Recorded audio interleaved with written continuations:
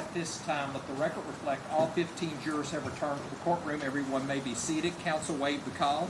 Yes. Mr. Young, call your next witness. Recalling Tim O'Daniel, Your Honor. Have him come forward, please.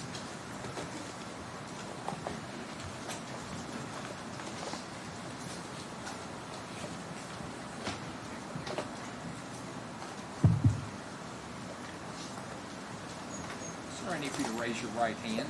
Do you swear or affirm the testimony you're about to give will be the truth, the whole truth, and nothing but the truth? Yes, Your Honor. Thank you. You have a seat right over there. Please sit as close to the microphone as you can, and please answer all questions asked of you. Mr. Young, proceed when you're ready. Yes, sir.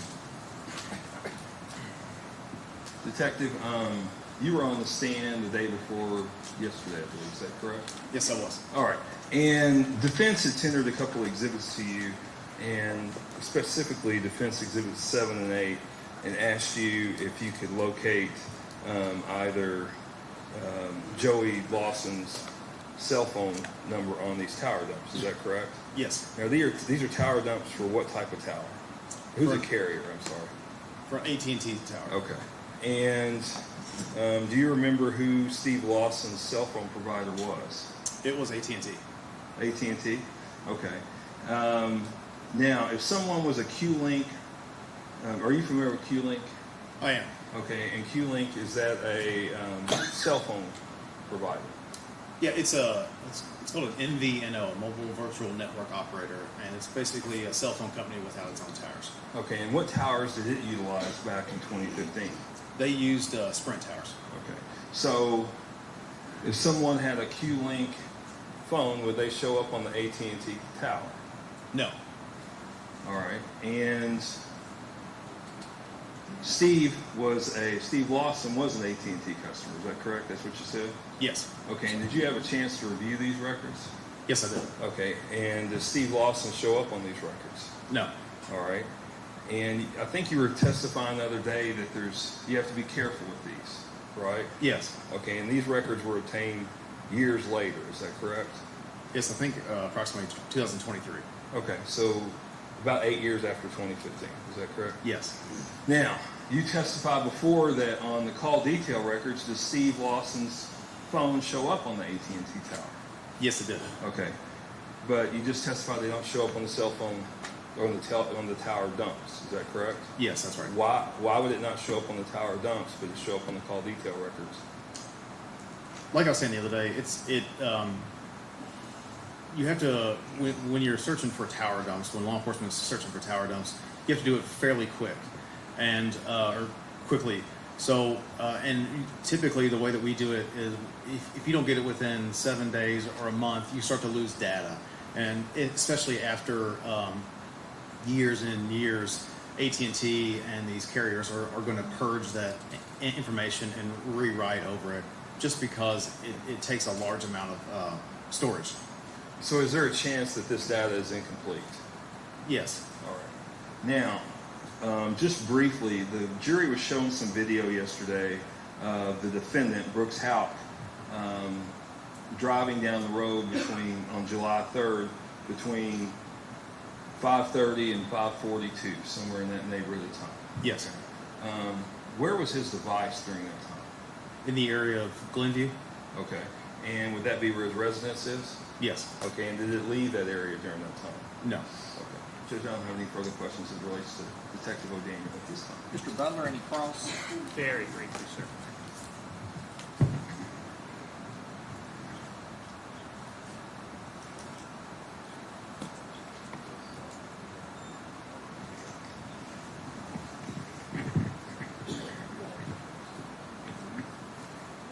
Hey, good morning. Good morning, sir. So, I'm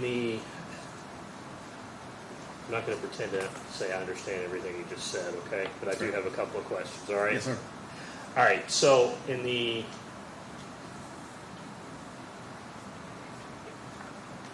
on May the 30th of 2022, were you involved in this case, sir? I don't recall the exact day, but it was in 2021 or 2022 I was first asked. And I think this came out previously. a subpoena was sent to T-Mobile to see if Joey Lawson, there were any records related to Joey Lawson. You recall that? I can show it to you. Yeah, that's fine. I can look at it.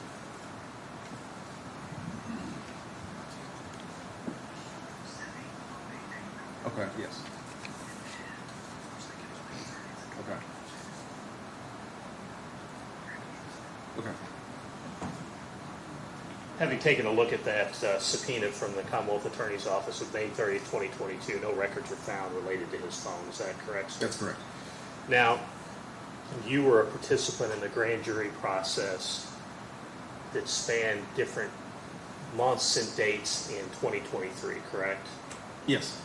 And involved in that process was the Kentucky State Police, correct? Yes. The FBI, correct?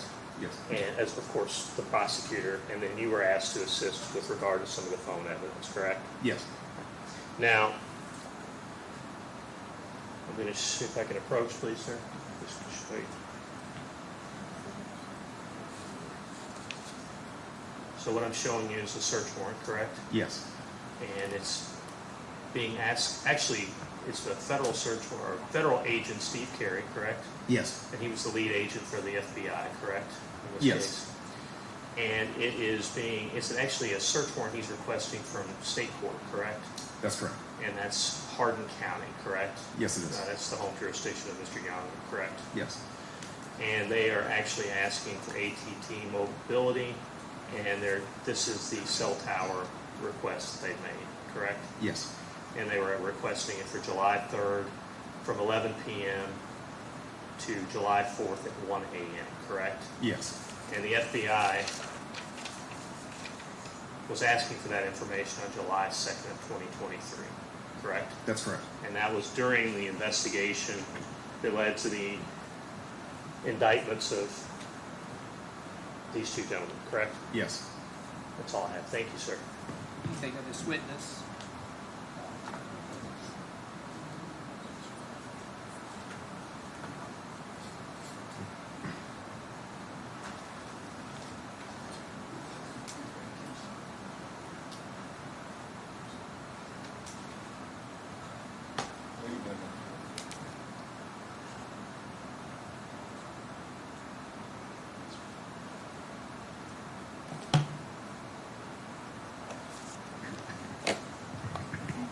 Can you hear me? Okay. Yes, sir. Detective O'Daniel, just a couple questions. You said that, is it the standard operating procedure that tower dumps are recovered within 7 days or up to 1 month? Is that what you said? More recently for the Louisville Metro Police Department, it's really not standard operating procedure. It's just Would you call it best practice? I would call it best practice for us, and that's more recent. Yes. Okay. So in order to actually have access to that data, it has to be preserved, right? Yes, it is. So it has to be collected, it has to be requested early on in the investigation. Yes. Right? Okay. Thank you. No further questions. Mr. Young, anything else? Just one thing. Detective, are you familiar with T-Mobile and how long they retain their records? Yes, I am. How long is that? Approximately a year to 18 months. Okay, thank you. Back to the question. No, sir. Any questions from any jurors? May this witness be found excused? He may, Your Honor. You're found excused. Well, actually, subject to recall. You're subject to recall. Yes, Your Honor. Call your next witness. Judge, we have a deposition. Okay, is that ready to go? Yes, sir. Ladies and gentlemen, the next witness will be testifying via deposition, which will be played for you. You're to give that the same weight as if the person was present in the courtroom. We approach it. You may.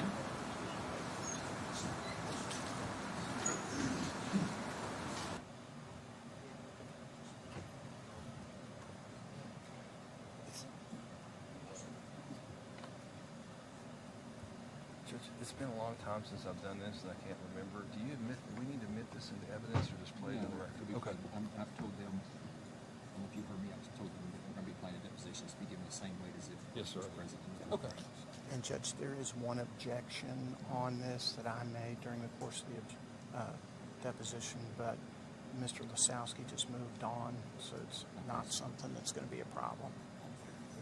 I think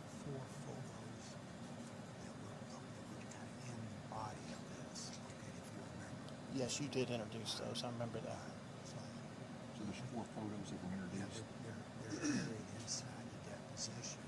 After Who we're has the finished, original I'll get with Steve and we can mark them where. We don't have any objection to them marking those and letting me know. Well, you do that, I guess, at the conclusion of playing the deposition. Yes, sir, that's fine. Okay, sounds good. All right, Graham, we'll play the deposition.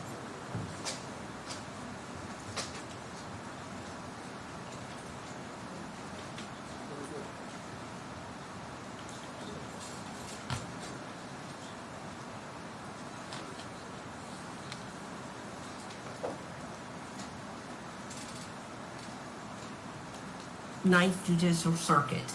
You're a notary, right? Yes, sir. Okay. Please, Yes, just please raise your right hand. Okay. Okay. Do you swear to tell the truth, the whole truth, and nothing but the truth? I do. Okay. Thank you. okay, thank you. Yes, sir. Mr. Benjamin, would you tell what your name is and the business you're currently employed with? Terry Benjamin. I am currently an investigator with the state of Texas, the Texas Real Estate Commission, as a criminal investigator. Have you been involved in the business of searching, using canine dogs for searchers and recovery in your career? For search and rescue and search and recovery, yes, sir, I have approximately 25 years as a dog handler and search and rescue with canines. Tell us a little bit about your background in that business as well as the other businesses you've been involved in over the years, Mr. Benjamin. Okay, and we talked earlier, so I'll go back through my entire background. Started back in 1981 when I joined the Army as a cavalry scout. Part of my training was as a tracker, footprint by footprint, visual tracking. I did that with the Army for about 2 years until I went to flight school and became a helicopter pilot. I flew helicopters for the Army for nearly 18 years. During that time, I was a search and rescue medevac pilot. So I flew civilian and military search and rescue missions and regular medevac. I left the active duty Army, stayed in the reserves, but I left active duty in late 1989, early 1990. I became a police officer.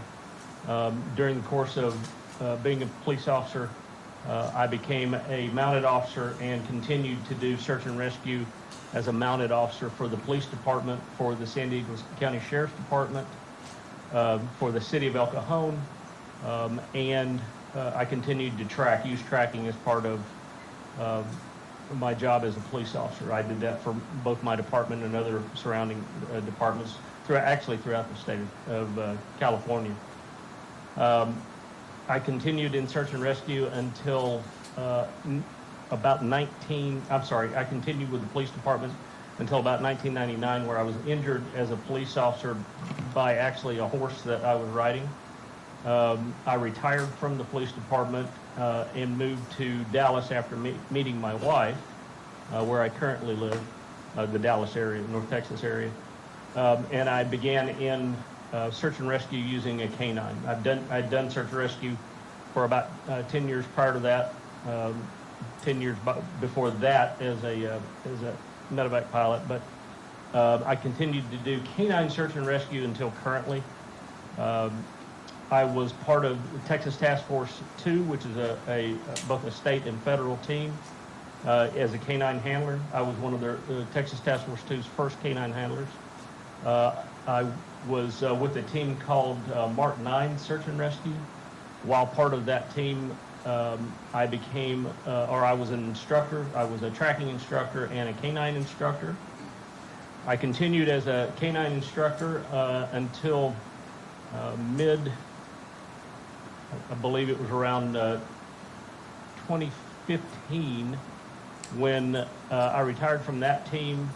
After my daughter finished high school, I started a new team called Lone Star Search and Rescue, where I'm the chief.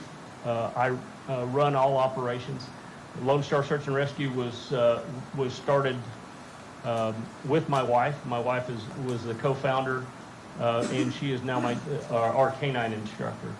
I am a instructor with NASAR. I'm a lead instructor with NASAR, so, which means that I can make new instructors. So I know not only teach our handlers, but I teach other instructors or make new instructors so that they can teach their handlers. All right. Go ahead. What is your current business? I'm still with Lone Star Search and Rescue. I'm the chief. I am on my fourth partner now. Ranger was my second partner, and he's the dog that's featured in this case. My newest partner's name is Cowboy. Jim, you had a question? Yeah, what kind of search and rescue activity have you been engaged in your current business? And what quantities of activity are you engaged in? Currently, Jimmy, go back to where with Ranger or? We'll go back to May of 16 with Ranger for me. Thank you. By the time May of 16, Ranger was a 4-year-old Rhodesian Ridgeback mix. He and I had started when he was about 8 weeks old. He started as my partner then. We had trained and searched for 4 years up to that point. Ranger was certified as a human remains detection dog, which means that he can look for bodies or body parts. He was wide area search, disaster, live find, and scent specific. Go ahead, continue on. Okay. Did you, what kind of activity does he do in search and rescue for human remains? What kind of training is involved in that and preparing him for that? So as I provided our training outline, in that the dogs begin as a live find dog. They begin their training process as live find. We teach them to find live persons first, and then they move on to their specialties. Not every dog becomes both a live find and human remains, but most of our dogs do. Some dogs don't have the aptitude for the specialties, and we use the dogs to their specific abilities. Ranger was both an HRD dog. He was a wide area search dog, scent specific dog, water dog, and disaster dog. What kind of training is required both in preparing for Ranger to do a human remains discovery? What kind of training is required on a regular basis to make sure he's doing what he's required to do in his work? So the training process is somewhere between 1.5 years to 2 years, depending on the handler and depending on the dog. By that time, Ranger was my second dog, so we certified in about 1.5 years. What do you mean by certified? What's required to be certified for a Ranger? So we require all of our dogs to be live find certified first. Then they'll work into the live find specialties. They'll become scent specific dogs. Wide area search dogs is part of the live find. And then we begin to work them on disasters, disaster piles like tornado, what you would see after a tornado, the disaster that was left there, or during 9/11, the floods in New Orleans, those type of things. So that process of human remains detection gets its own level of training and certification after they've certified as a live find dog. And that depending on the dog, takes somewhere around 6 months. What agency, or is there an agency that does the certification for dogs such as a Ranger? There are a number of agencies or a number of programs. AWATR, which is American Working Dogs, the American Police Working Dogs Association, NASAR, National Association of Search and Rescue, which I'm an instructor with. At the time, Ranger was certified by using our own team standards, but those standards were built on the standards of the National Association of Search and Rescue.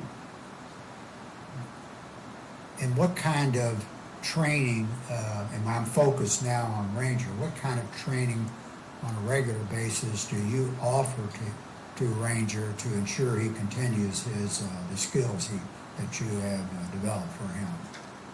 So with our team specifically, at the time we trained every weekend that the handler and dog were available. So about 3 hours on each Saturday, and then during the week, as an experienced handler, I would like my dog to continue to search. So we would do small searches, not necessarily all human remains, but we'd do small searches at home, or I would use human remains and do small searches or small treatments where he once he identified the human remains, he would receive a treat. Just things to keep him engaged during the week through the training process. Did you develop excuse me, I'm saying you continue on. I stepped on your answer. I'm sorry. Go ahead. Ranger, because he was particularly adept at human remains, he enjoyed it very much. So quite often he would come and get me and to let me know that he would want to train. So he was a real positive dog. Some dogs aren't quite so positive, but he was a very positive dog as far as human remains were involved. And I'm sorry, Jim, go ahead. Yeah, between 2013 and 2023, approximately how many human remains detection searches did he engage in? Searches total, he was about 300. Now that wasn't all human remains, but remember, a dog is rewarded the same whether it's human remains or it's a live find. So it's a positive reward. So the finding of human scent is rewarded. We call it a party, is rewarded as a party. So in total searches, about 300. Do you use double blind when you're working with your canine partner? And if so, what does that mean? So a double blind when you're speaking about dogs means a dog team will be the dog, the handler, and then what we call a flanker. And that flanker is a human assistant that will handle the radios and keep us in our search area. They're used both in training and in searches. And a double blind means that neither the handler nor the flanker knows where the human remains or where the victim is.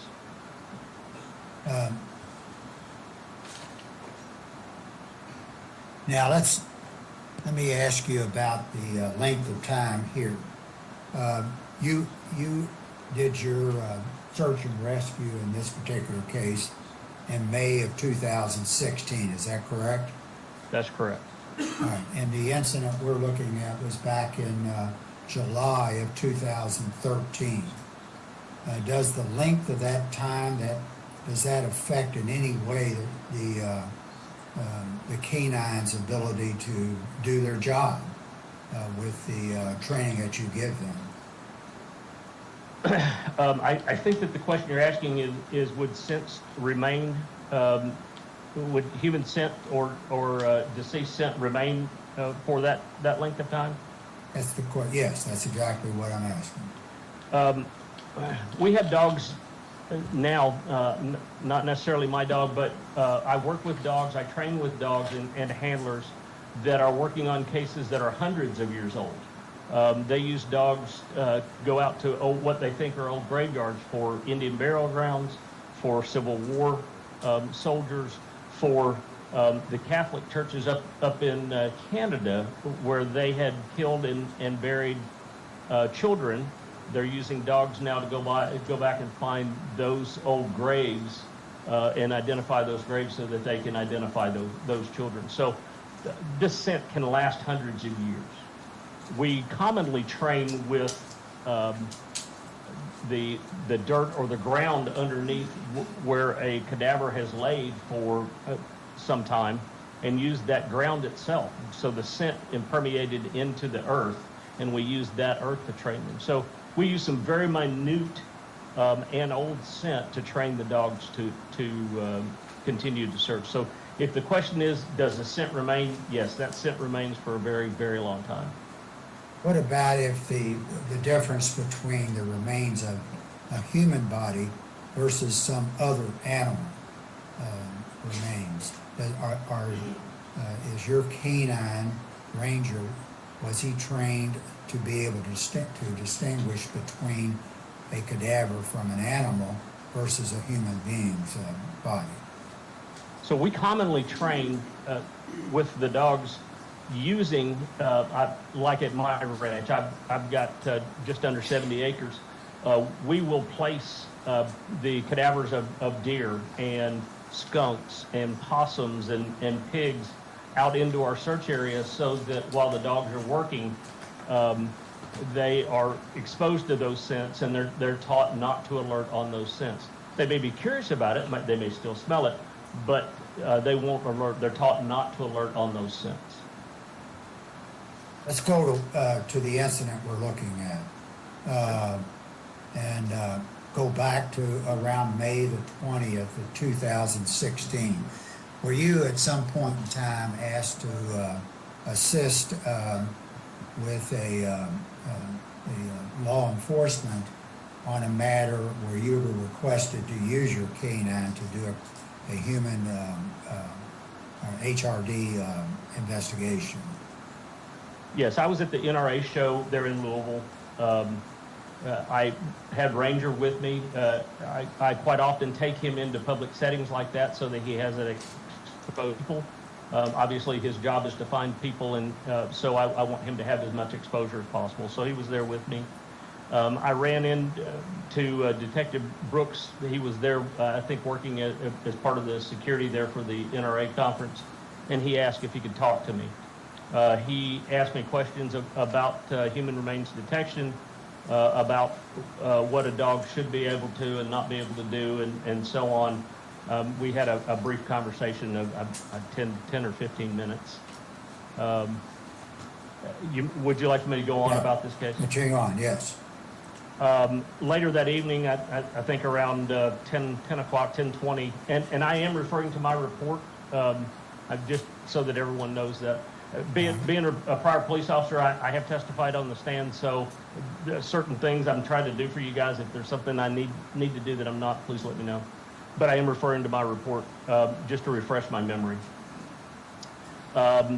He called me back at about 10:20 and asked me if I would be willing to assist him on a case that he was working. I told him I would. He met me the next morning about noon at the NRA show. And took me to the area where he asked me to search. Would you like me to stop them, Jim, or continue on? Continue on, please. I was presented with a relatively small parking lot. The parking lot generally ran from east to west. I know these facts because I've referred to to the photos and to my report. The parking lot ran from east to west. As we arrived, I asked Detective Brooks not to tell me anything about what he needed, other than that this was what he believed to be a human remains detection. I asked him to stay out of the area, and he did. There was no one else present that day. He had to unlock the fence for me, for Ranger and I to enter. Did he describe any vehicle he was interested in to you at any time? No, he didn't even tell me we were interested in a vehicle.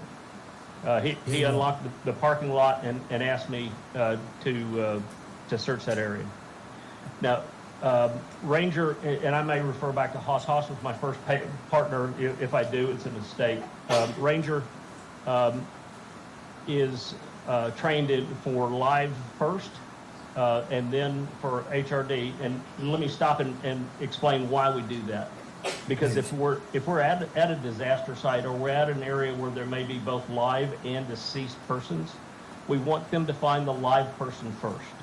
So they're trained to find the live person first. If there's no one live in the area, then they're trained to move on and find any deceased people that may be there.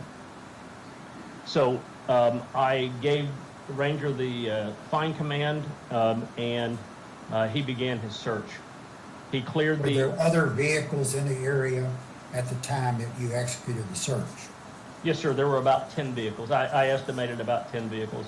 I don't know if that's an exact count, but in my report I said 10, so I think 10 is the correct number.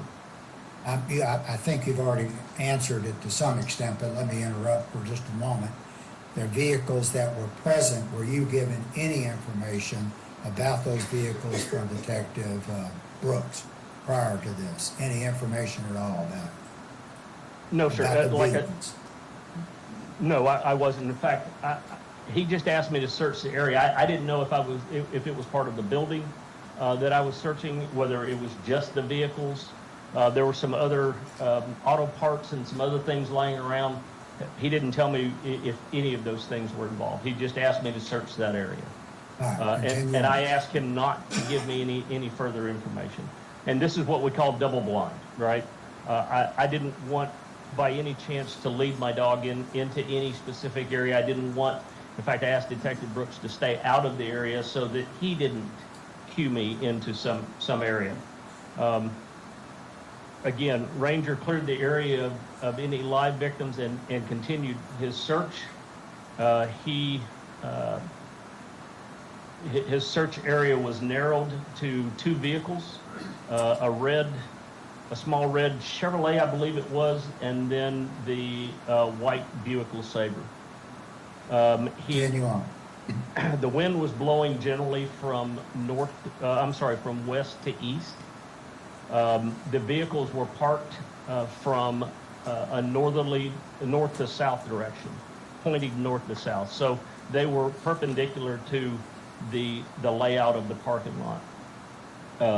Ranger narrowed his search onto an area of 2 vehicles, to the back of those vehicles specifically. The wind would have been blowing from the west, which would have been behind us. Ranger worked around to the northeast side of those vehicles. The red one being first. I can only assume because the scent was blowing towards that. Now there was a fence. If you look at the pictures, there was a fence behind these vehicles, and it had a covering, like a tarp of some sort, on the back of it, which would have helped in holding that scent in. Again, the wind's blowing from behind the vehicles, blowing it from west to east. He went around the back of the red vehicle. He had some interest. He worked around that red vehicle, and then they're taught to move to the strongest scent, so he moved around to the white Buick LeSabre. He worked the back of the vehicle, was very interested in the back of that vehicle, worked up the passenger side up to about the passenger mirror on the passenger side, and then back to the right rear corner of that Buick LeSabre. I've noted those in the pictures that I've taken. Yes. Those pictures were taken using a program that's designed specifically to show the lat long, where we were standing, and besides being a picture, it gave you more of a 3D view versus just a one-dimensional view. All right, we're going to show those photos in just a moment. Continue on with your testimony. Okay. Ranger, and this is where I should explain Ranger's alerts. We use some terminology, and the terminology is called a trained final alert, or a TFR, or trained final response. Ranger's trained final response for live is to put his nose on the victim. For human remains, he's taught to sit at the point where he finds the strongest scent for the HRD. Ranger gave his trained final response at the right rear corner of that Buick LeSabre, sitting very close to that Buick LeSabre, telling me that's where he had the strongest scent of human remains. So that's how I determined whether there's a difference between human remains or live, and he gave me the response for a human remains. It would. Go ahead. I interrupted you. I marked it. And I called over Detective Brooks and told him that Ranger had alerted on this vehicle for human remains. You had mentioned several times, I told you we would do it, we're gonna try to show, you made some photos of this very scene that you worked at that time back in May of 16, is that correct? Yes, sir. I took those pictures myself using, I believe at the time it was an iPhone. It may have been an Android, but using my phone. Paralegal here is going to assist me in bringing these photos into the system we have, so just bear with me a moment and make sure they show up correctly here when we can.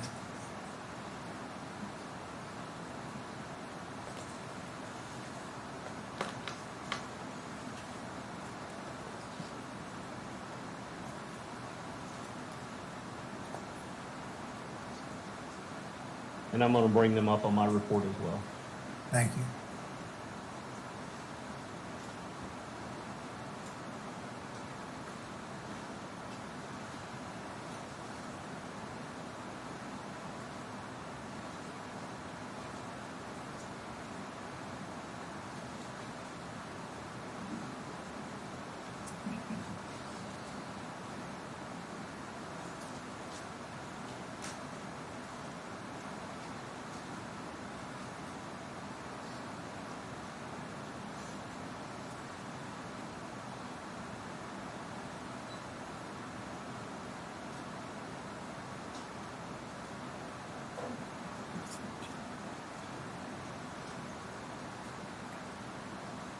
Just bear with us for a moment. Sure.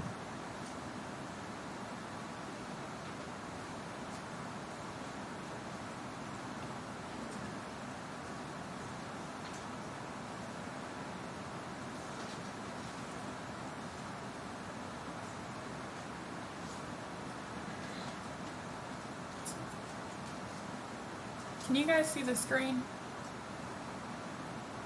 Yes. Yes. You're gonna have to come up. What? We'll just have to scroll with it. Oh, okay. And you all, council, do you all see the photo in front of you? Yes, sir. Can you see all that? Everybody see it? All right. Mr. Benjamin, do you see the photo as well? I do. All right, could you tell, ladies and gentlemen, jury here, what are we looking at here? So this is the general layout of the parking lot that I had explained. I'm standing to the west, facing towards the east. As you can see at the bottom, it says I'm facing at 030, which would generally be east. And the vehicle is the white Buick LeSabre next to the black Nissan pickup and the red Chevrolet, whatever vehicle or the name of that vehicle is. And that's, for purposes of the evidence of trial, I'm going to mark that as exhibit number 1. Counsel, I'm going to try that. All right. This is, all right. And exhibit number 2 is the current photo. Is that, can you identify that? That is from the front of the two vehicles, the white Buick LeSabre and the red Chevrolet. That is generally facing towards the north. It's exhibit number 2. Is that also, I think I failed to ask you, but these are true and accurate copies. The photographs are what you saw and worked with at on May the 21st of 2016, doing the work with your canine dog we've already talked about. Is that correct? Yes, sir, it is. And those are photos that I personally took. All right. Thank you. We'll go to number 3, exhibit number 3. What are we looking at here? That is the rear of that white Buick LeSabre, so that I could identify the vehicle itself from the rear. This is generally pointing towards the south. All right.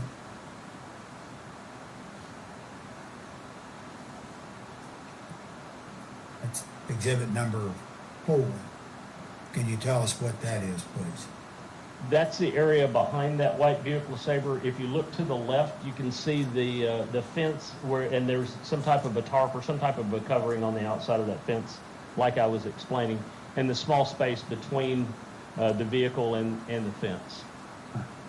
Is this in proximity to where your canine dog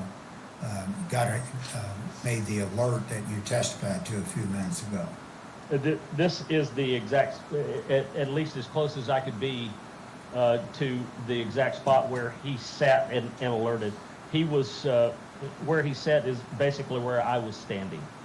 So he was almost nose on to the back of the vehicle. I don't have a pointer, but what we're looking at is the back portion of this particular vehicle. And at what point did he have the alert? Is it on the right or the left side or in the middle? Are you able to tell the ladies and gentlemen jury that? Well, kind of like I explained, this is the right rear passenger side of the vehicle.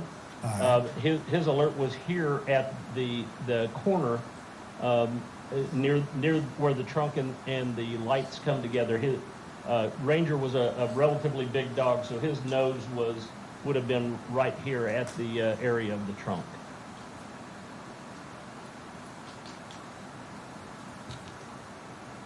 This is number 5. What are we looking at here, Mr. Benjamin?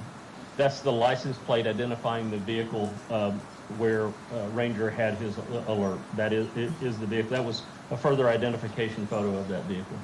Okay. Is it also in proximity to where your canine had the alert? It is, sir. All right. And that's exhibit number, I think I've lost track of, 5.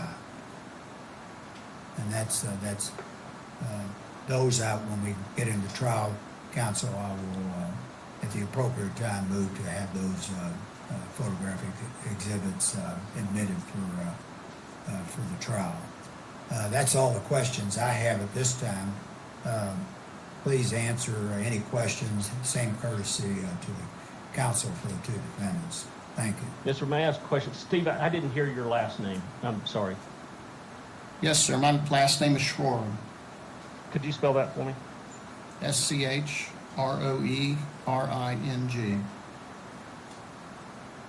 Okay. Thank you. Thank you. Mr. Benjamin, Brian Butler and I represent Brooks Houck in this case, and I just have a few questions for you about your testimony. Yes, sir. You and your wife started Lone Star Search and Rescue back in, did you testify 2015 or was it 2013?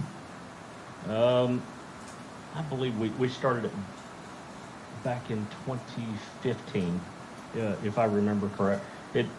Yeah, I think it was around 2015. Okay, this is an all-volunteer organization, is that correct? It is, sir. Okay, and it's a part-time organization, correct? Yes. Okay, you had a different full-time job back in 2015, right? I did, sir. Okay, and this organization, as I understand it, is part of a ministry with your church, is that right? It is, sir. Okay, and your organization does not charge anybody for its services, is that right? That's correct, sir. In your mission statement for LSSAR, you state that you're a community-oriented canine search and rescue team. We are dedicated to assisting law enforcement and departments in their efforts to locate and save the lives of missing persons. Is that accurate? Yes, sir. Okay. The vast majority of your deployments are for live persons, live scent searches. Is that correct? That's correct, sir. Okay. And there's a different type of training and certification. I think you've already testified to this, depending on whether or not a dog is being certified for a live scent search or a human remains search, correct? That's correct. Not all dogs. Some handlers train their dogs to be just live finds. Some handlers train their dogs to be just human remains. Teams like mine train the dogs if the dogs have the aptitude to do both. Now, you came into contact, you're from Texas, obviously, right? I am. You were living in Texas anyway at the time, right? I was. I'm actually from Kentucky. My father lives not very far from where you're at right now. Okay.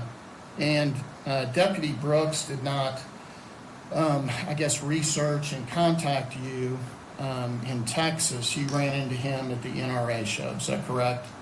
Yes, sir. As I testified. On May 20th of 2016? Yes, sir. Okay. And you all spoke there at the show, right? That's correct. And then he called you again later that evening, asked you to assist on the case, and you all spoke some more, correct? That's correct, sir. All right, and then he picked you up the next day at about 11:50 in the morning at the NRA show, right? That's correct. At the front of the show, there at the I think it's the county fairgrounds. Okay. And the report that you're talking about that you did on this case, I believe we have a copy of that. I want to make sure I'm looking at the same report. Is that a 2-page report that you did? And then it has the pictures attached? 2-page narrative with the pictures attached. That's correct, sir. All right, great. So when Deputy Brooks picks you up on May 21st at the NRA show, he drove you to 400 Poplar Level Road. Is that right? I'm sorry, sir. You broke up. I couldn't hear all that. I'm sorry. When Deputy Brooks picked you up on May 21st, he drove you to the car lot where the vehicle was located from the NRA show, correct? Myself and Ranger, yes, sir. Okay, and that was my next question. So the dog was obviously in the car with you all, right? That's correct, sir. And that was Deputy Brooks's vehicle that you all were in, right? Yes, sir. It was. And you all talked, I assume, along the way during that ride, correct? I'm assuming we did. Yes, sir. Okay. And at that point, obviously, Ranger would have been exposed to Deputy Brooks's scent in his vehicle as well, correct? Oh, of course. Yes, sir. All right. This particular dog, Ranger, was not trained in human remains detection until 2015. Is that right? Well, he was training, but he's certified in 2015. His actual certification happened in 2015. Okay, so he was certified in 2015. Our search occurred in May of 2016, right? Yes, sir. And his certification in 2015 was on what date?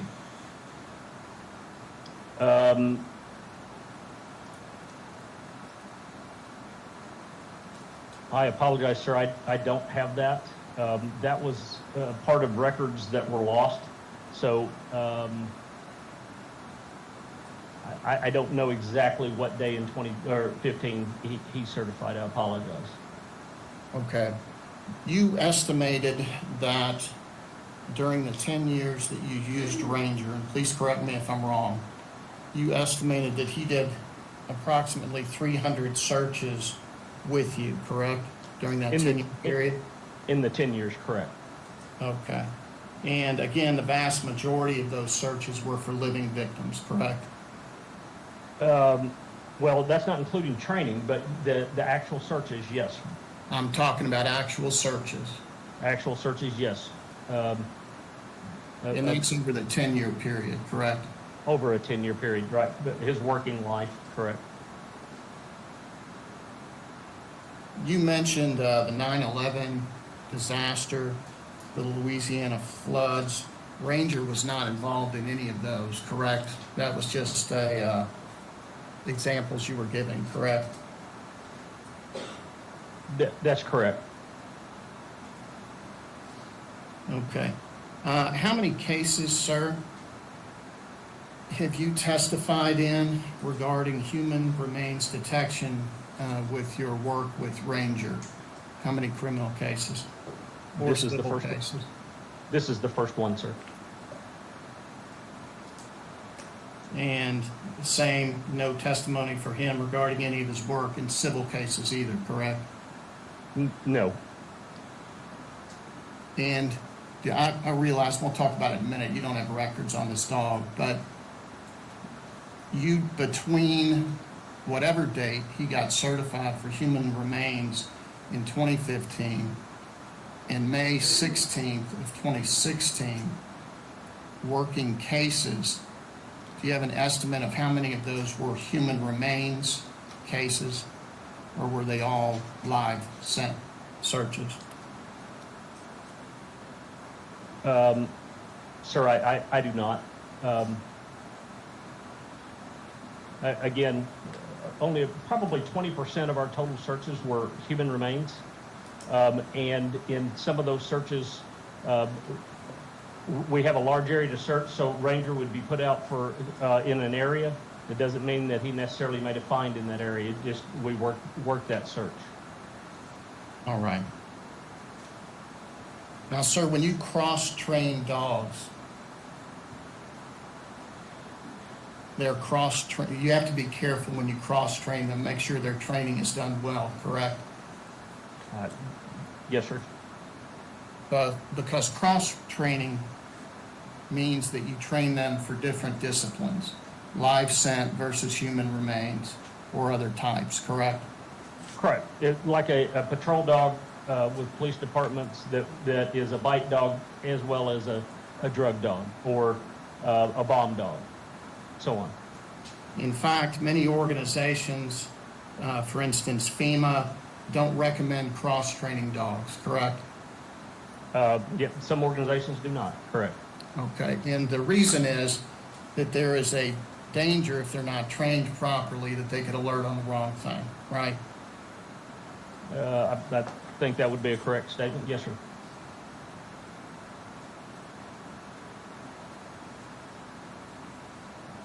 Okay, and we've covered this. The specific training a dog receives is very important. And that training that a dog receives generates documentation, correct? It does. Okay, and it documents lots of things, but it documents the type of training they receive, how frequently they receive the training, any false positives that the dog gives along the way, things like that, correct? Correct. And dogs can obviously give false positives for any variety of reasons, correct? Well, please explain what you mean by false positives before I go any further than that. What are you saying when you say false positive? Incorrectly alert. So, the point of the training is to get beyond having an incorrect alert. I certainly understand that. But dogs, and you wouldn't have to train them out of incorrect alerts if they didn't sometimes give those, correct? Correct. I don't know that's correct. What you call an incorrect alert may just be a misreading by the handler. And that's what I meant by a variety of reasons. Sure. Correct. All right. And this documentation that is required in the training of these dogs would have records about that and all other things about their training, correct? That's correct. And that paperwork is generally supplied to attorneys in cases so they can see how qualified or not a particular animal is, right? So they can review those records. I assume so. Again, this is my first testimony, so I assume so, yes, sir. This is the first time you testified ever in a case? No, I've testified as a police officer. I mean regarding human remains detection with the dog. It is, sir. All right. And the documentation that is generated for a particular dog's training is obviously given to the handler, and the handler retains that for records to be able to verify the effectiveness of their training of their animal, correct? Well, the handler himself or herself does that. They maintain their own records. Right. And we obviously asked for the records in this case of Ranger to look at these things that we've been discussing. And it turns out that all of Ranger's documentation about his training was lost. Is that correct? Correct. They weren't electronic at the time. We didn't have an electronic format, so it was all done on paper. And during a move into my current residence, the movers lost that and a number of other things. So we have no documentation on the dog, correct? No, other than the amount of hours that he trained. So in this case, with Ranger, he was a relatively newly certified HRD dog. About I'm sorry, about a year. Yes, sir. with no training records of any kind that we have. That we have. Yeah, correct. Okay. Now, the search itself that you testified to on direct examination at this car lot, it was not filmed in any way by either you or Jamie Brooks. Is that correct? As far as I know, I did not film it. As far as I know, Deputy Brooks did not. Okay. And you obviously had your cell phone. There's no map. You didn't sorry? generate a map of the pattern that your dog followed during the search, correct? I apologize. I'm sorry, you may not have heard the question. There was no map done by you of the pattern that your dog followed during its search, correct? No. But that's not standard. In all of my training, to include now, I don't make a map of his pattern. The dog, as you recall, focused on 2 vehicles specifically, correct? Eventually, correct. The red Chevy and the white Buick. That's correct. He then paid attention to the area behind the white Buick, That's correct. then the trunk. And Correct, sir. Then he worked his way up to the passenger side of the vehicle, correct? Well, yeah, he came around from the back of the vehicle, continued to clear around to the passenger side, and then back to the trunk. Okay, and I'm really just kind of reading from your report here. Yes, sir. And what I'm looking at, if you have that in front of you, it's on the second page of your report. And let me know when you get there, please. I'm there, sir. Okay. Section IV 4, and then sub 3, sub A. Do you see what I'm looking at? I do, sir. Could you read that to the jury, please? Just 3A, what you wrote in your report. Ranger further narrowed his search to the trunk of the vehicle, then worked his way up to the passenger side of the vehicle, to the passenger front door and mirror.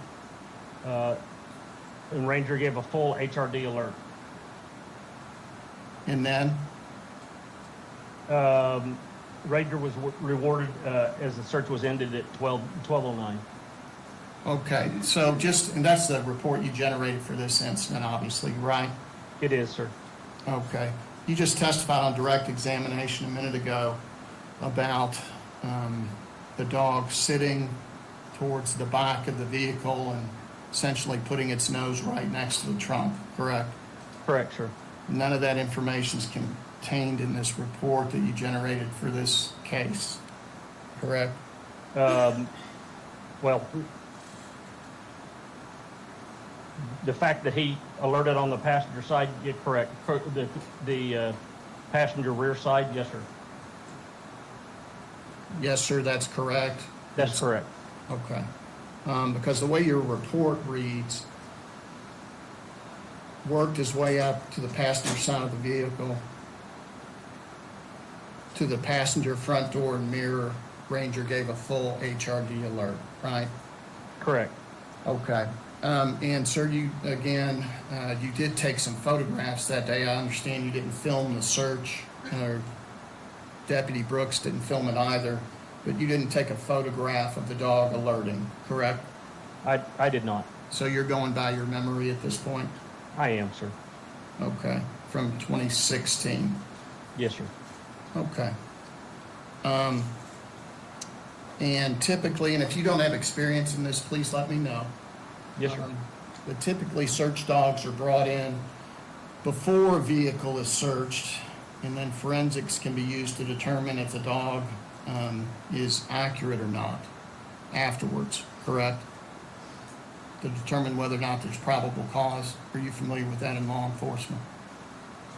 Well, I didn't work search dogs in law enforcement. In fact, before I became a canine handler, I never worked with search dogs, so I'm not sure how most departments did that. So I know and that's okay. So you just don't know the answer to that question, is that correct? I do not, sir. Okay.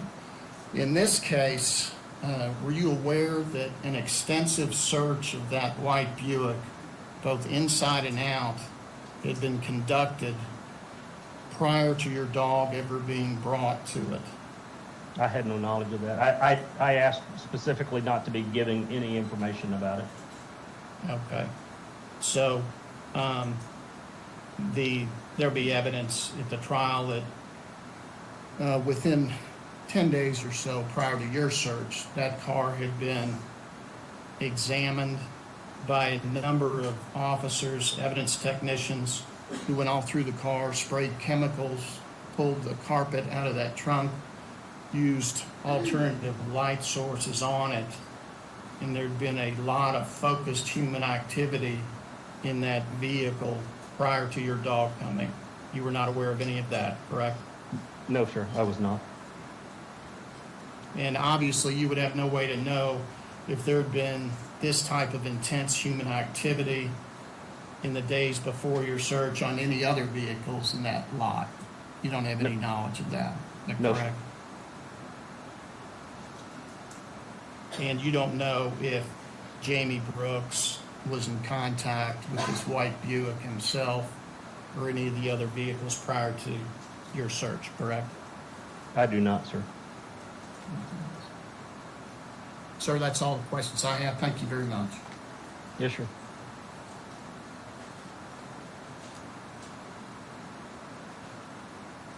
And, sorry, can you hear me, Mr. Benjamin? I can, sir.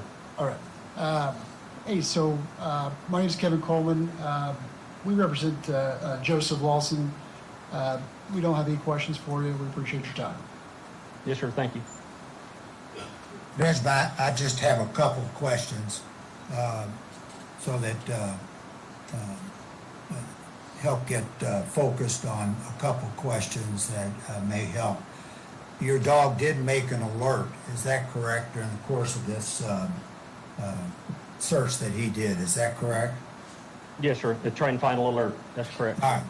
And when he made that alert, did you observe where that alert occurred on the vehicle? I did, sir. All right.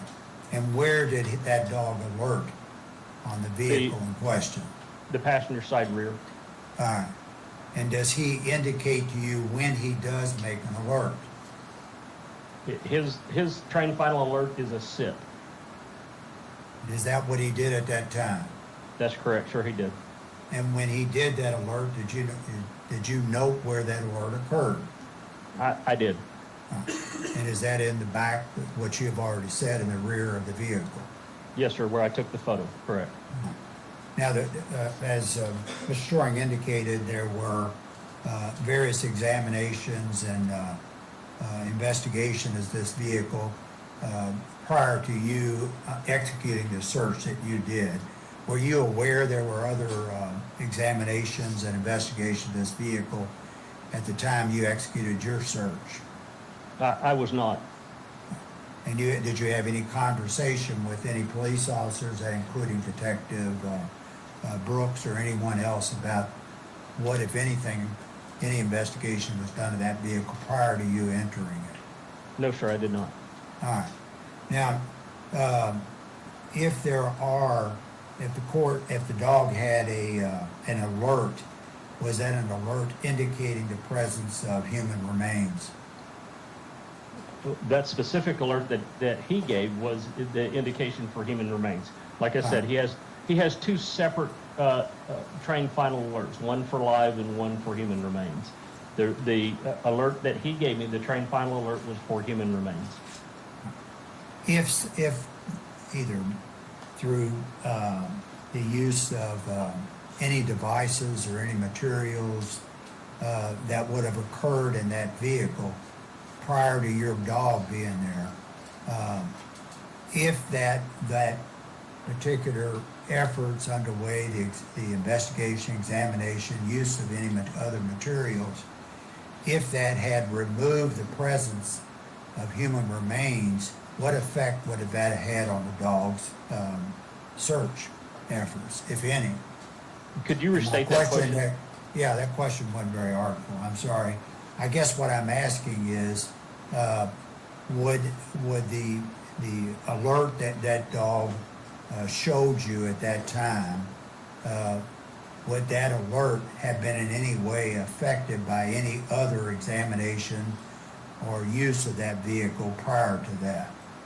Is my question making any sense to you? And Mr. Lasowski, for purposes of the deposition, we're going to object to Okay. the question. All right. Let me see if I can rephrase it in a more.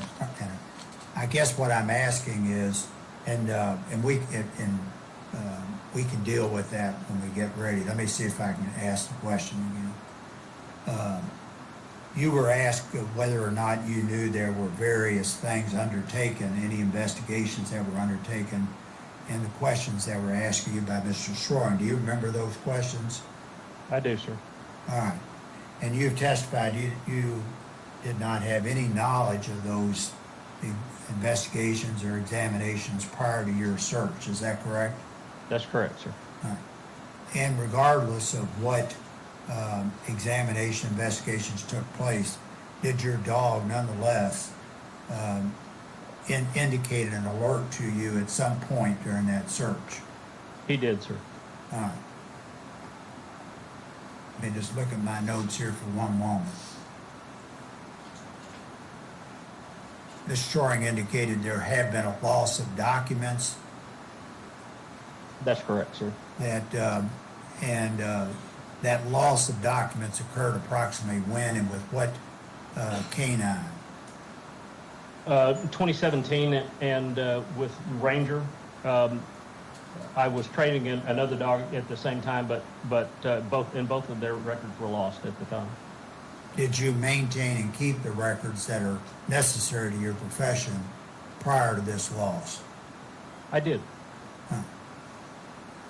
That's all I have at this moment. If Ms. Shoring has or Mr. Coleman has, please extend the same courtesy. No, sir, we don't have any additional questions. Thank you. Nothing else to add. Thank you all. Again, I appreciate the courtesy of both counsel. Yes, sir. So that will conclude our proceedings. Thank you all. I assume now the Commonwealth movement introduced the 5 photographs. Yes, sir. And I can work with Steve on that one to get a break. Okay. Council, we're going to take a break into the jury.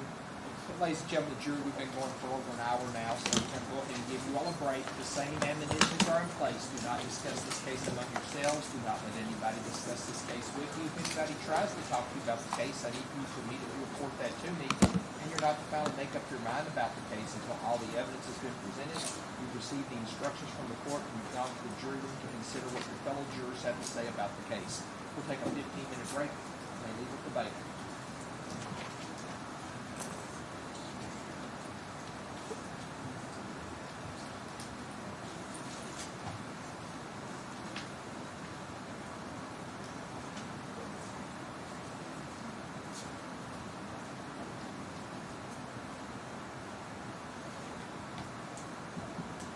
Court's in recess until 9:53.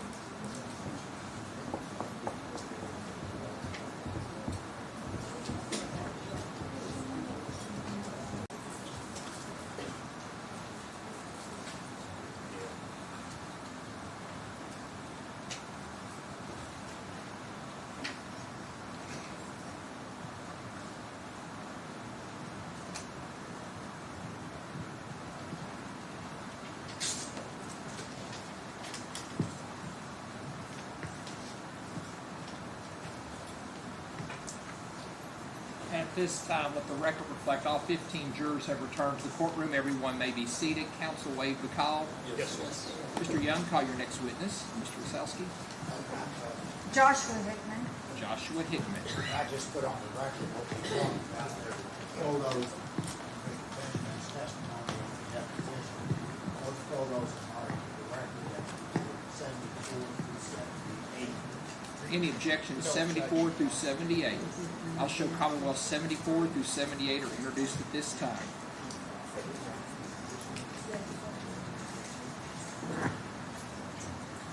Sir, if you'll raise your right hand for me. Do you swear or affirm the testimony you're about to give will be the truth, the whole truth, and nothing but the truth? Yes, sir. You'll have a seat right over there. Please sit as close to the microphone as you can, and please answer all questions asked of you. Ms. Young, proceed when you're ready. Mr. Hickman, would you introduce yourself to the ladies and gentlemen of the jury? Good morning. My name is Josh Hickman. And Mr. Hickman, you're not from Kentucky, right? No, ma'am. I'm from North Carolina. Okay. And what do you do for a living, Mr. Hickman? I am a digital forensics expert with a company called Celebrate. In addition, I also consult in digital forensics matters for a firm called Smarter Forensics. And I assume if you're a digital forensics expert, you have to have some kind of training and education in that area. Can you kind of just give the jury an idea of your background? Yes, ma'am. Currently, I hold the Global Information Assurance Center, or GIAC, Advanced Smartphone Forensics Certification. I also hold the GIAC Certified Forensic Examiner, same organization. I am a certified computer forensic examiner by way of the International Association of Computer Investigative Specialists. I also hold a Master's of Science degree in Digital Forensic Sciences from Champlain College in Vermont. And have you testified in both state and federal court regarding digital forensics? Yes, ma'am, I have. Okay. And at this time, Judge, I'd like you to recognize Mr. Hickman as a digital forensics expert. Any objection? So noted. So I'm going to ask you, how did you first become involved in the case of Commonwealth versus Houck and Joseph Lawson? So the Commonwealth approached Smarter Forensics to examine some evidence related to a cell phone. The cell phone, an extraction had been formed on the cell phone, and the cell phone had been identified as belonging to an individual by the name of Crystal Rogers. And as it relates to Ms. Rogers, what did you receive? I received a extraction of data. In other words, a tool was used to extract data from the cell phone, and I was presented with the extracted data. Okay. So, and as it relates to that extraction, what were you requested to do? So the request initially was to determine whether or not the extracted data showed that the phone had been near a particular Wi-Fi network in a given time frame. Okay. And I'm going to show you what's been previously marked as Commonwealth's Exhibit 79, and can you tell me what that is?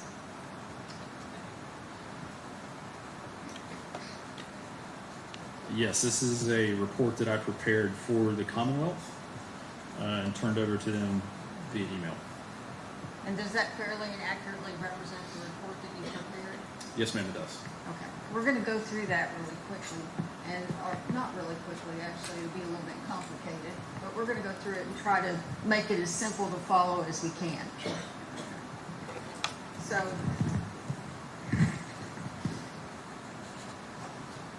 you initially were asked, you just said, to look to see if the phone connected to any, I think it was a Wi-Fi device. A Wi-Fi network, yes, ma'am. And then did the request change in some ways as to what you were to examine on the phone? It did, because of what we found as a result of the initial analysis. Okay, so let's run through, I believe that your report focuses on the night of July the 3rd, 2015, as it relates to Ms. Rogers' phone. So if you could run through your findings and how you arrived at those findings in your report. Sure.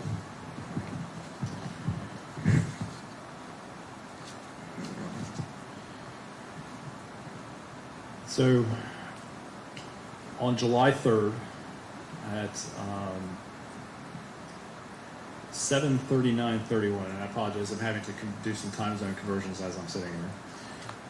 There was an app called Cookie Jam that was in use on this device. Based on information freely available on the internet, Cookie Jam is a gaming type of app for the Android platform. The use of Cookie Jam stopped at 7:41 p.m. local time.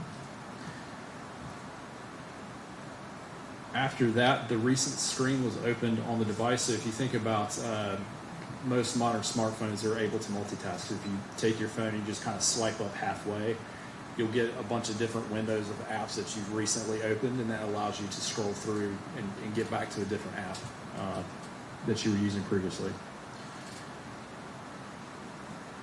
The app Facebook was being used at approximately 7:48:28.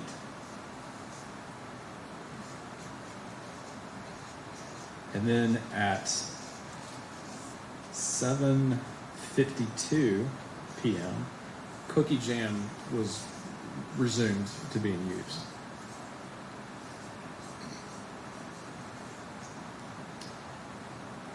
At 7:52:51, a Facebook message was sent from the device, and the message contents were, "Okay, sounds good."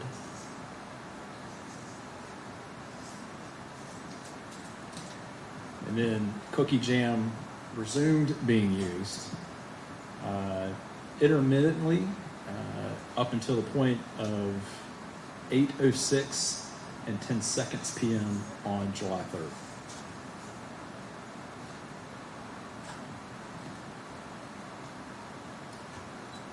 At 8:06:14, the app Sugar Smash Book of Life was then being used on this device. Based on information that was, again, freely available on the internet, this app was also a gaming type of application for Android. The app was used up until 8:21:59 on July 3rd, and it then was used again from 8:55:02 to 9:23:15 p.m. Again, July 3rd. So I'm going to stop you right now. So it's playing a game pretty much during this time. Yes. And I'm just going to write the name down here. And then it had an intermittent stopping and went back to recents or Facebook and sent a message. Yes. Okay. So what happens at 9:23? At 9:23:10,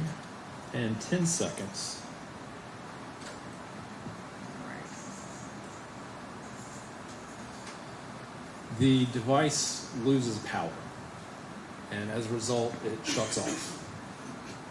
And how did it lose power? I have not seen this physical device. Most likely what happened is the battery discharged to the point where it couldn't keep the device on any longer.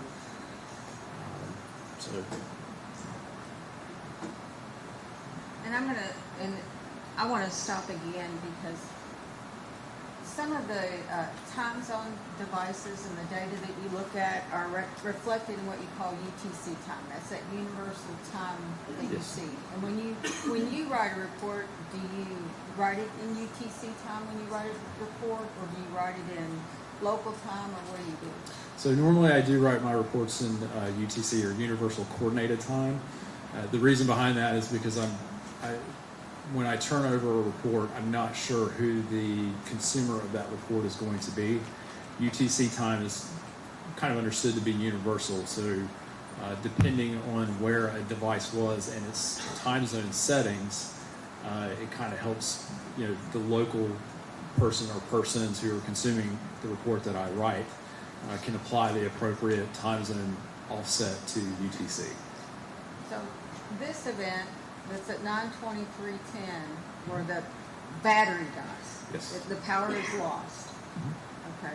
How do you know what time that, I think what I'm asking you is, some things on the phone or the data that's stored are they sometimes reflected in UTC time? They are, but you do have files and artifacts that are storing data in what we consider local time, or time where the phone thinks it is in the world. So how do you confirm what actual time this occurs? So there was two things. First, I checked the time zone settings of the phone or in the extracted data, and it was set to American New York time, which would be UTC -5. And at that particular time of year, daylight savings was in effect, I believe, for the Bardstown area. And so based on that information, I applied the appropriate offset to arrive at this time. Additionally, I ran some tests using an exemplar device that was running the same version of Android that was running on this particular device. And through my testing, confirmed that the information in the artifact that had this timestamp was storing information in local time. So,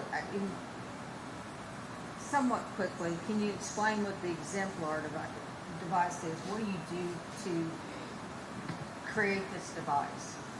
So a lot of times when we have questions about a particular artifact and, what does the information it contain represent, time zone set, or how does a time zone setting affect the timestamp that we see in a file, what I will do is I will get a device that is either exactly the same or relatively close as far as make and model. Further, what I do is I will install the exact same operating system version on that device in order to faithfully recreate the environment in which this information was generated. Beyond that, what I do is I will take that device, I will reset it completely, clear any existing data off of it, and then I will actually run out and conduct tests on my own, documenting every time that I turn it on, turn it off, plug it in, unplug it, lock it, unlock it. Any action on device gets written down as part of that procedure. So when you ran the test on the exemplar device and were able to recreate a battery being depleted and the phone dying, it would reflect the exemplar device. Did it reflect that in local time? Yeah, it reflected local time. The timestamp was recorded in local time based on where I was when I conducted the testing. I'm located on the East Coast, so I am also American New York time zone. Okay. So, and last question about this event. At this time, the game also stops when the battery's depleted. Correct. Yes. So what's the next event that you see on the phone?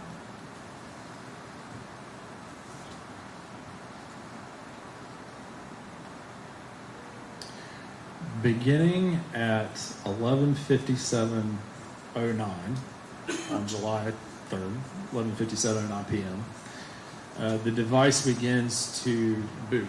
In other words, it starts to come on, power on.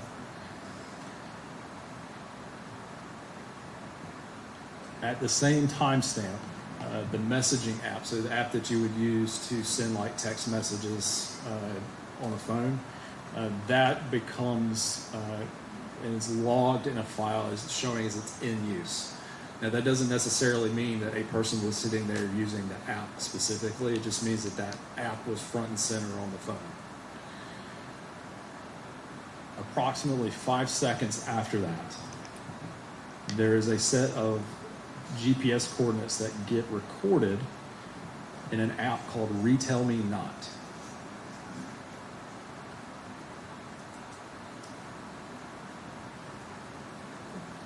And what, I'm sorry, what time was that? Was it 11:57:25? It would have been 11:57 and 14 seconds. And while we're there, Mhm. let's talk about those coordinates on the Retell Me Not. We'll call it a hit or a ping. What can you tell me about that? So the coordinates that we found were in a database that was related to the Retell Me Not app. As part of those GPS coordinates, there is a value that was recorded called H_accuracy. A lot of times when we see GPS coordinates recorded in mobile devices, it comes with what we call a horizontal accuracy associated with those coordinates. In essence, it's the phone's confidence of how accurate the GPS coordinates are. We typically see horizontal accuracy expressed in meters. In this case, the H accuracy value was listed as 3,700, so 3,700. There is no meter. There's not. It doesn't say meter specifically, but again, we typically see it expressed in meters. With such a high horizontal accuracy, the level of confidence for those GPS coordinates is relatively low. So would it be your conclusion that you couldn't really rely on those coordinates to tell where the device was at that time? That is correct. Okay. So what is the next event that you have on the device?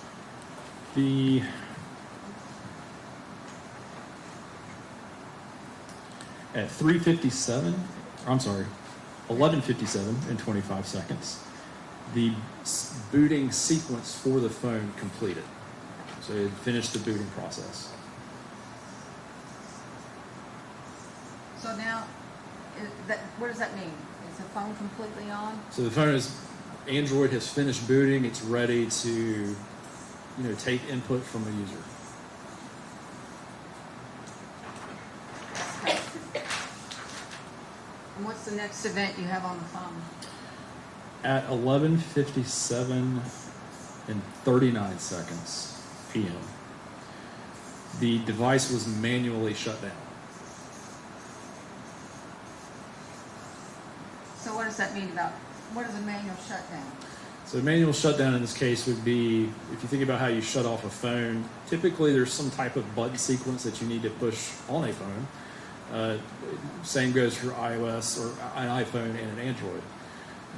In this case, that's what happened here. The correct button sequence was pressed on the phone, and then the phone was subsequently powered down or shut off.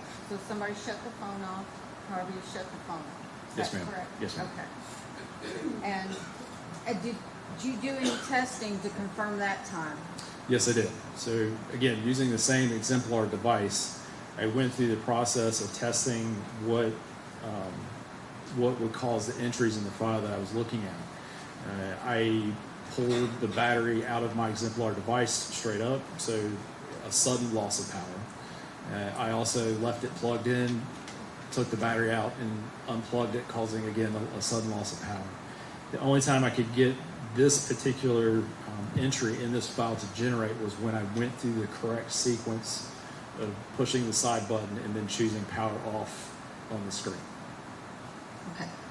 So what is the next event that you see on Crystal Rogers' phone?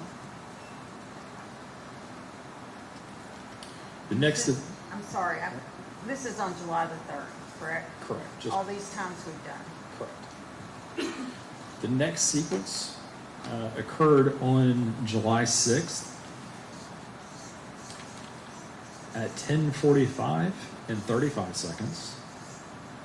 And that the device, it had gone through the boot process and had finished its booting sequence. So again, it was ready to take input from someone or a user.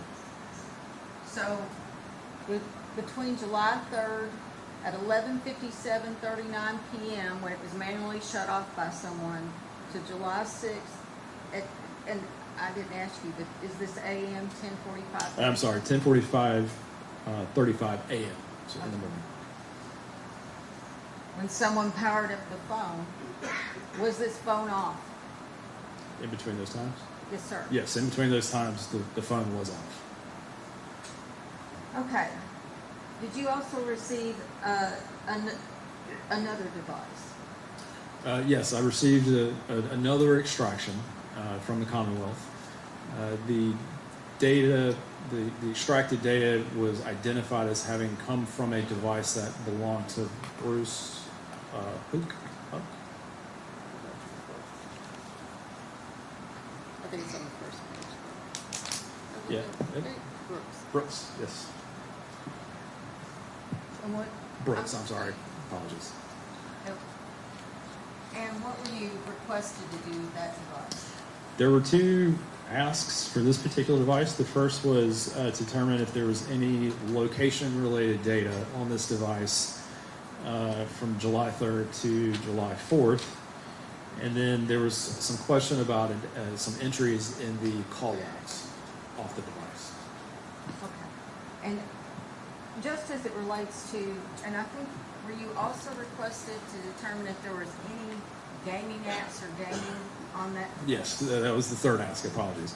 There was a third ask. Were there any gaming applications on the device from which the data was extracted? And as to the first two requests, the location and deletions, did you find anything significant on that device? Regarding the locations, there were two entries in particular that showed that the device had connected to a Wi-Fi network.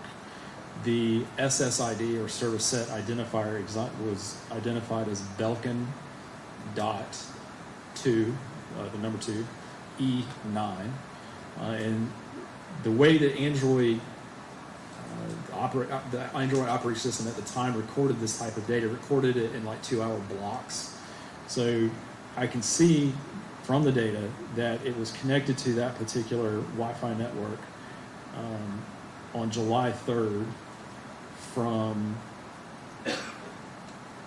6 to midnight, and then on July 4th, 6 to, I'm having to do the math in my head here. From 6 to 8 local time in the evening, and then again on July 4th at midnight to July 4th at 2 a.m. in the morning. And as it relates to the whether that device had any gaming or gaming applications on it? There were no applications in the extracted data that I could identify that appeared to be related to gaming. So Brooks Houck's device had nothing to play a game. Is that correct? Yeah, there was no data that indicated there was gaming application Okay. in the device. So we requested that you look at one other thing, and there was a prior report in this case that was done in 2018 in which there was a Retell Me Not location ping at coordinates in Louisville, Kentucky at 11:01 p.m. on July the 3rd of 2015. And that was on Crystal Rogers' extraction, correct? Yes, ma'am. And what were you able to conclude about that? That the location information and the timestamp associated with that entry was a false positive. Okay. We're gonna have to dumb this down, but you're gonna have to explain to everybody what is a false positive. So, examining the report from which we see these coordinates and this timestamp, the tool that was used is called Celebrite Physical Analyzer. It's a tool that's used to examine extracted data from cell phones. It has the ability to do what we call carding. And what carding entails is that when an examiner tells Physical Analyzer to go carve for locations, what happens is it's running across all of that extracted data, and it's looking for anything that it can interpret as a latitude or a longitude. So as it's running across the extracted data, if it finds something that it can interpret as latitude, it starts looking in the surrounding areas in the extraction for something that it can interpret as a longitude. And the inverse is true. If it finds a longitude first, it starts hunting around for a latitude. It also starts looking for a timestamp, again, in the surrounding areas where it finds the latitude and longitude, and it presents that to the examiner. And the idea is that the examiner has to go behind the tool and validate it, because the tool is not providing any validation function in the background. The report indicated that this timestamp and the location in Louisville had been carved from the extracted data from a retellme.db file, which is it's a structured query light or SQL-Lite or SQL-Lite database. So the database could, a database generally speaking can be used by apps on mobile devices to store anything, names, dates of birth, customer information, what have you. At a very high level, these databases store information in pages. There's 4 types of pages, but we're just going to talk about 2. The first one being a leaf page, so leaf as in leaf on a tree, L-E-A-F. That's where the records are stored. So if I have a database that is storing names, addresses, and phone numbers, the database under the hood is storing those names, addresses, and phone numbers in leaf pages. The other type of page is what we call a table internal page. Table internal pages actually are not used to store records. They act as a table of contents for the database, and they point to those records. So examining the database where this information was carved, it was actually found in the table, in the internal table page, and that is not somewhere where you would find records stored in a SQLite database. So again, false positive. The timestamp associated with these coordinates were stored in a manner that we call Mac absolute or Apple absolute time. It is the number of seconds since midnight on January 1st, 2001. This is something that is unique to Apple devices, so Macs, iPhones, iPads, Apple Watches, and all the things in the Apple ecosystem. It's not something that we normally see on Samsung devices or Android devices in particular. So taking those 2 things together let me know that it was in fact a false positive. And that is in conjunction with the other artifacts that we discussed previously showing that the phone was in fact off. So, in the 2018 report that you and I just talked about, that you did not offer, you had nothing to do No, ma'am, I did not. That was done by the tool that the analyst was using. That data he was looking at, he had a tool. Correct. A program he's running that through. That's right? correct, yes, ma'am. And he sees that, and it takes that. But what do you need to do to confirm that that is actually there? We call it manually examining, and basically what that entails is taking the program out of the equation and just looking at that file itself, just looking at the how the data is structured within the file. So in this situation, I did not use that program that was used. I simply used what we call a hexadecimal viewer or hexadecimal or hex viewer to view the data and manually confirm what I was finding. So I'm just gonna ask you one last question, and it's a pretty easy question. Was Crystal Rogers playing on her phone on July the 4th after midnight? No, she was not. Or no, that phone was not used. Judge, I move at this time to introduce Commonwealth's exhibit, I think they marked it 79. Any objection to 79? No, Your Honor. So that's introduced at this time. Hang on one second.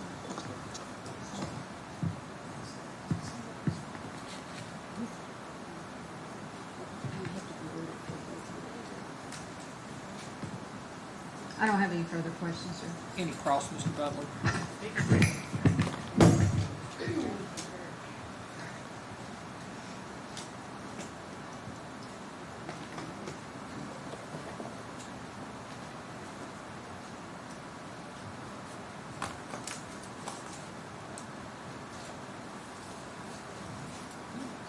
Hey, good morning, Mr. Hickman. Morning. I think a whole lot of my questions are not going to be necessary. I just want to make sure I understood something you said, sir. Yes, sir. So you talked about this 1157 boot up process. I think you said at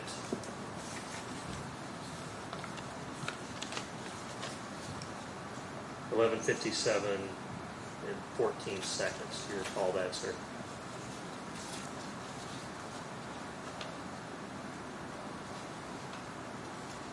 Just 1 moment. 11:57 and 14. Yes, sir.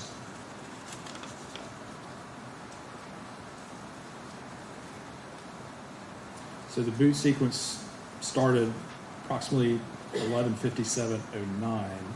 I may have gotten it wrong. 11:57:09, Yes, sir. and then I think at 11:57:14, this retell me not popped on the phone. Correct. Correct. That is correct. And if I understood your testimony, you can't rely on that for any location data. Correct. That is correct. The horizontal accuracy is too high.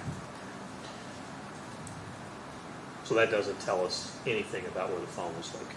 No, correct? sir. It's All not right. relevant. Well, that took care of most of my questions, so we're going to go. You found that at 9:23 p.m. Eastern Standard Time, or Eastern Daylight Time, Okay. per your report, that Ms. Rogers' phone powered down to a dead battery on page 3, correct? Yes, sir. Prior to that, the phone, and I'm not going to go back through it, the phone was in use playing a couple of different games, correct? Yes, sir.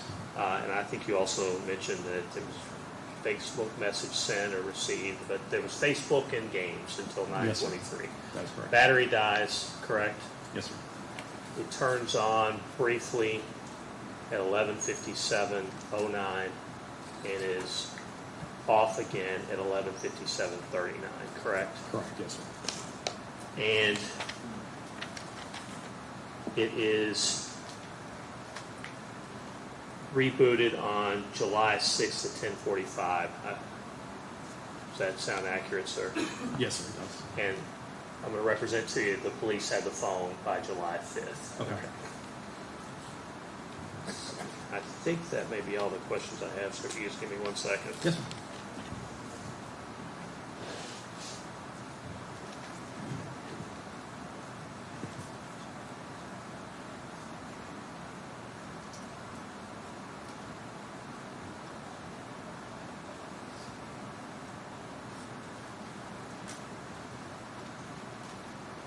Sir, I believe that's all the questions I have.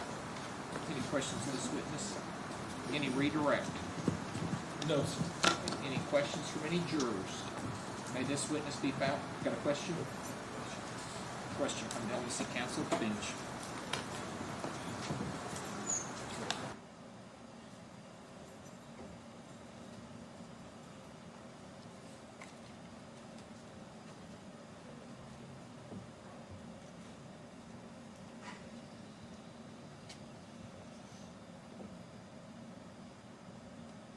I don't think I can ask this question. This witness, he will not know. During this investigation, did you guys know who shut down the phone on July 3rd at 11:57 and turned it back on July 6th at 10:45? This No, witness he did not obviously know. couldn't answer that question. So I'm going to sustain the objection, whoever's objecting. Thank you. I'm sorry, that's an inadmissible question. I can't ask that question, okay? All right, may this witness be finally excused? No, sir, subject to recall. Okay, sir, you're subject to recall, okay? Call your next witness.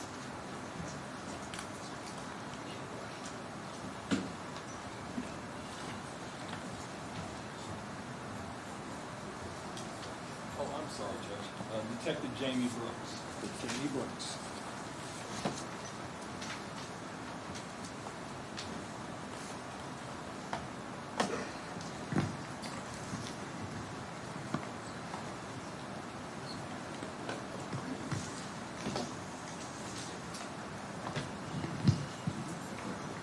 Sir, I need you to raise your right hand. Do you swear or affirm the testimony you're about to give will be the truth, the whole truth, and nothing but the truth? I do. Thank you, sir. Have a seat back over there. Please answer all questions asked of you. Please sit as close to the microphone as you can.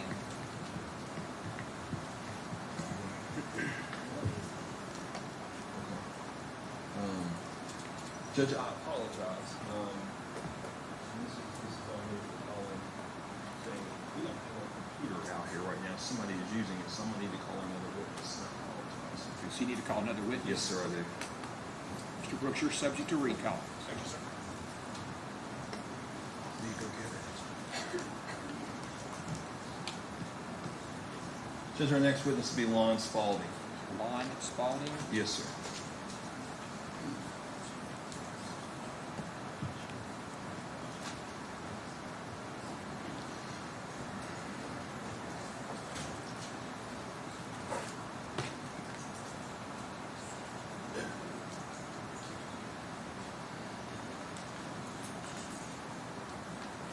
Sir, I need you to please raise your right hand for me. Do you swear or affirm the testimony you're about to give will be the truth, the whole truth, and nothing but the truth? Thank you. You have a seat right over there. Try to sit as close to the microphone as you can, and please answer all questions asked of you. Mr. Young, proceed when you're ready. Yes, sir. Lon, would you please introduce yourself, ladies and gentlemen of the jury? My name is Lon Spalding. All right. And Mr. Spalding, I don't know your address, but can you tell me where you live?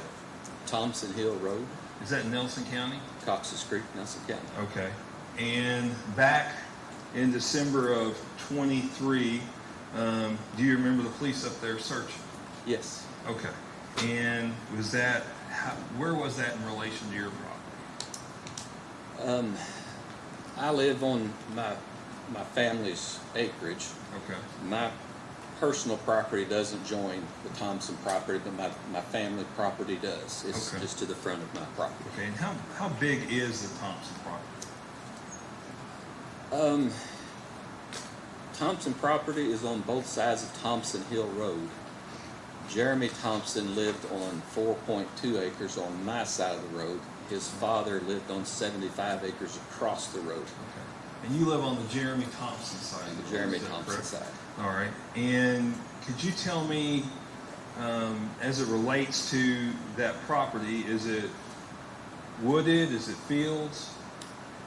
The Jeremy Thompson side is mostly open with some woods down in a holler that's not accessible. Okay. And the David Thompson side? It's probably, say, 10 acres open and probably 65 wooded. Okay. And could you tell me about the condition of the Thompson property? When I talk about the condition, is there stuff buried there? Yes, there's a lot of garbage and household garbage and debris buried there. Okay, and how much, when you say a lot, could you describe what you mean a lot? Pickup truckloads, multiple. I wouldn't be surprised if it was 20 or 30 pickup truckloads. But a lot, yes, of mattresses, discarded furniture, sofas, stuff like that. Okay, and is that visible from the surface of the land? It used to be, but over the years they buried and burned and buried and burned. So eventually it was all. What were they burying? As I understood, Jeremy would clean out apartments, and this would be furniture that people left behind, so couches and box springs, televisions, just anything that would be discarded, left behind in an apartment would have been. What he was doing was bringing it out there and burning and keeping the money that it was intended to be taken to the dump with, Okay. So, was he running an illegal dump? In my opinion, yes. Okay. And how long have you lived there? I've lived there all my life. Okay. And what about David and Jeremy Thompson? David has lived there. He's older than I and longer than I have. The Thompson property was there before my father bought this property. My father bought ours in '66. And is this up in Cox's Creek? Cox's Creek. Okay. Now, do you remember the weekend of July 3rd and 4th of 2015? Yes. Okay. And was there any activity that caught your eye going on on Jeremy Thompson's property, which is on the same side of your road. Is that correct? Yes, it is. Okay. Was there anything going on that weekend that caught your eye? Yes, sir. And could you please explain to the ladies and gentlemen of the jury what that was? The digging and burying and burning of discarded household items had gone on for quite some time. But that weekend, it had changed. All that had gone on across the road from me. On the David Thompson On the side. David Thompson side. The weekend that you're referring to, it happened on my side of the road, just across from my property line. And I thought that was very strange. I was like, you know, if you've already got a mess over there, why would you bring it over to your own backyard? Okay. And was this during the daytime or nighttime hours? Nighttime. Okay. Was it in the early morning hours or late in the evening? Early morning would be what I think it was. Of course, And did you see what they were? What were you said they were? What were they doing? just digging a hole and just burning, you know, the items that we talked about. You know, it's, Right. How big? I'm sorry, I didn't mean to interrupt you. you see a lot of junk around there. It's usually Right. beds and discarded furniture, stuff like that. And how big a hole were they digging? I would say maybe a 10-foot square-ish type circle. And what were they digging it with? This particular weekend, it was a high lift. Okay. There was a high lift that was on the David Thompson side of the road, and they had brought it over to my property line and dug with the high lift. Okay. And I know what a high lift is, but somebody on the jury may not know. Can you describe a high lift for them? Similar to a bulldozer, but it would have a large bucket that lifts up where you could lift high enough to load a dump truck. But it looks very similar to a bulldozer. And how long did that activity go over on Jeremy Thompson's side of the road? Not very long. I don't know if it was a week, maybe 2 weeks later, that high lift went back to the other side of the road. It didn't stay there long.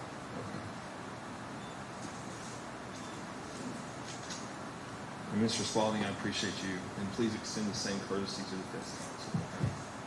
Yes, sir. Yes, sir. Any cross? Just very briefly,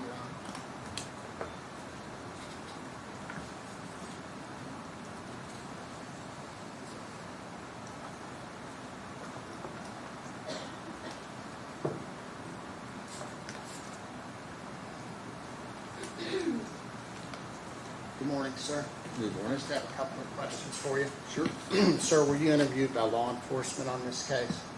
Yes. And when was that? The first time I spoke to law enforcement would have been either late in the 2020 or early 2021. Okay. And so you spoke to nobody involved with law enforcement in this investigation until at least 2020, is that correct? Correct. Okay. And you indicate that for the Thompson farm, that they were digging and burning and digging and burning, running an illegal dump for years, right?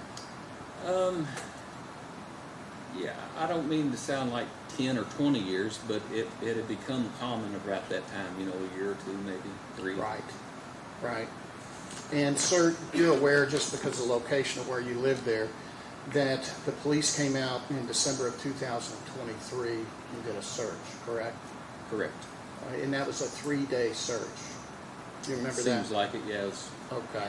And there were lots and lots of officers there, correct? I saw a lot of activity, yes. Right. They brought in heavy equipment. They brought in vehicles. They set up tents. They had drones in the air, all of those things, correct? Right. And that was in December of 2023. And not that you would know, but you're not aware of anything being found out there as a result of those massive No, searches. I'm not aware of anything. Thank you very much, sir. That's all I have. Any cross? Any redirect? No, sir. Any questions from any jurors? May this witness be found excused. You're found excused. You may go. Thank you. Call your next witness. Kim Evelyn. Tim Kim Evelyn. Evelyn. Kim Edlin, Kim Edlin.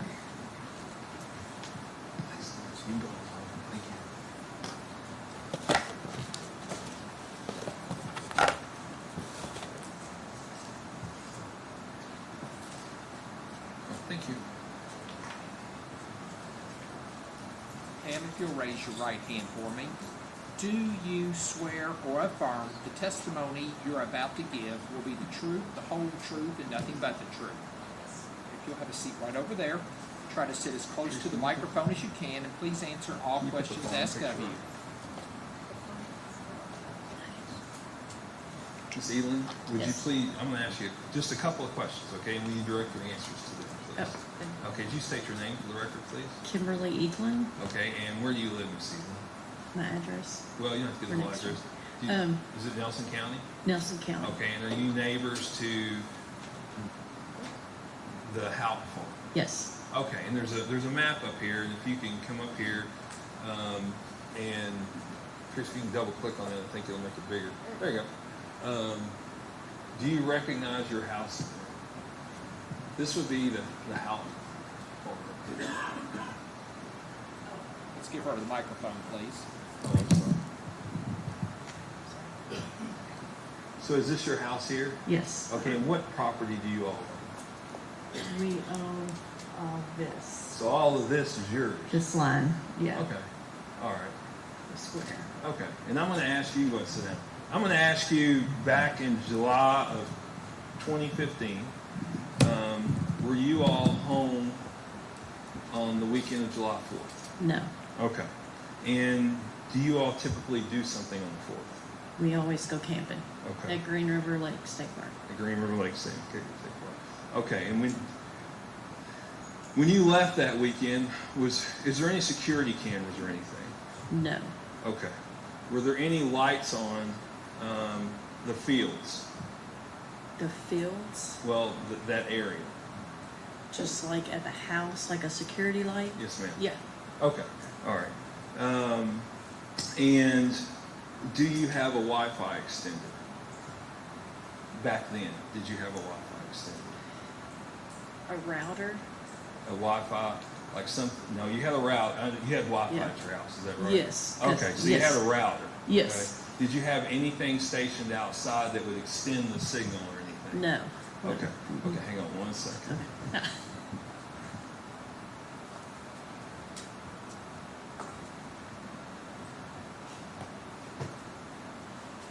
Judge, I don't have any further questions this time. Any cross? We have like a 5-minute break. I was going to print something out. I don't want to make everybody wait on me. We'll take a 5-minute break. All right, everybody then. Okay, why don't we take, since we're getting, why don't we go ahead and take a 10-minute break that we allow everybody to use the restroom. So the same admonitions are in place. Be back at 10:53. Come back in the courtroom and go with the bail. And if you'll be back at 10:53, they'll escort you out. You can stand out.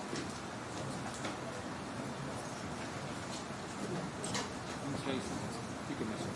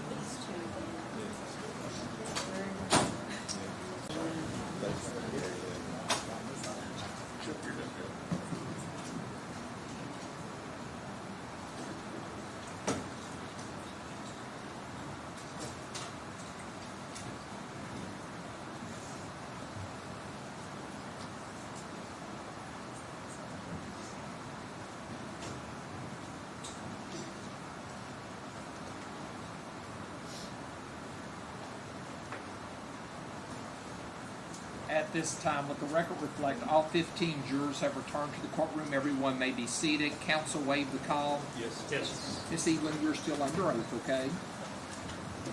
Mr. Butler, whenever you're ready. Thank you, Your Honor.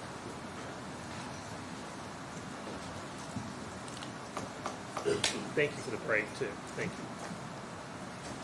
Hey, good morning. Hey. So, Miss Evelyn, you were interviewed previously by law enforcement. Do you recall that? Yes. And so, I'm gonna kind of take you back, 2015, or prior to 2015, at some point in time you had dial-up internet, correct? Absolutely. And as we all remember, dial-up internet doesn't work very well, correct? Correct. And so when you were interviewed on July 26th of 2019, you were interviewed by the FBI. Do you recall that? Yes. And you told them we had to pay to put a pole in, correct? Yes. And that's a pole outside, correct? Yes. And what you told them is that you put on the pole that there was a satellite dish. Do you recall that? Mm-hmm. And Yes. that the Wi-Fi was on the pole, correct? Yes. Now, in fact, I think you said at that point in time, you had to pay like $1,500 to get this pole put in by Time Warner, correct? Yes. And they wouldn't run it on the electric lines. They had to have their own pole and totally separate. But I needed. But you Wi-Fi. needed it. That's where the Wi-Fi was, correct? Yes. And if I can approach, Your Honor. So let me, before I ask you this question, I'm almost done. The FBI asked to take a look at your Wi-Fi, correct? Yes. Yeah, approach now, sir. And what I'm showing you, ma'am, is it's an FBI 302. What that is a summary of the FBI agent makes, okay? Okay. And they looked at your Wi-Fi, and they noted that a booster was connected to your Wi-Fi, which is a Link C's booster. Did you see that? Well, I'm saying it's a router, Okay. but it could be a booster. Send it up. And what Okay. I'm showing you, you agree with me that the FBI has written that you had a booster on your Wi-Fi on the pole outside of your house, correct? I don't know that there's a box out there. It's like they ran the line up to the pole and then down through the house, and then there was boxes under my desk in the house.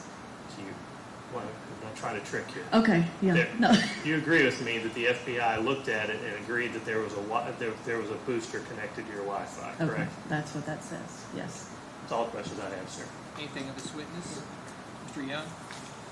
You do all this, right? I think we talked to your husband before, and he's like, I don't know anything about that Yes, stuff. I do. Yeah. Okay, and you would know if you were paying for it having a Wi-Fi booster, correct? Yes. Okay, no further questions. Mr. Butler, anything else of this witness? sir. Any questions from any jurors? May this witness be found excused. She may. You're found excused. You may go. Call your next witness. Jamie Brooks. Jamie Brooks.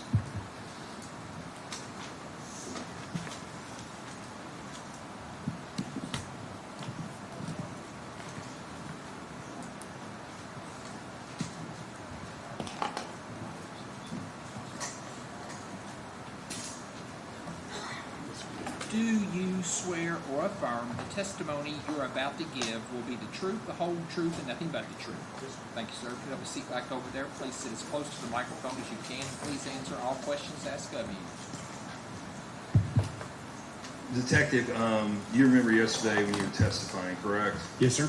And we had some audio difficulties playing some tapes off of the defendant's and some of his family's recorders. Is that correct? That's correct. So we're going to go back and just cover the parts that we had issues with. I think we had played the first two, which was a recording between John Snow and Brooks Houck of the Terrell tip.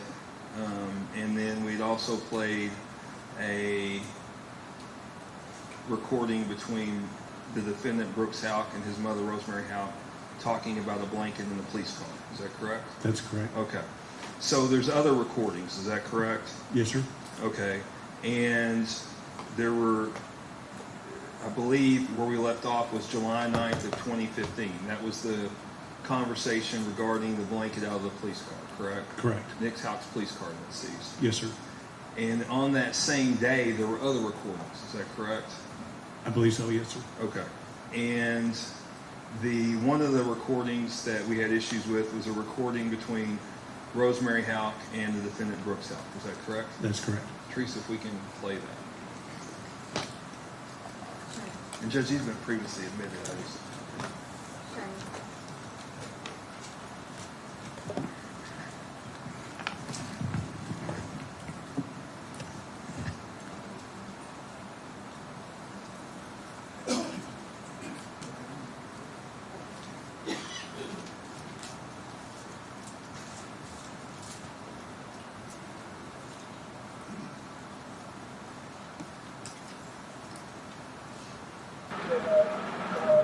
Teal right there. Yeah.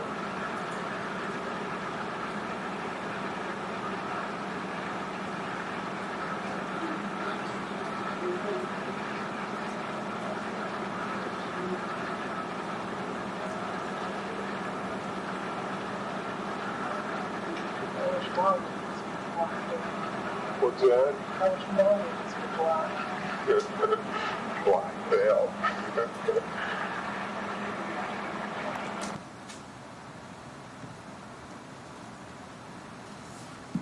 Now, Detective, are you aware of what they were discussing in that? I do believe so. I believe that,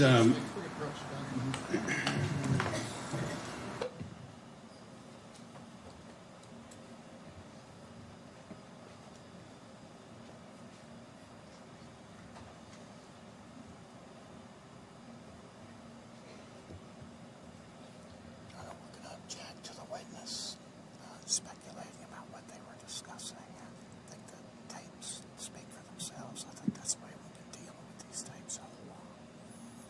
It's improper to have that. I'll go back and lay a foundation. If I can't lay a foundation, I'll move on. Right now, since the new objection. Yes, sir.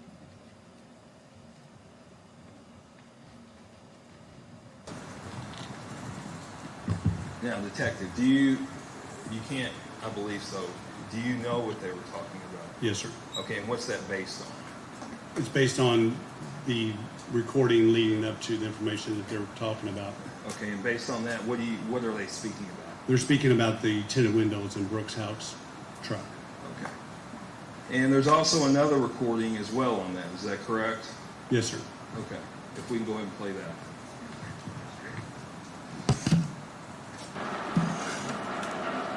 You know, bad tips jack them all up, you know,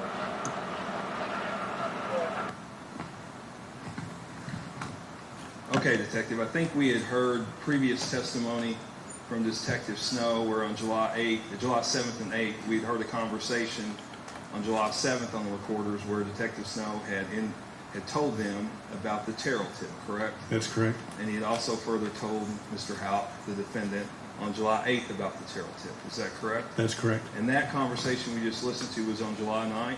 Yes, sir. Okay. All right. And there was a recording we tried listening to yesterday that was messed up where Larry Mock was exiting the grand jury. Is that correct? Yes, sir. Okay, please.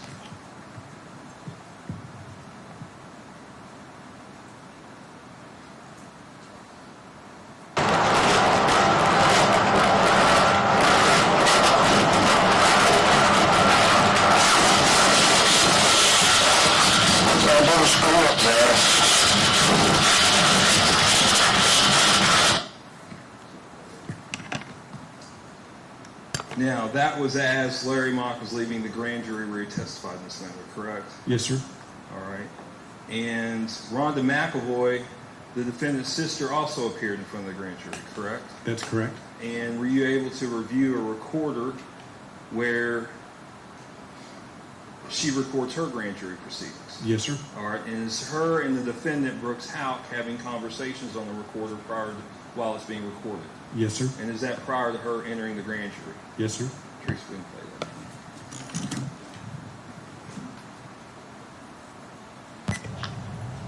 Only thing you got to do, It's on. yeah, I'm just going to do it right now, all right? And then I'll have to fold. And look what's going to find it. It says D up there, so D Here. something. Put it right in here.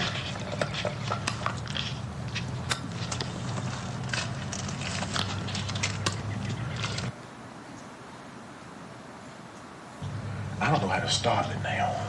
Just turn it off. All code. It's recording right now, just to keep it left and run right there. Are you sure? Yeah. First is that, whoever doesn't go first, I want to come with me in the courtroom where I'm at, all right? Is that okay?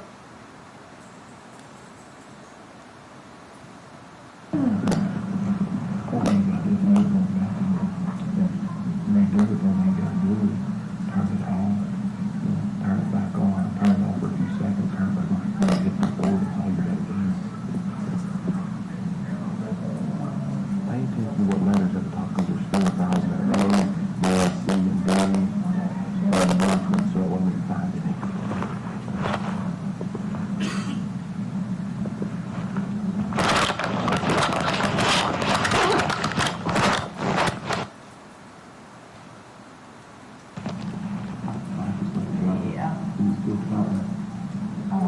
Very good.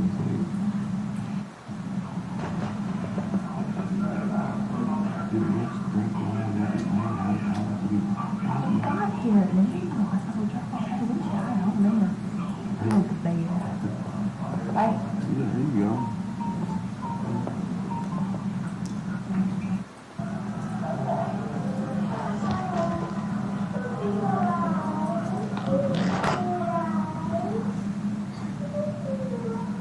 He's gonna beat. No, he's not brand new batteries in it anyway. No, not that I know of. You're keeping on. No, we need that here.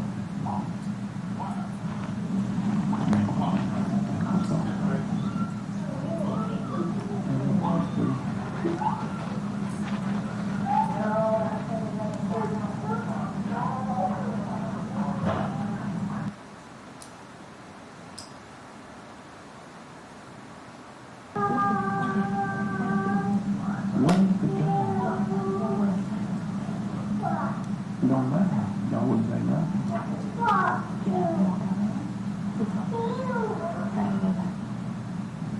My phone is dead.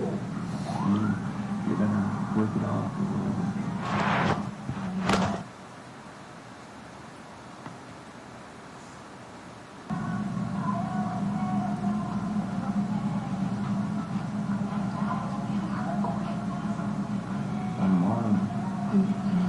I'd like to have a tape later. Y'all gonna give me one?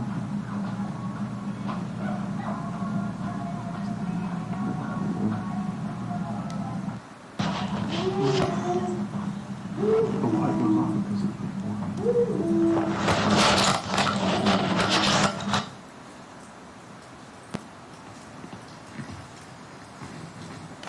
Okay, Detective. Did they also seize a recorder from Nick Houck? Yes, sir. Okay, and on Nick Houck's recorder, is he recording his grand jury? Yes, sir. Okay.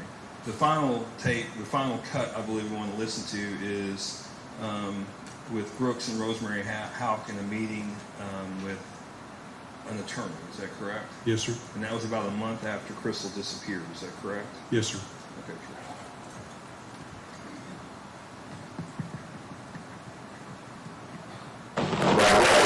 Was Richard Allen, a police officer for the city of Bardstown here.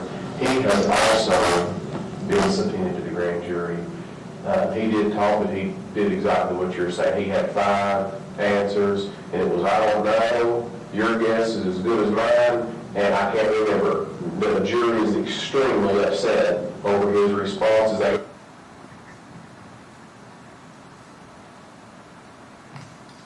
Okay, Detective. And as far as the clips that we clipped out of there, that concludes those. Is that correct? Yes, sir. All right. Thank you very much, Detective. If they have Thank any you. questions, would you please answer anything Mr. Strong or Mr. Butler has? Yes, sir.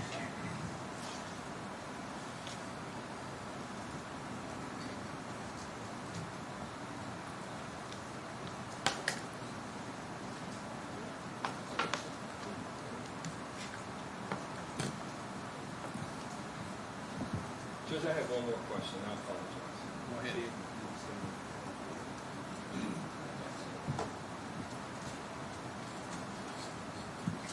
Detective, have you ever appeared in front of a grand jury? If I've ever appeared in front of a grand jury, yes, sir. Okay. And are you aware, are those proceedings secret? Yes, sir, they are. Okay. And are they supposed to, can you record them yourself? No, sir, it's against the law. No further questions. Any cross? Just one, Your Honor. Thank you.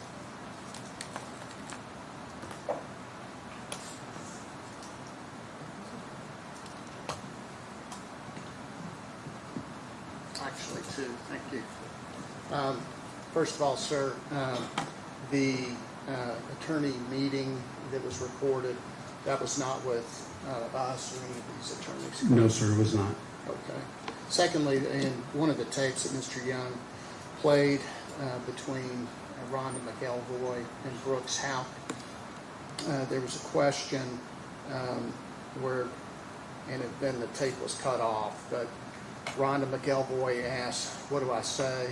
And then it was cut off when it was just played. When it was just played? Yes. You're aware that after that, Mr. Houck says you tell him there's nothing in there because that's the truth. To be quite honest with you, I'd like to hear it again in order to hear the rest of that. I'm not familiar with that 100% certainty to say that's what has occurred. It's been a few days since I've listened to it, and there's a lot of audio recordings, but yes, if you could play it, I would be able to confirm if he said that or not. We'll play that again through a later witness. Okay. Thank you very I much. appreciate it. Thank you. Questions? Any redirect? Any redirect? No, sir, there's not. Any questions from any jurors? May this witness be family excused? If you're family excused, you may go. Thank you. Thanks, sir. Call your next witness. Just can I approach real quick? You may.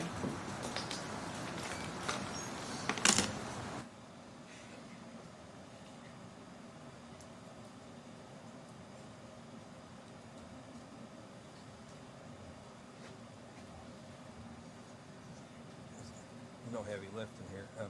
That's our witnesses for the morning. I have 3 witnesses scheduled in the afternoon. 3 witnesses scheduled this afternoon. Yes, Those sir. are the ones I think we have to address with the court, so we may need a little court time before. You want to empty the courtroom and we talk about it now? That'd be great. That's fine. Okay. So why not tell everybody, it's all the witnesses, it's all the morning witnesses. What time do you want them back this afternoon? Do you want to say 1 o'clock? I'd like to get lunch too, if we could. I'm going to say 1 o'clock. That's fine. I really don't think. How long will it take that piece? I really don't think it'll be that. None of them are that long. No, they're I mean, on my behalf, probably 15, 20 minutes for one, 15 maybe on one, and 5 minutes on the other. I guess I'm saying, how long is it going to take a piece? Oh, Let me be sure. 20 minutes. 20 minutes. 20 minutes, okay. If I told the jury to be back at 12:45, is that okay? That's fine. And we'll probably be done by 2 then, won't we? Close to it, yeah. Yeah. Sounds good. Yes, sir. Thank you.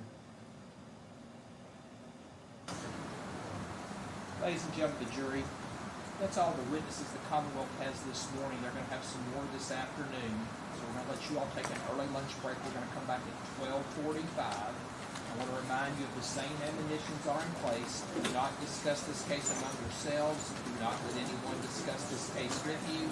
If anyone attempts to discuss this case with you, I need you to immediately report that to me. You're not to finally make up your mind about the case until all the proof has been presented, the instructions provided to you, and you've gone to the jury room to deliberate. Again, there can be no research, no reading any press releases or anything of that nature. Everything has to be based solely upon the evidence that's presented in this courtroom. Be back in the jury room at 12:45. The thing will help you all out. Thank you all.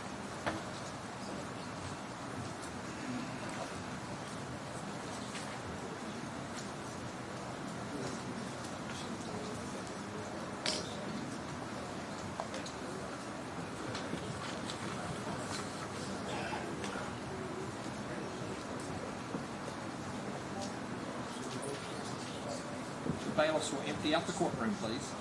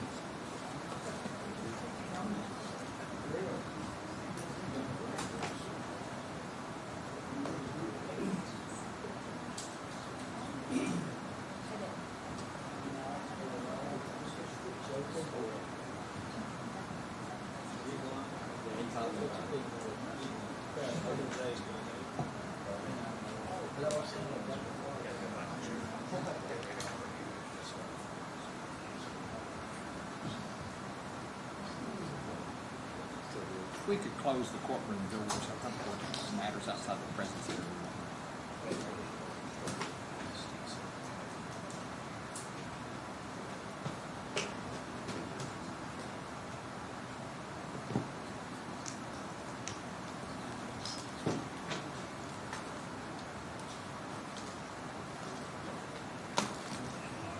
All right, I believe the courtroom has now been emptied. The jurors are now gone. I believe there were some motions or matters you all wish to address at this time. You all can be seated if you want, or stand great, however you thank want to you. do it. Actually, I might stand up if it's However, whatever makes you feel comfortable, no problem.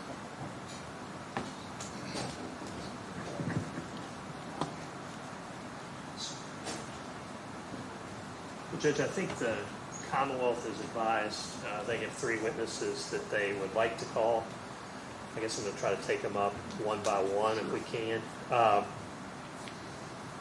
The first one is Stacy Cranmer, and the court has overruled our motion to exclude Ms. Cranmer's statement that she heard Steve Lawson make a statement, something to the effect, I have to take care of a woman. I'm not going to go back into that.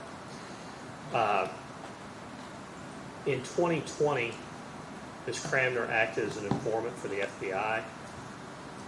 During that time, the FBI directed her to draw his attention to this statement, which I think I've outlined notes from those calls. I believe obviously we're objecting to her being called at all. You've overruled it. I'm not going to readdress that. But if she is going to be allowed to be called and to make that statement, I think we, without getting into all this 2023 stuff, we should be able to impeach her with the statements that Mr. Lawson made to her when she was directed to try to clarify what he meant by that particular comment.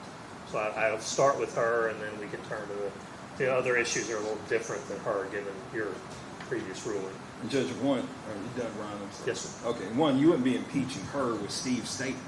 I mean, you impeach people with their own statement. Secondly, these are just self-serving statements.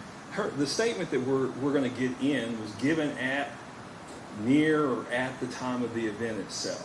These statements listed in this, and the FBI didn't direct her to go to talk about this statement. They directed her to talk to Steve Lawson about that weekend or that July 4th event.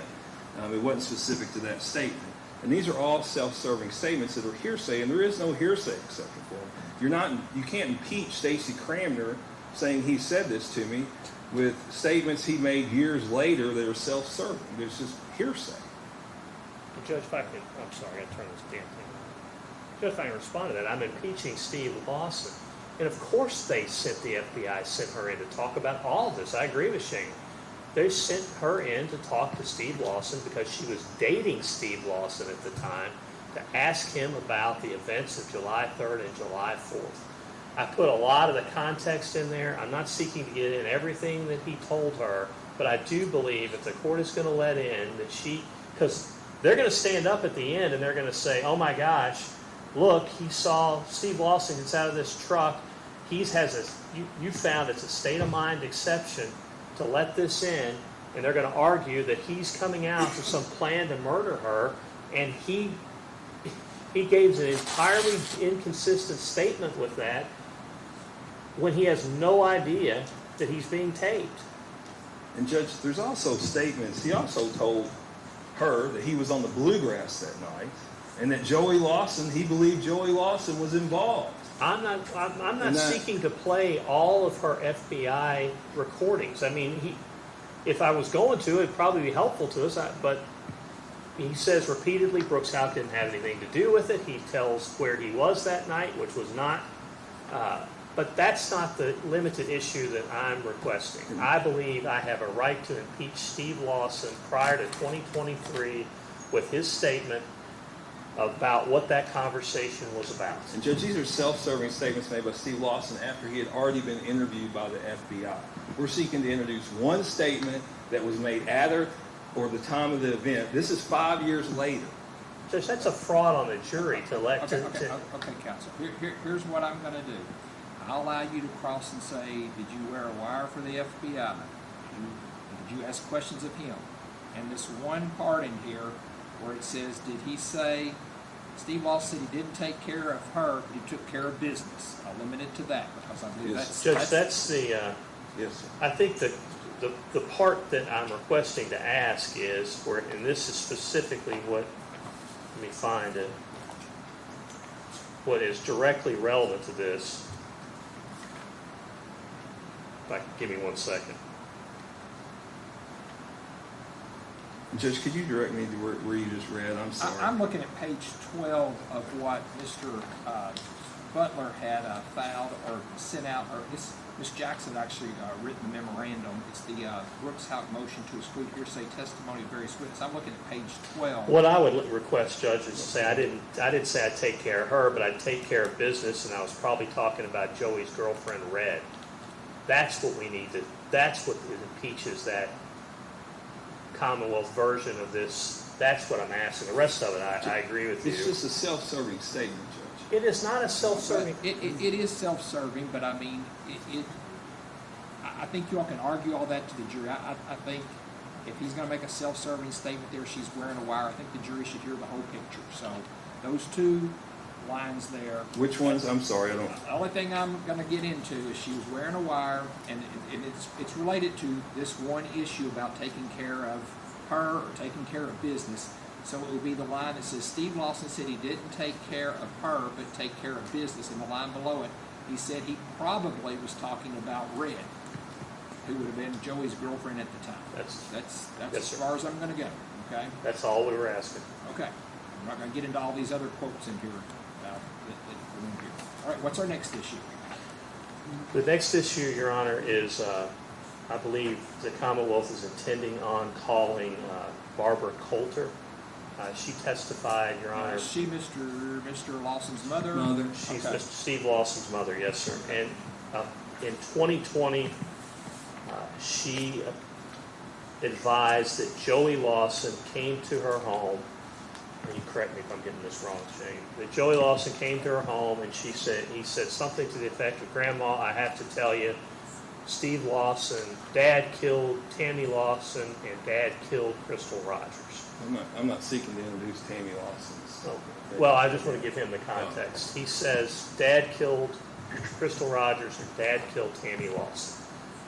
According to Ms. Coulter's brief statement to law enforcement, she said, well, you can't just make those kind of accusations. How do you know that?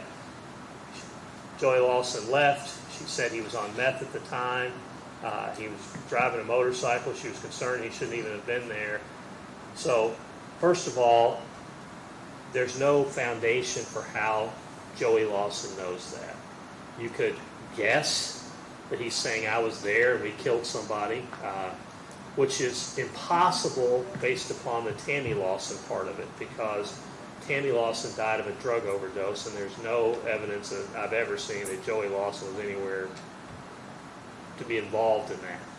So that in and of itself is an untruthful statement. Law enforcement found it to be a drug overdose, not a murder. It was never even investigated as a murder. Number two, so it can't possibly be he has firsthand knowledge given the context of that statement.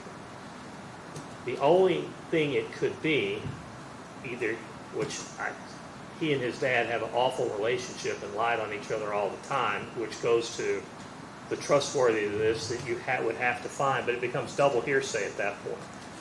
So Joey Lawson is a party opponent, so at least as it relates to Joey Lawson, the first part of the hearsay exception would be met. The second part, assuming with no foundation that he knows this based upon Steve Lawson telling him, there's no way that meets the statement of against interest criteria as we've laid out in this brief. There has to be clearly corroborating circumstances to indicate trustworthiness. I mean, even what Ms. Coulter says, she says, you got to give me more than just throwing that out. You got to tell me how you know this, what details. He doesn't provide any of those. This is apparently in 2020. It's when he's on drugs. There is no detail at all about how he murdered anybody, and it's contradicted, as I said before, by this whole idea that he says he murdered Tammy Lawson, because that's simply not true. And Judge, we do believe he murdered Tammy Lawson. If I had the records and I was able to get the records, which we would look at that. But, matter of fact, if you go back, Steve Lawson on Tammy Lawson, which I don't want to talk about Tammy Lawson very much, it's not that relevant. He woke up, she was dead. He decided he would wait an hour to make sure she was good and dead, which is what I believe he said.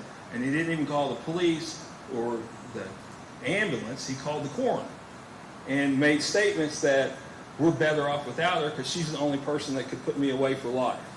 The statement I'm seeking to enter is Joey Lawson making a statement. It's not hearsay.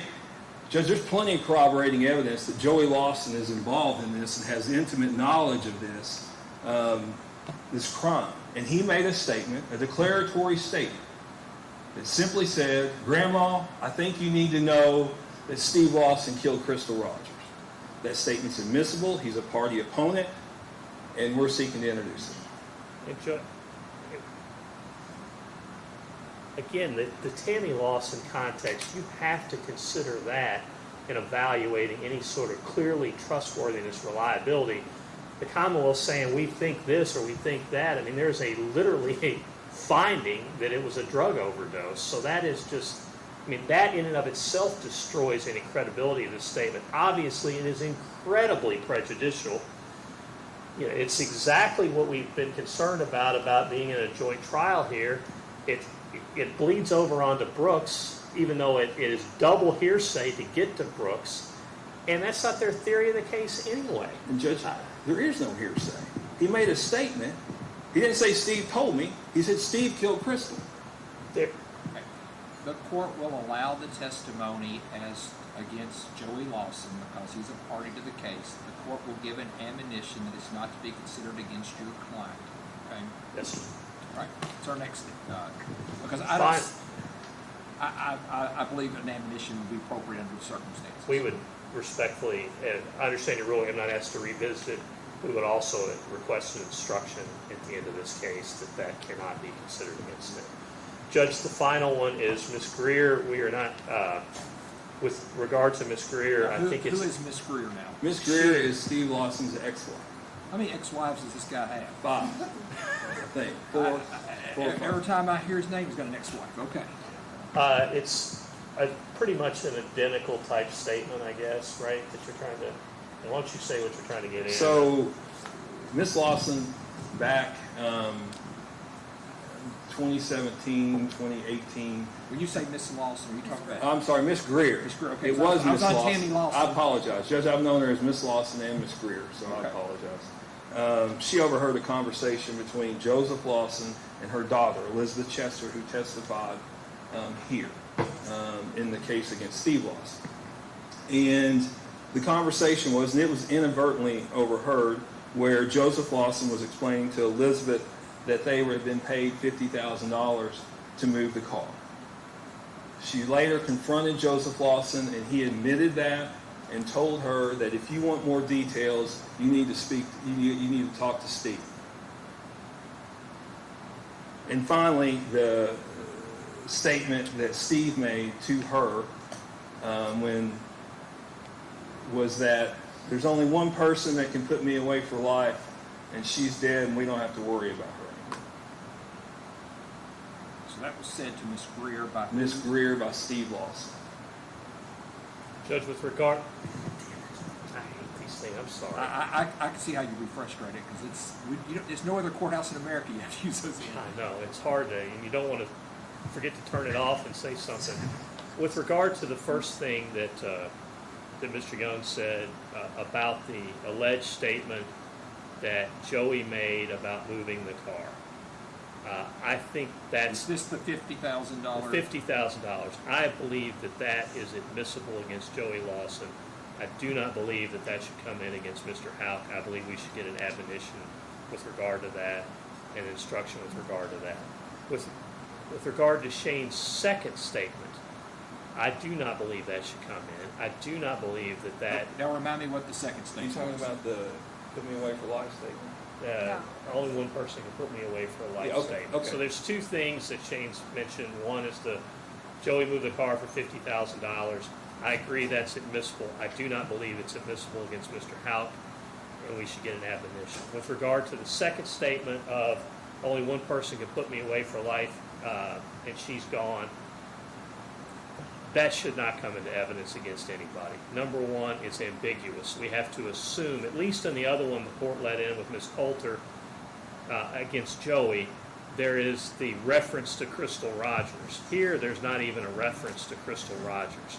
So and that is absolutely fundamental in all that case law. The letting in a statement against interest is exactly what it is and how it's corroborated.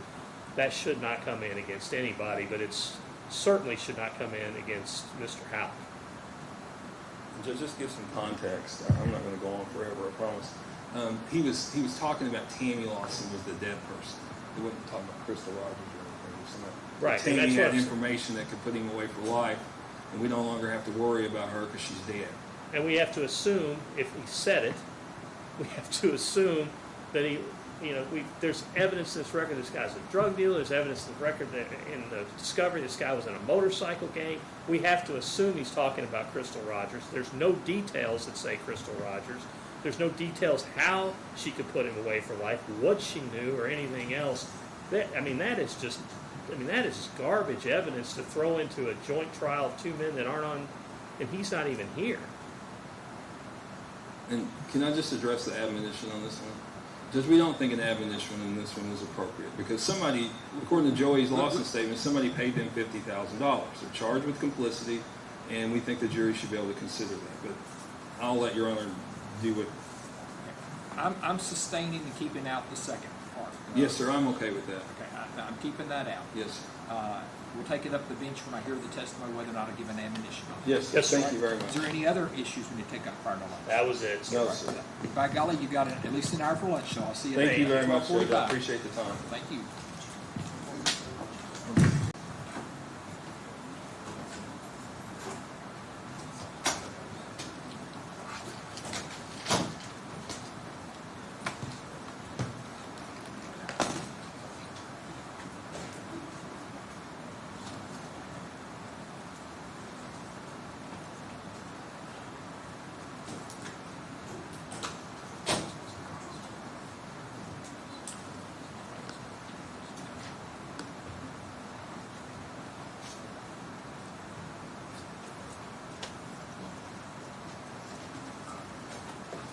At this time, let the record reflect all 15 jurors have returned to the courtroom. Everyone may be seated. Counsel waive the call. Yes, sir. Call your next witness. Yes, sir. Rebecca Greer. Rebecca Greer.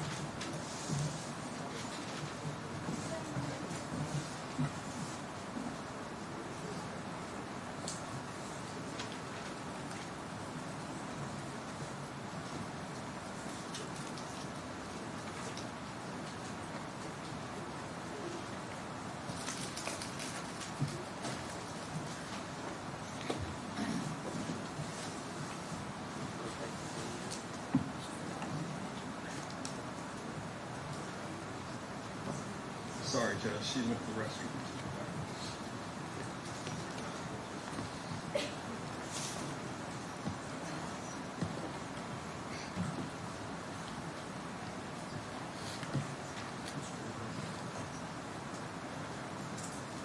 And I need for you to please raise your right hand. Do you swear or affirm the testimony you're about to give will be the truth, the whole truth, and nothing but the truth? You'll have a seat right over there. Try to sit as close to the microphone as you can, and please answer all questions asked of you. Just speak in the microphone. Would you please introduce yourself, ladies and gentlemen of the jury? My name's Rebecca Greer. Okay. And Ms. Greer, you're going to have to speak up, and that's not just you; it's everybody. So My name is Rebecca Greer. that's real good. So, what county do you reside in? Nelson. Okay, and are you employed? Yes, I am. Okay, and what, I don't need to know where you're employed, but what do you do for a living? I'm a truck driver. Okay, and do you have your CDL? Yes, sir. All right. And do you know the defendant in this case, Brooks Houck? Not personally, no. Do you know the defendant, Joseph Lawson? Yes, sir. Okay, and how do you know Joseph Lawson? He was my former stepson. All right, and were you married to Stephen Eugene Lawson? Yes, sir. Okay, and when did you all get married? January 10th of 22. Okay, and were you all together prior to this? Yes, we got together in September of 2017. Okay, and how long did you all date during that time period? We were together from about September or October 2017 till January 10th, 2019, and we broke up for a year, about a year. Did you get back together after that? Yes, in October of 21. Okay, and did you know Steve Lawson before 2017? I knew of him like when I seen him out. He used to be married to a friend of mine. Okay. So you're familiar with him, is that correct? Yes. Okay, and you're currently divorced, is that correct? Yes. Okay. Now, Joseph Lawson, you said he's your former stepson, is that correct? Yes. Okay. Did he have a relationship with your daughter? Yes. Okay, and when was that? Him and Elizabeth started dating a little while after Steve and I first got together in 2017. Okay, and did they have a child? Yes. Okay, and a little girl, is that correct? Yes. Okay. And this is no secret, did they both have issues with substance abuse? Yes. All right. Did they ever at any point live with you and Mr. Lawson? Yes. Okay. And when was this? You don't have to give me an exact year. Well, you can give me a year if you got a year. Well, they lived with us a couple of times. Okay. But for how long would it be the stretches? The first time they didn't stay with us very long at all. They were actually working on getting an apartment, and that's when I lived in Bardstown. When Steve and I first got together, they weren't there long at all. Maybe a couple weeks. The extended time they stayed with us was when they had Chloe in 2019. Okay. Now, did they eventually break up or separate? Yes. Okay. And was there a period of time where they weren't allowed to be around each other? Yes. Okay. And did you end up with Chloe? Yes. That's your granddaughter, is that correct? Yes. Okay. And that was to their agreements. To their agreement? Yes. Okay. And were they allowed to visit? Yes, they had supervised visitations. Elizabeth was actually in a recovery center at that time where I took Chloe to visit her, and then Joey came to the house to visit on his days. Okay.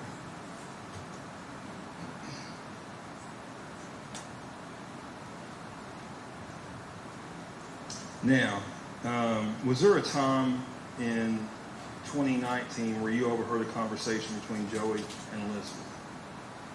Yes. Okay. And could you describe to the ladies and gentlemen the circumstances of that statement? I really don't know what brought the conversation on. I wasn't in the room, but my house, when you walk through the hallway, the bathroom kind of separated the two bedrooms. One bedroom's on the right and the other one's in the left. Bathroom's in the middle, so you have to pass both bedrooms to get to the bathroom. I was just going through there. I heard them talking about moving a car and $50,000 and it don't need to be brought up, and Okay. Who was saying that? Joey was talking to Elizabeth. Okay. And what exactly did he say? That there was $50,000 collected for moving the car, but it didn't need to be discussed any further. Okay. You don't have to go any further than that. And at some point, did you confront Joey Lawson about that? Yes, but not at that time. Okay. It was a few months later. Okay. It was actually after they broke up. Joey had come to my house for a visit, and I had asked him about it. Go through that conversation with me. They were playing in the bedroom, and she fell asleep or something. Anyway, Joey came in there, or maybe she was asleep when Joey got there that day. Instead of waking him up, he just come in the kitchen and was talking to me, and I just asked him about. I said, "Did you tell Elizabeth that y'all got $50,000 for moving a car?" And he said, "Yeah, but if you want to know any details, you need to ask Steve." Okay. Hang on 1 second. Okay. Go back.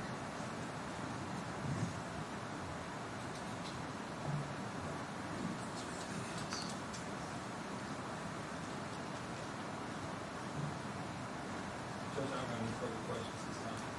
Kenny Cross? Briefly, Judge.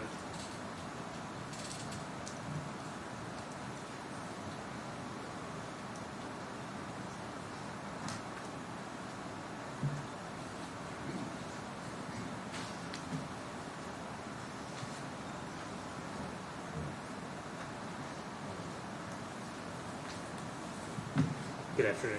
All right.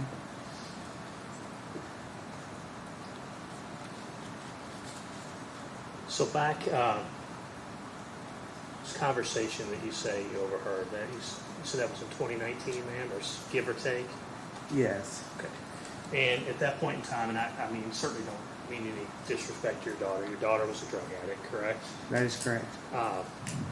Joey was a drug abuser as well, correct? Absolutely.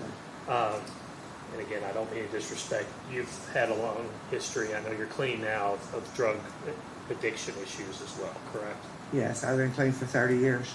Okay. I'm sorry. I thought it was sooner than that. I wouldn't even ask if I'd known that. I apologize. No, you're fine.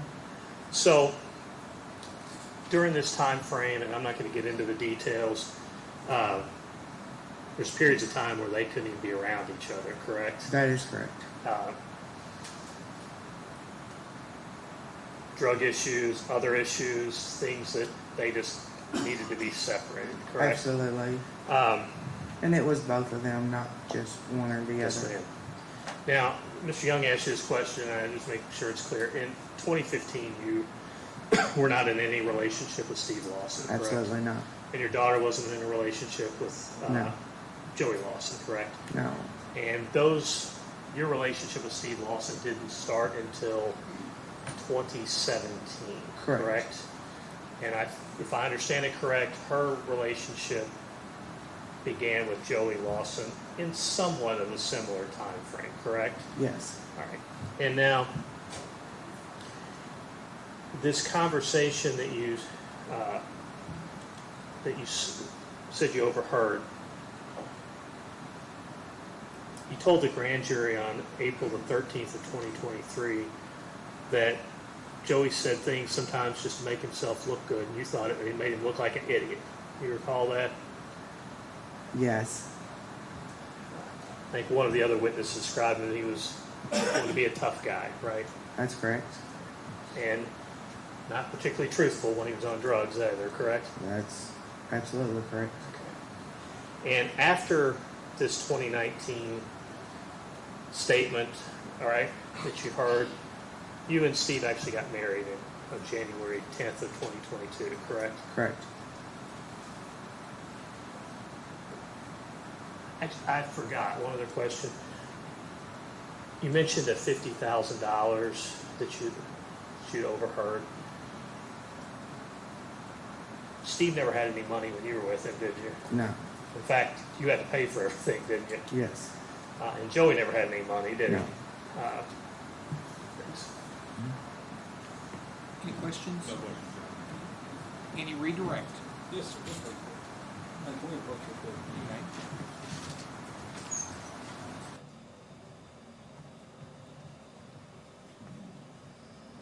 Apologize.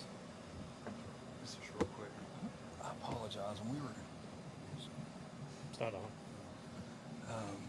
when we were up there, we were going through Brian's motion. There is a statement, and it's in my outline, and I just noticed it while I was up there, but I didn't ask it because I want to approach and tell Your Honor about it before I I asked her about it, and then it's in discovery. There was a fight between Joey and Steve, where they got in a fight and rolled down some steps, and they were fighting. And Joey yelled at Steve and said, "I'll make sure the effing police know about us moving that car." I'm going to object to that at this point. I don't think that's proper redirect. Well, I didn't want to ask it without coming up here. Well, I appreciate that. I'm objecting because I don't think that's proper redirect. I guess I would obviously join that objection.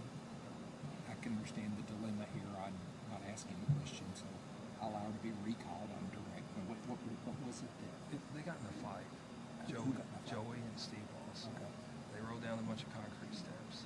Joey was yelling at Steve and said, "I'll make sure the police know about us moving that car." Yes, objection.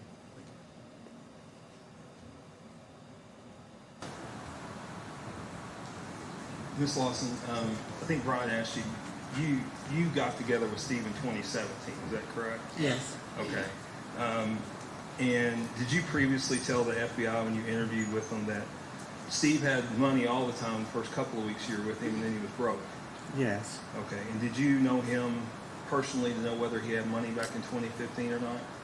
No, when me and Steve first started, I wouldn't say we started dating. I just had bought a motorcycle and we were riding together and they were all teaching me how to ride. Okay. He had money all the time. Okay. Steve, Go ahead. I'm sorry. Steve, we done that for 2 or 3 weeks and he kept asking me to go out and I wouldn't go because like he drank a lot and was doing a lot of drugs and I got away from that and changed my life and I didn't want that anymore, so I kind of ignored him for a week or two and he showed up at my house one day and asked me if I'd help him get clean and that's kind of when we, after he got clean was when we kind of started dating. In 2017? Yes. Okay. And you had described a fight between Steve and Joey once, is that correct? Yeah. Could you tell the ladies and gentlemen of the jury about that?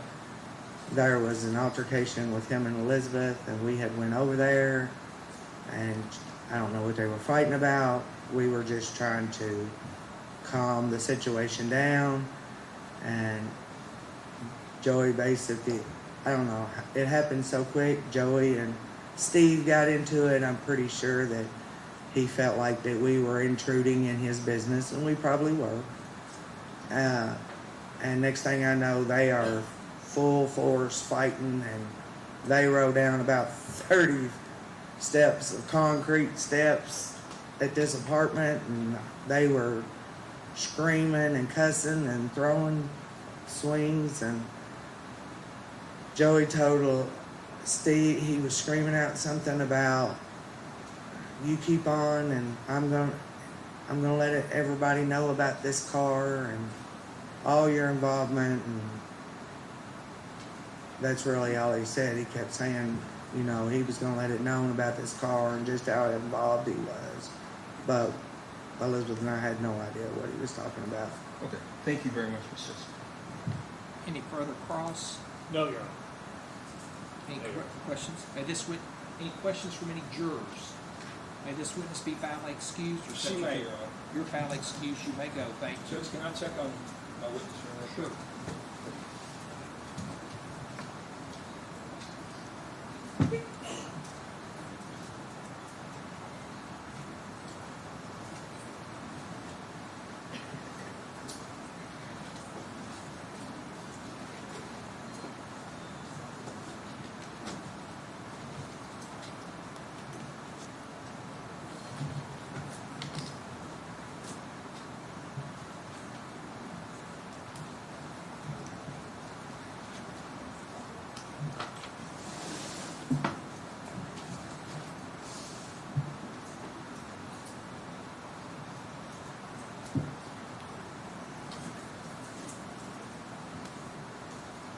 Stacey Cramley.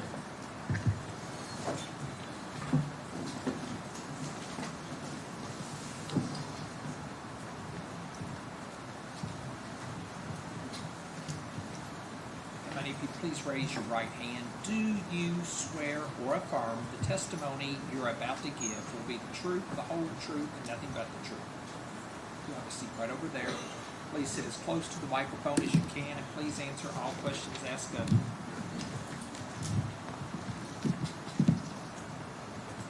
Ma'am, would you please introduce yourself to the ladies and gentlemen of the jury? Stacy Cranmer. Okay, Ms. Cranmer. And do you live in Central Kentucky? Yes. All right. And at some point, did you work for the defendant Brooks Houck? Yes. Okay, and what did you do there? We did You gotta speak up a insulation, little bit for me. insulation, and built decks. Okay. And were you all involved in new construction? Yes. Okay. So you were all building decks and insulating new houses? Mm-hmm. All right. And were you working for him back in 2015? Yes. All right. And are you familiar with Steve Lawson? Yes. What about Joseph Lawson? Yes. All right. Now, did you know either one of them prior to working No. for Mr. Houck? Mm-mm. And do you know how long they had worked there? I have no idea. Okay.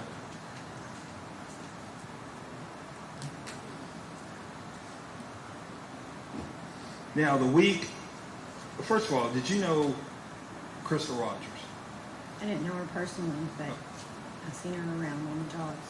Okay. Did you see her the week that she went missing? Yes. Could you describe that for me? I seen her on a Thursday, and Okay, hold on one second. Do we need hearing device? Can the bailiffs give her a hearing device, please? Anybody else having trouble hearing?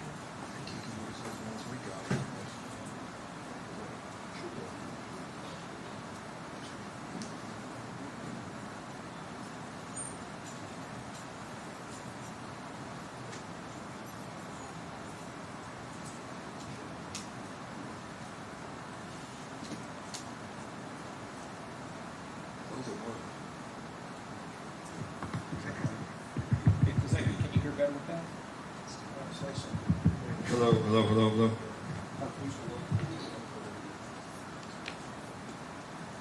Okay, you may proceed. Yes, sir. I think you were telling me that. Did you say what day it was? it was a Thursday. Okay. Was that the week she went missing? Yes. Okay. So that Thursday before she went missing, you had saw her at the job site. Is that correct? Yes. Okay. Who'd she have with her? The baby. All right. And did you ever see her at the job site any other times? Only with Brooks in his truck. Okay. And the day you saw her the Thursday before, you said she had the baby. Was that Eli? Yes. Okay. Brooks was actually driving, Okay. but he got out of the truck and went and talked to Kenny about the job. And then me and Crystal had a conversation about a scam call. About a scam call? Okay. And that week of July 4th there on the job site, did you see anything unusual with Steve Lawson? Yes. Okay. Could you describe to the ladies and gentlemen of the jury what that is? So Brooks and Steve Lawson were riding around in a vehicle together in Brooks' house truck. All right. And why is that unusual? He usually didn't ride around with any of the workers. Who didn't usually ride around with any of the workers? Brooks. Okay, so Brooks wasn't riding around with any of the workers usually. Is that correct? Right. All right. And how long were Steve and him driving around? A pretty good while. I'm Okay. not really sure exact. Okay, you're not sure exact, but a pretty good while? Yeah. Okay. Did they drive to where you could see them, or? Yeah, they stayed around the neighborhood Okay. Did they stay in one spot? for a while. Okay. In front of one of the houses for a while. Did they move? Yeah. Did they go to another spot? They they just kind of drove around, but sat in front of one certain house for a while. So, All right. And how long would you say this went on? I don't know, like 45 minutes, an hour. Okay. And had you ever seen Brooks do that with any other workers? No.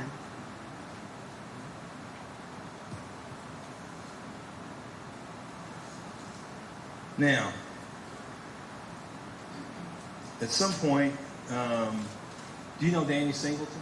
Yes. Okay, would Danny Singleton ride with Brooks? Yes, that Okay. was normal. That's the only worker I ever seen him ride with. Okay. I think he didn't have a vehicle. Okay. Could Danny drive? You don't I have know. no He didn't idea. have a vehicle. Not that I know of. Okay. And were you were on the job that day, correct? Yes. Okay. And did you ask Steve anything about that? Yeah, before so after they was riding around, Steve Lawson got out. His car was somewhere close to the house we were at. And I was sitting in the car. And I asked if I was in trouble. What would you be in trouble for? Because there was a crack in one of the ceilings. And of course I didn't do it, but I got scolded for it. Okay. There was a house we insulated. Okay. So that's why I was paying attention. I was worried about if I was going to get yelled at again. Okay. All right. And so did you have a conversation with Steve? Yes. And what was that conversation? He said, What did you ask him? the first thing I said was, am I going to get in trouble? And he said, no, don't worry about that. That's not even what we were doing. It's not even what we were talking about. Okay. And then what did you say? I didn't. He said, Oh, I'm we sorry. were talking about, he said they were talking about a girl that he had to take care of. Okay. And was that the whole conversation? Well, I kept asking questions. Like, What did you ask? I asked him how you got to take care of her. And he said, she wasn't doing very well. She's got kids. She's got 5 kids. Do you know how many kids Crystal had? 5. Okay, go ahead. And then he was just kept repeating himself about why, every question I asked. What Why were you he was asking? adding stuff of why he had to take care of her. Like what? I think he said one time she was on drugs, meth, and I said, so you were going to put her in rehab? And he said, I wish that was the case. Okay. Now,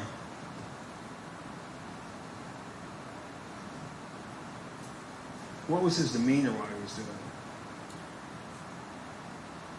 I don't know, like bragging? Okay. I don't know.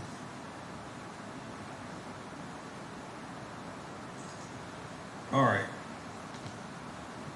Did you, at that time, did you report this to the police? I tried. No, Not at that that day. time, no. Yes. Okay. Why? Because they probably would have done the same thing they did to me when I did report it. Pushed Okay. me right out the door and laughed Okay. at me. Hang on one second. We're going to get to that. Okay. All right. At some point, did you call the police? Yes. Okay. And when was that? I called the Sunday night after I found out she was missing. At some point, what now? When I found out she was missing, Okay. When was that? the Sunday evening. That same evening? The Sunday evening. The Sunday evening that she was reported missing? Yes. So would that have been July 5th? Yes. Okay. And did you said you reported it. How did you report it? Well, I tried. I called and left a message and nobody called me back. Okay. I'm going to show you what's previously been marked as Commonwealth's Exhibit number 14. Thank you. Could you take a look at that? Yes. Okay. And do you recognize the number on there? It's my phone number. Okay. Could you read it for me? 270-312-3726. Okay. And what's the date on that? 7/5/6:43 p.m. Okay. So July 5th at 6:43 p.m. you called. Is that correct? Yes. All right.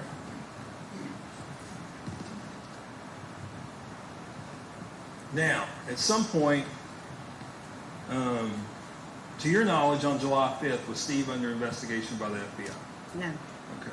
At some point, you had agreed to cooperate with the FBI and record a conversation with Steve. Is that correct? Yes. Okay.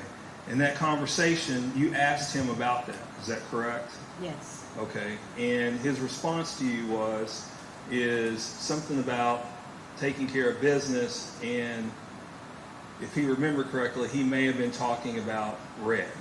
Is that correct? Yes. Joey's ex-girlfriend. Yes. Okay. And at that point, did you know that the FBI had already talked to Steve? Yes. All right. So he was under investigation at that time when he made that statement. Yes. Now, back in 2015, July of 2015, when you all had this conversation outside the car, did he ever mention anything about Red? No. about Joey's girlfriend. No. Now, during July of 2015, had you loaned Joey anything? Yes. Okay, what did you loan him? A cell phone. Okay, and do you remember that number? I don't know if it was like something around like 3088 or something. Okay. Was it the phone he was using in July 15? Yes. Okay. And do you remember who the cell phone was through? I think it was Q-Link Wireless. Q-Link Wireless? Okay. And was it a government phone? Yes. Okay. Hang on one second, Stacy. I'll be right back. I don't have any further questions. Any cross? Yes.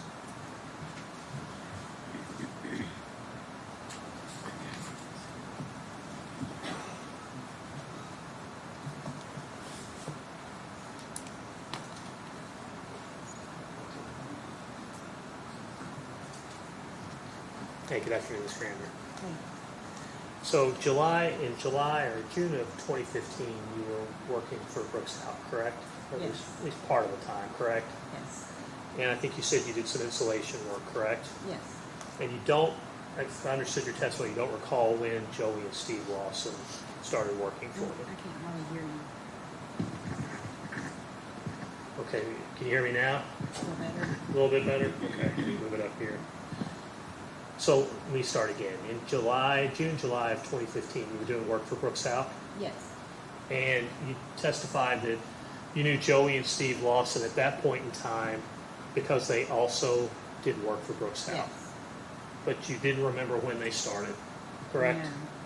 No. And Steve Lawson, he had did some work with a skid steer, correct? Yes. But he also cleaned lawns, correct? Yes. Okay.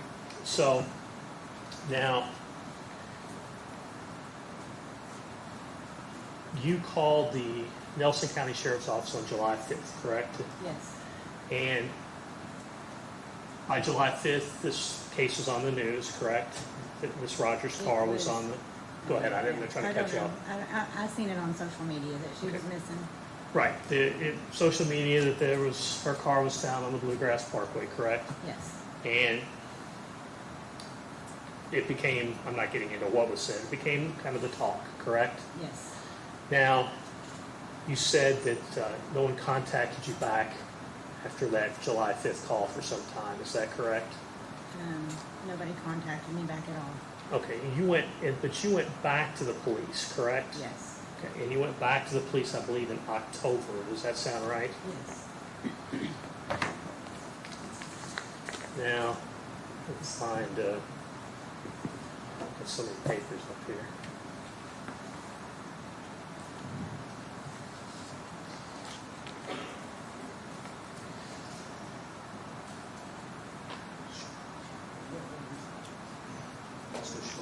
Okay. It's okay if I come up there? That's fine.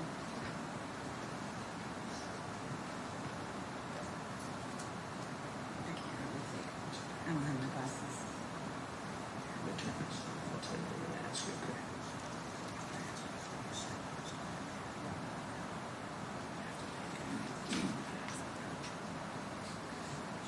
Okay. You got that? Yes. And ma'am, at that time, which would have been a long time ago, you said you were talking to Steve about a girl I have to take care of that's on meth, correct? Yes. And you said there are children involved, correct? Yes. Now, today, you said you used the term 5 children, but at that Okay. point in time, when you wrote your statement, you Okay. agree with me, Can you I just said there are explain- children. can I Well, explain? if you answer my question, I'm gonna let you explain, okay? You did not put there were 5 children in that statement, correct? Correct. Okay. Now, if you wanted to say something, I'm gonna let you say it. Yes. When I went to the police station to report that, they really made me mad. They kind of laughed at me, like I said, and pushed it was like, oh, no, no, no. Steve Lawson, he talks all kinds of stuff. He talks crap. No, da-da-da-da, and laughed. So I was kind of mad that they didn't take my statement that I had been worried about for that long. Okay, so when you went, So I was mad when I wrote that. I didn't write down every detail. okay, so let's kind of break down what you said, okay? Okay. So first of all, you agree with me, you didn't say anything about 5 children. Regardless of the reason, you didn't say that, correct? Right. Second, the police told you that they thought Steve Lawson was full of crap and didn't take what you said serious, Right. correct? Okay, and that made you angry, correct? Yes. All right, fair enough. Now, you also said in this statement and in your testimony here today that the girl he was referencing was on methamphetamine, correct? Yes. Had you ever seen Crystal Rogers on methamphetamine? No. Okay. Do you have any information at all that Crystal Rogers was on methamphetamine? No. Now, at that point in time, you did not know Joey or Steve Lawson very well, correct? Not that well. But you came to be around them more, correct? Yes. Well, before she came out missing, not. No, ma'am. Oh. It's probably a bad question. Okay. At the point in time in July of 2015, Okay. you knew Joey, correct? Yes. You knew Steve, correct? Yes. But you knew them not very well, Not correct? very well. You had met them just basically through working Yes. on some job sites. You came to get to be around them more, correct? Yes. Joey Lawson did use methamphetamine, didn't he? Yes. Yeah, he had a drug problem, correct? I don't really know at that time if he did. I know later he did. He certainly later had a drug problem. Okay, all right. So now you had testified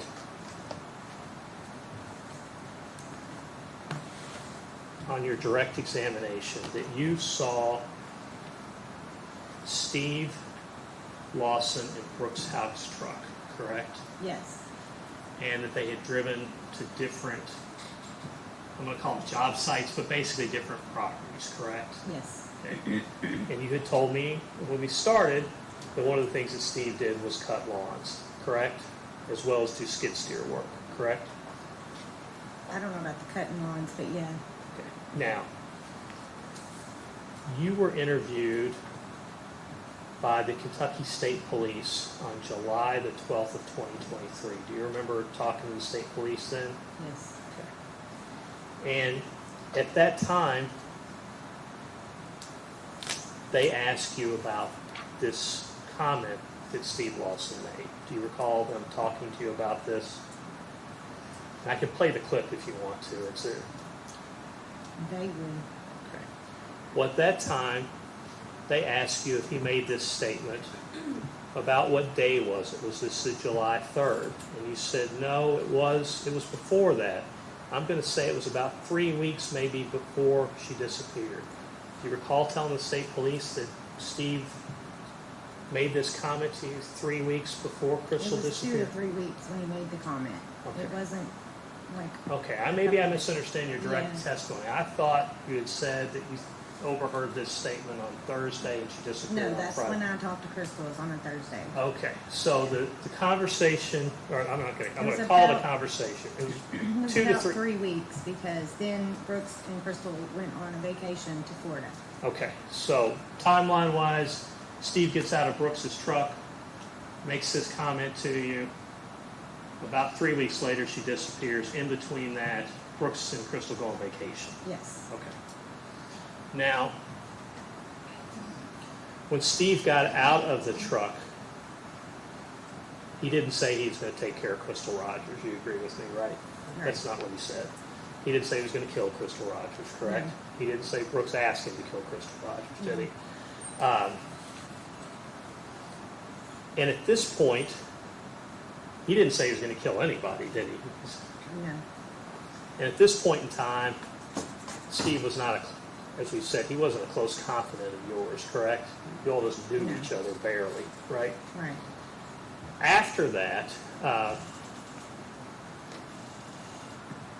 you and Steve dated for some period of time, No. correct? Well, you all became friends, correct? No. You were- I talked to him for the FBI. Okay, so maybe I misunderstood, Yeah. okay. But you had some relationship beyond just meeting him, correct? Because the FBI wanted you to talk to him, Right. correct? And what that means is you agreed to go talk to them and wear a wire, correct? Yes. And one of the things, and I'm not going to get into anything else, okay, but one of the things that you inquired about was this conversation, correct? This thing that you had Yes. heard Steve say. Yes. Okay. And he told on the wire to you, I didn't say I'd take care of her, but I'd take care of business. Do you recall him saying that? Yes. And he said, I was probably talking about Red, meaning Joey's girlfriend. Do you recall him saying that? Yes. And you certainly didn't tell him you were wearing a wire for the FBI, did you? No. Just give me 1 second and I'm done.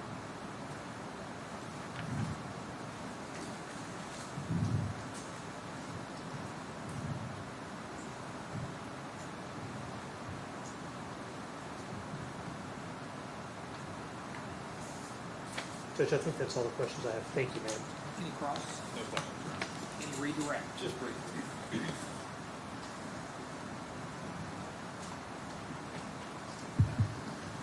Stacy, just would you agree with me that your memory would have been better back in 2015? Yes. Okay. And I think Brian was just talking to you about 2019 or 2020, Yes. when, and then in 2023, right? So would you agree with me that in October, when you went in to write this statement, that your memory would be better then than it was in 2019 or 2023? Yes. Okay, I want you to take a look at this. I don't want you to read it yet, okay? But take a look at it and where I highlight it.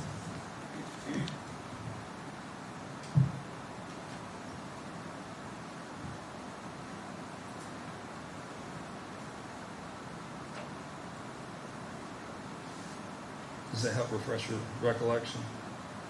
Okay, could you read that to the ladies and gentlemen of the jury? Is this a statement you wrote back in 2015? Yes. Read it to the jury, please. The week before she came up missing, Steve Lawson got into the truck with Brooks to check out a drywall job down the road that had been messed up that I had done. And is that the day of the conversation that you had with Steve? That's the day. That's the day? Yeah. So the week of? No, Okay. Read that one more time. sorry. I don't have my glasses. Oh, here. After that. Okay. So read it again. The week before she came up missing, Now, who's come up missing? that would be Crystal. Okay, go ahead. Steve Lawson got in the truck with Brooks to check out a drywall job down the road that had been messed up that I had done. Okay. And is that the day that you had the conversation with Steve? Yeah, Okay. And so that would have been the week that she came up missing, correct? yeah. Okay. I mean, that's what I wrote. That's what you so, wrote. yeah. So that's what I'm asking. Would your memory have been better back then? Then it would have been 4 or 5 years Right, later. right, Okay. yes. So was this your statement in 2015? Yes. Okay. No further questions. Any recross? No, sir. Any recross? No, Your Honor. Any questions from any jurors? May this witness be found excused. She may, Your Honor. You're found excused. You may go. Call your next witness. Barbara Coulter. Barbara Coulter.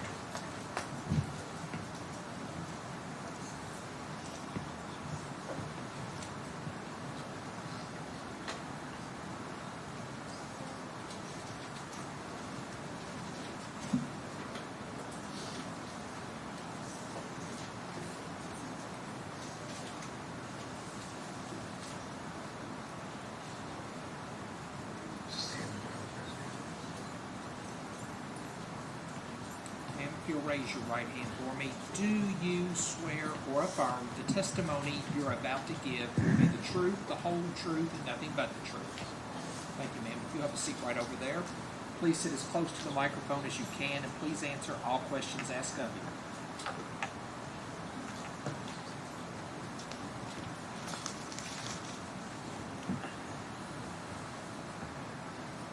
Ms. Coulter, I don't have many questions for you because I don't even have a piece of paper.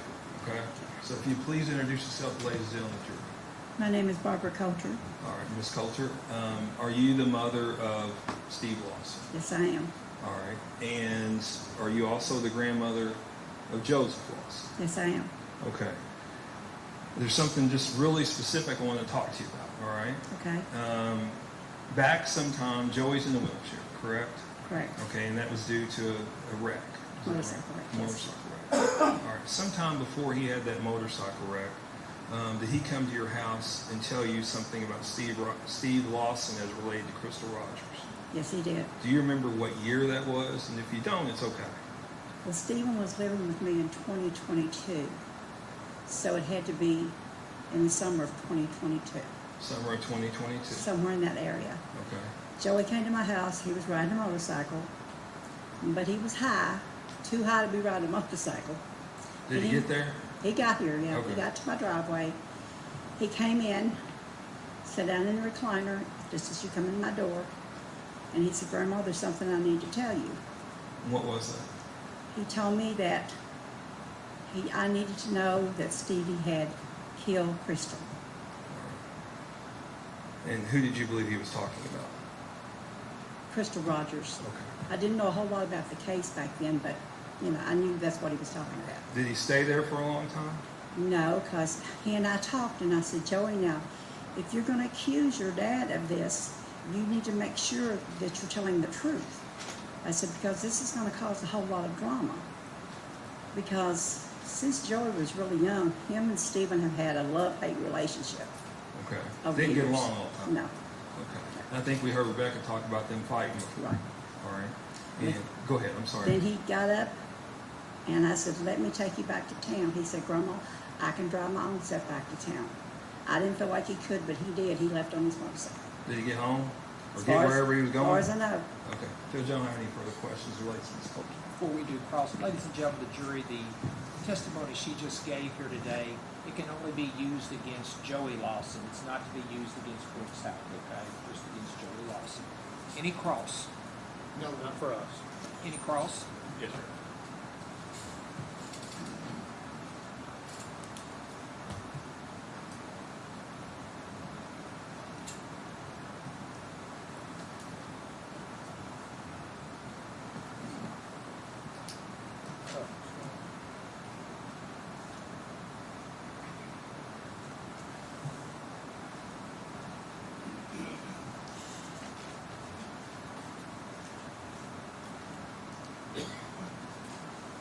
Ms. Coulter, can you hear me? Yes. All right, I don't have a ton of questions for you either. I did bring a piece of paper, though. One thing, I believe you may have misspoke unintentionally. I'm not sure. You said that this conversation happened in the summer of 2022. I'm pretty sure because Stephen was living with me at the time. And when he came home, I questioned him about it. So I know he was living at my house at that time. How long did Steve live with you at the house? From him and his girlfriend had broke up sometime, maybe 6 months at the most. Okay. Got a few other questions for you. Going back in 2015 and for many years, both Steve and Joey, they both struggled with alcohol issues, didn't they? Yes, sir. And Joey especially very heavily with drugs. Correct. I believe you got this in direct. The two of them had a pretty toxic relationship, would you say? Yes, sir. They would often say awful things to each other. Oh, yeah. They would say awful things about each other. Exactly. And would you agree that both of them, especially when Joey was consuming drugs and alcohol, and Steve was drinking, that they would run their mouths? All the time.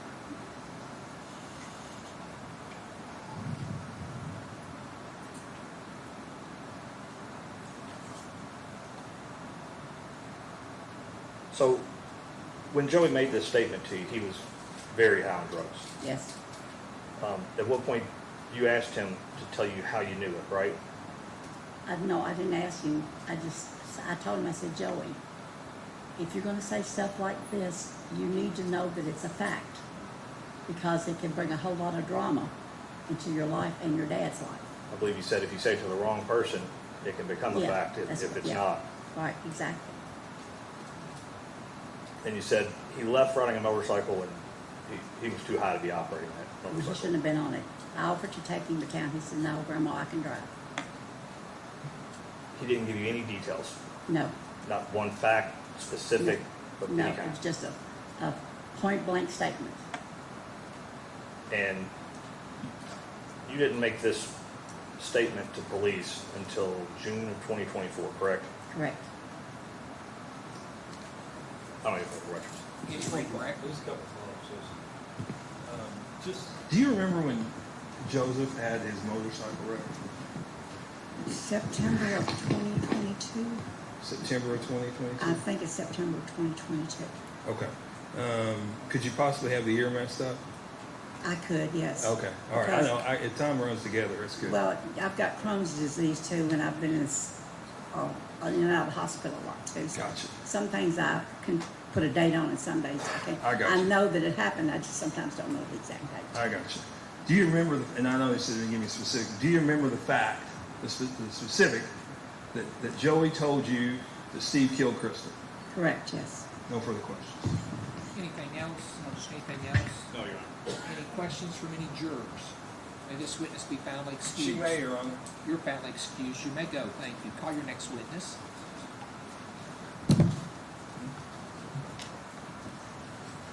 Judge, that concludes the proof on behalf of the Commonwealth. Let me see counsel at the bench. Oh, hang on a second. Hold on, Judge. I'm wrong. Apologize. I do have one. We have one more witness. Okay. Yes, sir. Who is I that did witness? not- Yes, it's not my witness, it's Mr. Wasowski's. So we do have one more witness. Who is that witness? It's gonna be Brooks Wicker. Brooks. Brooks Wicker. Brooks Wicker.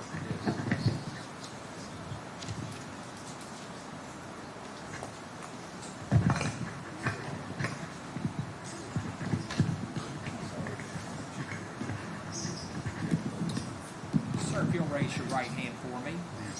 Do you swear or affirm the testimony you're about to give will be the truth, the whole truth, and nothing but the truth? Thank you, sir. If you have a seat right over there, please sit as close to the microphone as you can, and please answer all questions asked of you. Mr. Wasowski, proceed when you're ready. Thank you, Judge. Good afternoon, Mr. Wicker. Good afternoon. Would you take a moment and introduce yourself to the ladies and gentlemen jury there? My name is Brooks Wicker. Tell them a little bit about your business. Okay, I'm a CPA, Louisville, Kentucky. We do a lot of business and accounting work with small businesses. How long have you been doing that, Mr. Wicker? 40 years. All right. I want to take you back to 2015. Can you do that for me? Sure. All right. Did you have an opportunity back in 2015 to interact with the defendant Brooks Houck? I did. Tell the ladies and gentlemen jury what that was all about, how you got in touch with him, and what the business is about. Okay. I had a client in Bardstown, a longtime client who did business with Mr. Houck and had spoken with Mr. Houck about me and my services. And he introduced the two of us. I actually met Mr. Houck at that client's office. And what did you all talk about?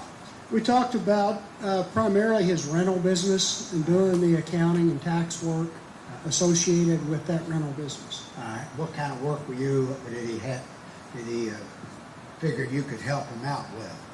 Primarily bookkeeping, the bookkeeping and tax work. All right. Did he indicate whether he had anybody doing that bookkeeping now? He indicated at that time that his mom was doing that. All right. All right. And this was a meeting face-to-face, kind of like you and I, or was it telephonic? Or? It was me face-to-face meeting in the conference room of my client. All right. And was there any follow-up? We had a phone conversation a few days later, just going over the services we talked about and kind of a little bit more of the detail of that. Did you talk about what it might cost to do some work? As I recall, I believe, yes, we did talk about the cost of it. All right. And did y'all reach an agreement, some kind of partnership on this? We did not, at that time, we did not. We actually scheduled a tentative appointment later, again at my client's office, because I was already going to be at that client's office anyway that day, but that meeting never took place. All right. Now, I want to take you back specifically to the time that Crystal Rogers disappeared. Do you remember that? I do. And do you know whether your conversations that you talked to the jury about, did that occur in and around the time that Crystal Rogers disappeared? Yeah, it occurred right around a week before. Let me check and see if I have any further matter. All right, that's all. These gentlemen here may have some questions. Extend them the same courtesy you did me. Any cross? No. Any cross? No. Any questions from any jurors? May this witness be finally excused? Yes, sir. You're finally excused. You may go. Thank you.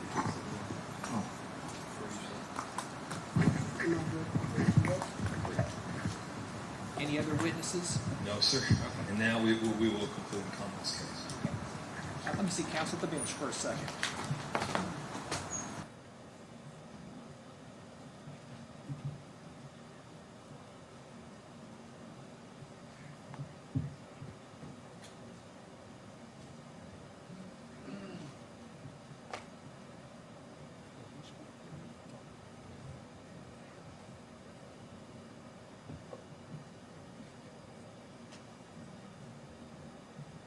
Anticipating there will be some motions for directed verdict. How long do you all think that'll take? Judge, we have a brief for you. We have a brief for you. We have a brief, okay. And don't forget, in for the order, I don't know, opening statement that we had reserved. Yeah, I don't know if that would go before or after directed verdict. You would go verdict. first with your opening, and then they would put their proof on, and we'd have your opportunities, what I understand. What I was kind of suggesting is, the motions for directed verdict, right? I think they need to become It'd be opening, okay. before opening. Okay. I haven't done that before. So. What I was going to do is let the jury step out while we do this. I was just going to let an estimated time to tell them to be back and ready to come back in. Oh. How long's your open? 30, 45 minutes, it's going to be pretty short. My suggestion would be, I think we're going to get done with our witness in the next 2 days. My suggestion would let him open and we'll have everybody ready to go 9:15 tomorrow. Well, right now, I'm just trying to find out how long to let I just let him go for the day and then we can make our arguments and then Kevin can start in the morning if he's going to get an opening. It would be helpful in part because before. Okay.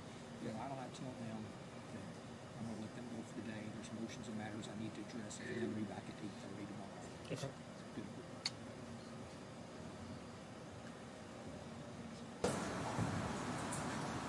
Ladies and gentlemen of the jury, the Commonwealth has now closed their case. There's certain motions and matters I have to take up outside your presence. So we're going to go ahead and let you all go for the day. We should be back tomorrow at 8:30. The defense will begin their case and presentation at that time. I want to remind you again, the same admonitions are in place. Do not discuss this case among yourselves. Do not let anyone discuss this case with you. If anybody attempts to discuss this case with you, I need for you to immediately report that to me. You're not to finally make up your mind about the case until all the proof has been presented, the instructions provided to you by the court have gone to the jury room to consider what the fellow jurors have to say. Again, all of the decision in this case has to be based upon evidence that's presented in this courtroom. So don't do any type of research or read any media reports. Everything has to be done here in this courtroom. See you tomorrow morning at 8:30. The bailiffs will help you get out the backside.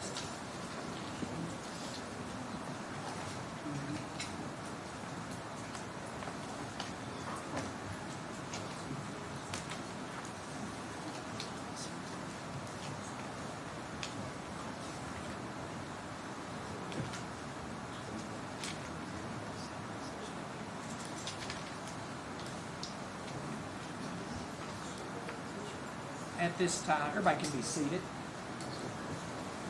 At this time, let the record reflect all the jurors have left the room. I believe at this point, was there a brief you were going to submit? Yes, sir. Why don't you go ahead and give that to me, and I'll take a break and read it. We'll come back. Yes, sir. Is there any other memorandums that's going to be submitted?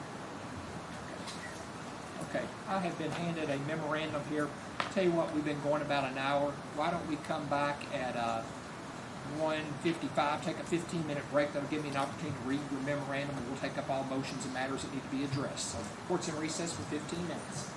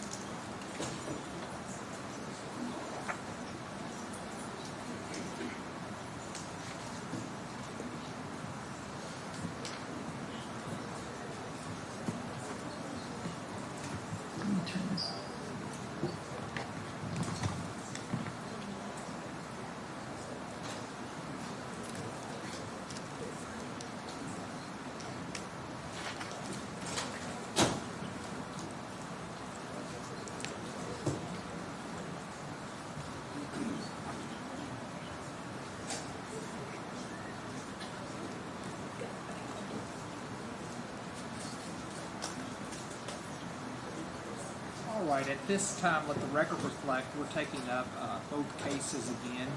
I believe the Commonwealth has announced closed, so which defendant wants to go first with their motions? Butler, go ahead. Just before we take up this motion, has the court made a ruling on the Snell and Greer motions that were made? On the Greer matter, yes.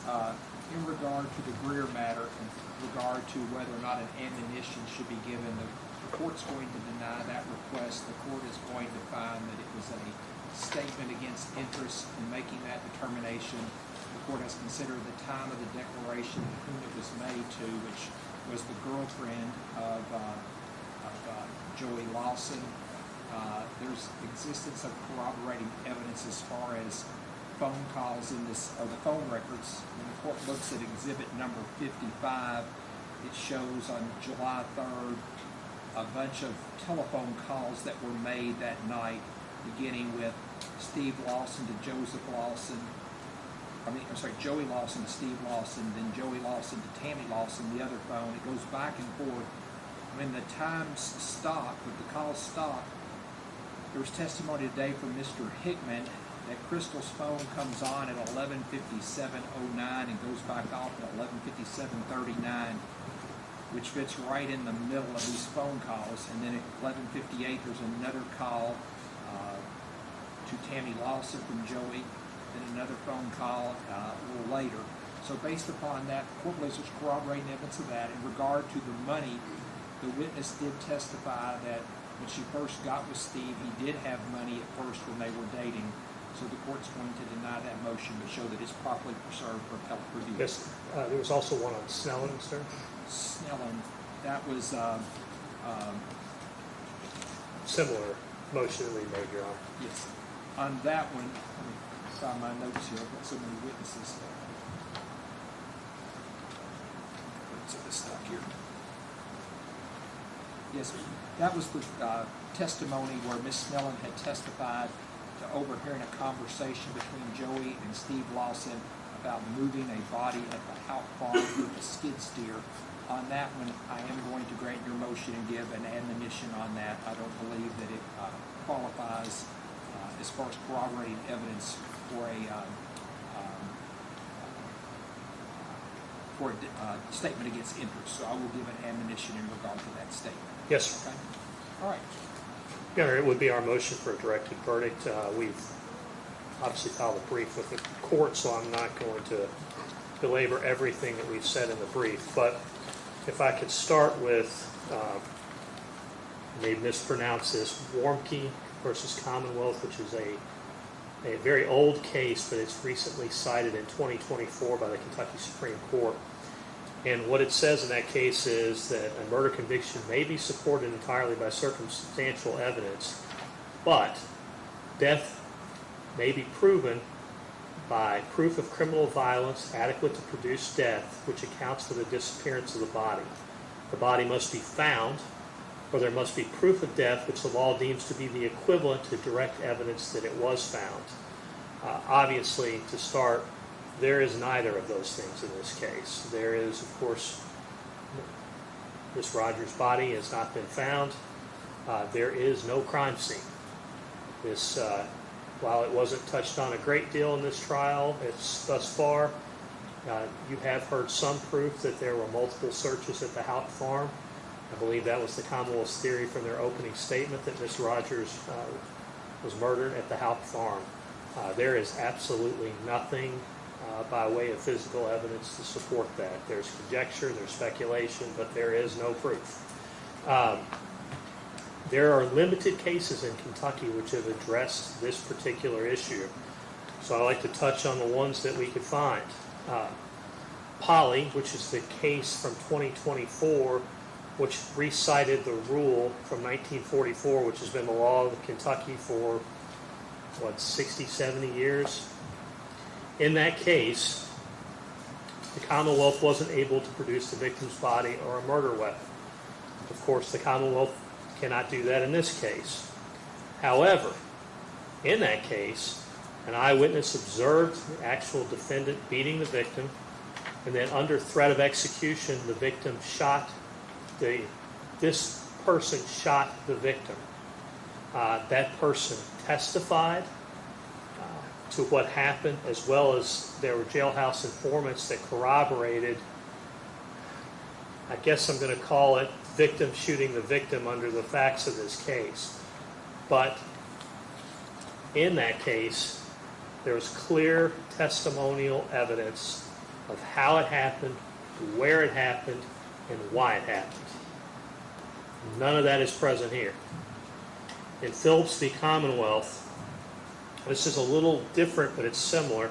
Again, it was a no-body homicide case. And what happened in Phillips is the defendant walks into a police station in Florida and says, "I killed the victim."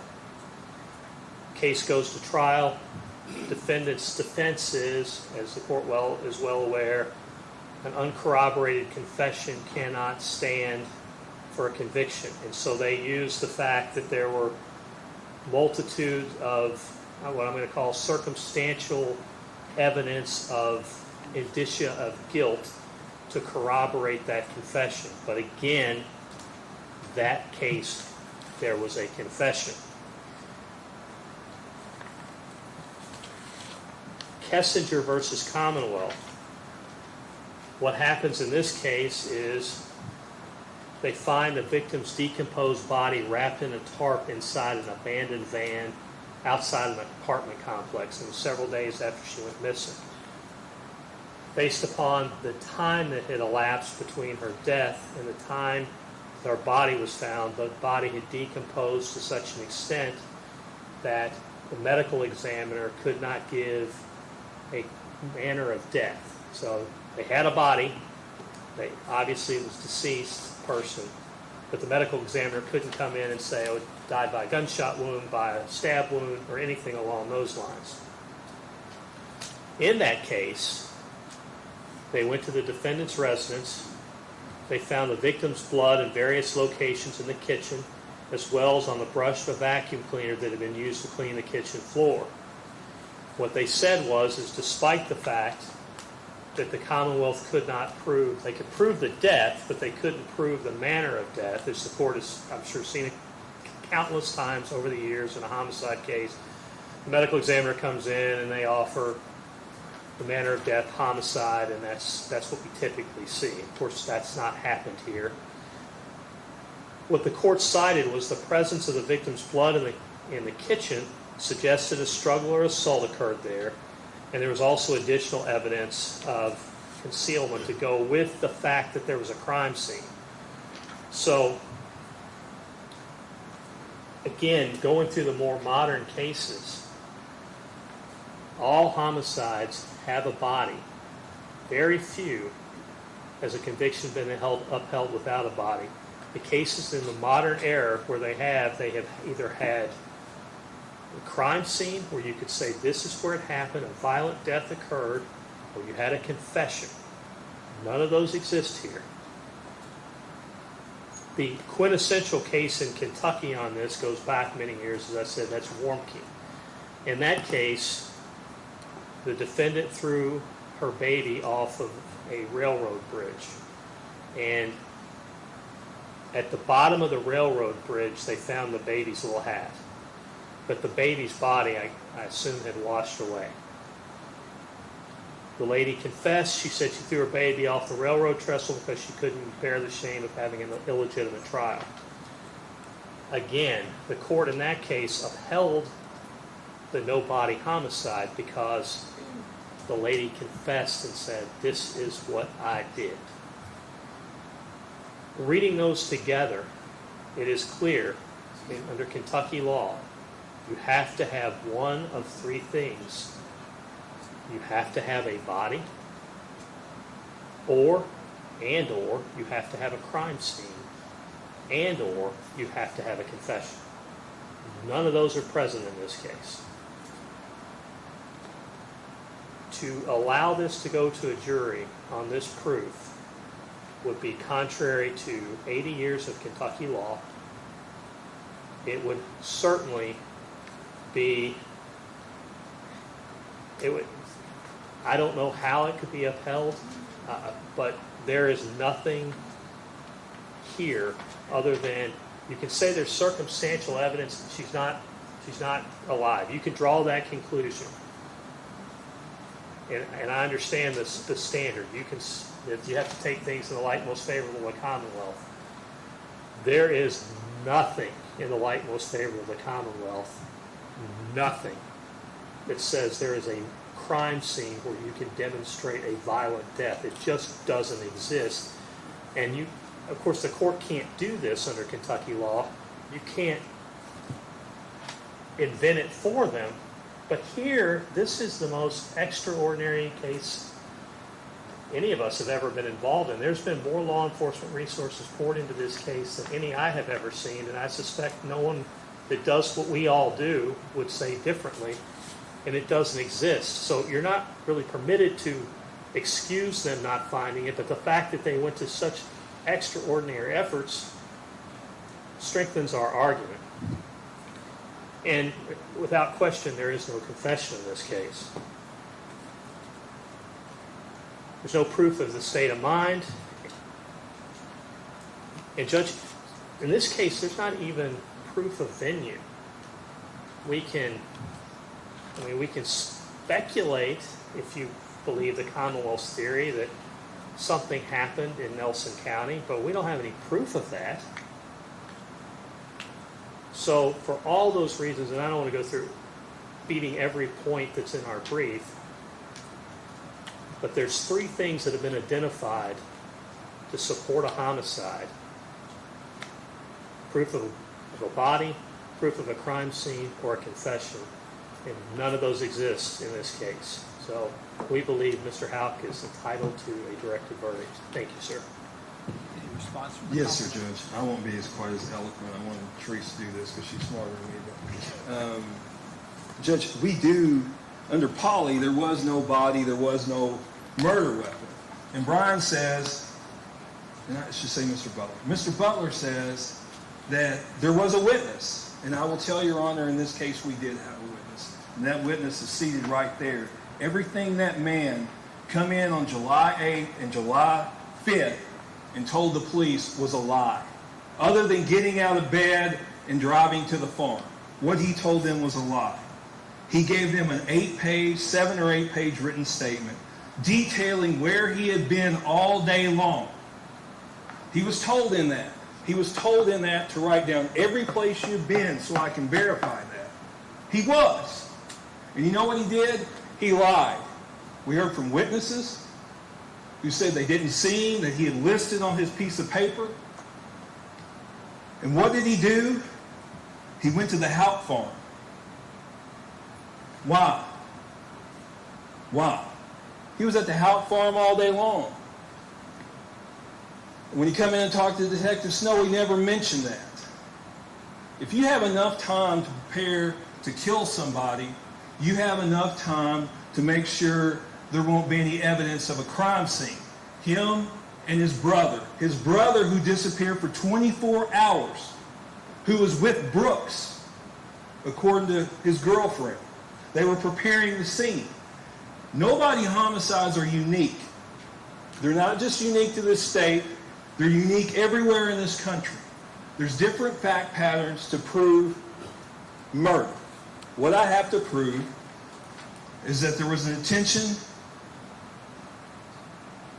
to kill somebody, and that person was killed. Another way Brooks Houck was a witness to us, for us, was the simple fact that he laid out what they did that night. See, they had already committed to this story. What they did that night was went to the farm, according to him. They walked around the farm for hours. Walked all the way down this road, almost a mile long down this road. Loaded up, roasted some marshmallows, come on home. Get home, he goes to bed. And as much as they want to spin it, Brooks Houck on numerous occasions said Crystal Rogers was laying on the couch playing games on her phone when he went to bed. And you know what? She wasn't. She wasn't. Her phone had been off. Her phone had been off for over an hour.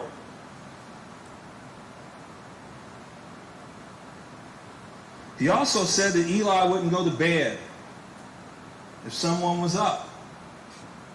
But miraculously, somehow Crystal got up and left the house, must have turned off all the lights because he said he wouldn't go to bed with lights, and somehow crawled into his bed, which he woke up next to the next morning. Not to mention, the proof that's been heard before this court is that her car was out on the interstate at 10:30 p.m. The defendant drove home, would have noticed Crystal's car is not there, and think about it. Crystal's at home, according to the defendant, playing on her phone, playing a game. Somehow leaves during the night. How would she know where to go to put her phone, to put her purse, to put her keys in the car that was at mile marker 14? Judge, we do have a witness. Under Polly, we do have a witness. That witness is the Brooks Houck. That's who the witness is. And I think in the light most favorable to the Commonwealth, we have proved that Crystal Rogers was murdered. Crystal Rogers didn't return home that night. She didn't return home with the defendant. I don't know where she is. I wish she did, to give the family some closure. But that's the argument on behalf of the Commonwealth.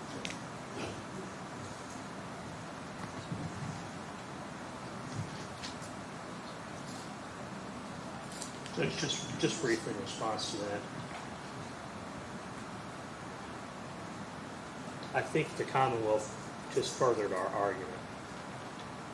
They're relying on the fact, and I understand you have to take things in the light most favorable to the Commonwealth. So I could stand up here and give you our reasons why we don't think Brooks lied. The Commonwealth can give you the reasons why they think Brooks did lie. None of that is evidence that Brooks Houck confessed to killing Crystal Rogers. None of it. These are the types of things, if Brooks Houck, what Mr. Young, almost said Shane, what Mr. Young just said is exactly the type of evidence in Phillips versus Commonwealth that the Commonwealth relied on to corroborate a confession with no body and no crime scene. That isn't happened here. So if Brooks Houck had have said, I killed Crystal Rogers, and his defense was, there's no corroborating evidence because there really isn't, what Mr. Young just said would likely under Kentucky law corroborate that confession and allow a conviction to stand if it was returned. All we have here is what Mr. Young said, I don't believe Brooks Houck told the truth. That doesn't satisfy any of these cases. Thank you. I believe at this phase the court is required to view the evidence in the light most favorable to the Commonwealth. The case indicates that there must be proof of death, and in this case there are a lot of fact-specific details. But what stands out to the court in this case is when everyone goes to the farm that night. When I say everyone, that would be Mr. Houck, Miss Rogers, and Eli, 7:30ish on that July 3rd night. It's apparent that Mr. Houck remains there until sometime after midnight. There's been testimony in this case where the court heard from two coon hunters who were hunting next door to the property. They saw a white Buick. When that information became available to, I believe it was Tommy Ballard, who posted on Facebook, he wanted information about that white Buick. They received information that Miss Whitesides had a white Buick, and when the police went to execute a search warrant 4 days after the post was up, the white Buick had been sold, I believe, 2 days prior, or 1 day prior, I don't remember the exact time frame, but that white Buick was then taken into evidence, and the court has heard testimony here today from a dog handler who, his dog's name was Ranger, who appears to, jury could find, was properly trained, and that dog detected or indicated that there had been human remains in that vehicle. So that is certainly proof of death in this case.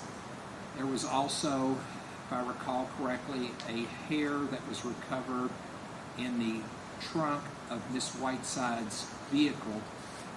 That hair was observed and had characteristics similar to that of Crystal Rogers. I believe they attempted to have that DNA testing done, but it was an insufficient sample for testing. Then there's a whole lot of facts in this case that are problematic for Mr. Houck. The court recalls in this case that there was testimony about what was going on July 3rd. I believe the court heard from two witnesses. I believe it was Christina Hawley and Amanda Greenwell, that Crystal was excited about a date night without children. It's apparent that that date night without children never occurred.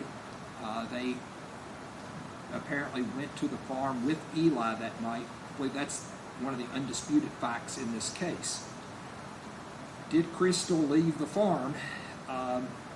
Mr. Houck claims that she went home with him and was on the phone when he went to bed, and I've heard various different accounts. Some says she was usually on her phone. Others said, I know the one with the KSP said that she was on her phone. But there's also evidence that that would not be truthful. Her cell phone was turned off and not used after 9:23 p.m. The court heard testimony from several people who drove by and saw what they believe was Miss Rogers' vehicle on the Bluegrass Parkway. I believe we heard from a William Gunther. He said he was passing around, I think sometime in the 10:30 time frame. We heard from, I believe it was Owen McKinney. I believe he was the Dollar General manager, and he got off work around 10. He indicated that he saw that vehicle sometime in that following time frame. In their telephone conversation between Mr. Houck and Steve Lawson at 12:07, they're talking about a house rental, and Mr. Houck said he told him to contact Miss Rogers, and if true, and if she was alive, they were in the vehicle traveling back to the house on Glenview. The phone could have obviously been handed to Miss Rogers, and she could have responded to that. Another huge issue is Mr. Houck's whereabouts on July the 3rd. In this case, there was a written statement of his activities. Mr. Houck never indicated that he was at the farm prior to 7:30ish. However, his phone, if I recall correctly, with the GPS showed that he was there from sometime around 9:30 to 4 o'clock. He claimed to have been doing other activities that day. The court heard from a number of witnesses who denied having any contact with him on that day. I believe we heard from a woman from Salt River Electric. I believe her name was Peggy Parent. She testified that the office was closed on July 3rd. We heard from Brad Spalding from the Nelson County landfill. He had no memory of Mr. Houck delivering anything to the landfill. We heard from an engineer, I believe her name was Robin Mills. She was not available on July 3rd for any meeting. She testified her daughter was at the Governor's Scholar Program at Morehead State, and she was in Morehead on that date. We also heard from two people who were working for Mr. Houck. I believe it was a Mr. Alberry and a Mr. Powers, and they denied providing any work on that date. Also, we've heard testimony in this case related to acts of co-conspirators. We've heard testimony from Danny Singleton that Rosemary Houck had asked whether she knew somebody to get rid of Crystal Rogers. We had Nick Houck, who was a city police officer who was required to keep his phone on. However, he was not on AT&T's network from 11 o'clock on July 2nd until 1:47 on July 4th. We had a next-door neighbor, Mary Mattingly, next-door neighbor to Mr. Houck, testified to seeing Nick and Rosemary at Houck's residence, or never seeing them there until after Rogers disappeared. Then she further testified that she observed Nick and Rosemary backed into the driveway, taking bags from one vehicle to the other. We have issues with Mr. Houck's whereabouts on July 4th. I believe he'd indicated he was with Richie Riggs. Mr. Riggs denied having any contact, said he was at Green River that weekend. We also have evidence related to Miss Rogers' vehicle. Her phone and her purse was sitting in that vehicle. I believe a reasonable juror could believe that that was staged, as most women would not leave those items in their vehicle. The cell phone was dead, but yet there was a charger in the vehicle. Mr. Steve Lawson calls Mr. Houck at 12:07 a.m. Steve Lawson then drives in a westerly direction.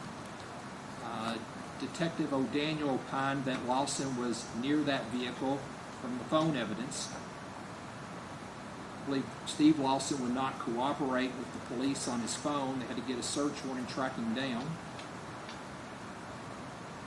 In an interesting interview, I believe the Kentucky State Police asked Mr. Houck what was the worst thing to ever happen to him, and certainly that could have been a softball question.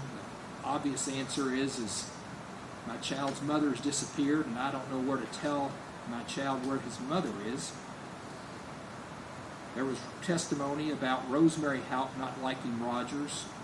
Christina Hawley testified that Houck said his mother didn't like her hair or her 4 children. Mary Mattingly testified to observing Rosemary pulling up the flowers that Rogers had planted. Certainly one could infer that Rogers wasn't going to be back. One of the more interesting issues is the window tinting that took place right before this incident, and there's telephone calls of both Mr. Houck and Steve Lawson trying to get their windows tinted. We have all the evidence related to the recorders in this case, recording grand jury proceedings and other conversations. Very interesting issue in this case is Nick Houck's whereabouts on July 3rd. His former girlfriend, Amber Bowman, testified that Nick told her that he was going to be with Brooks working on rental property. She then placed, I believe, 15 phone calls to him from July 3rd at 11:30 a.m. to July 4th at 10:49. All those calls went to voicemail. She traveled to the Olympia Drive address 3 times. His vehicle was never there on July 3rd.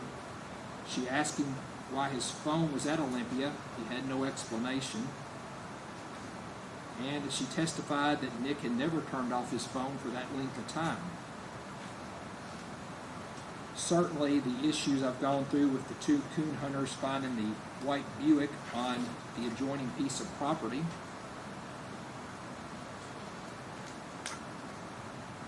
On July 4th, Mr. Houck receives calls or texts, I believe there are total 13, 7 different people. The only person he responds to is his mother. We heard from Mr. Houck's aunt, Francie Holt. She testified that her mother, Miss Whiteside, was only close to Nick, and interestingly, her house key does not work on July 4th, and she had to spend the night with Francie Holt. The court believes when you add up all of that, along with the series of telephone calls in Commonwealth's Exhibit 55, the court believes that it would be reasonable for a jury to find that that Ms. Rogers is deceased in this case. So the court is going to deny that motion. Certainly all the activity took place on the farm on Pascal Ballard Lane, a road which is in Nelson County.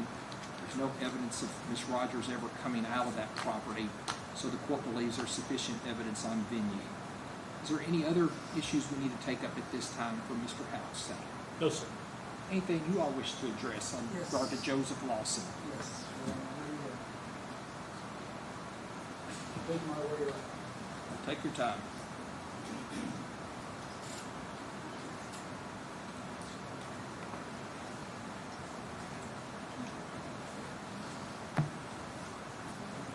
Yeah.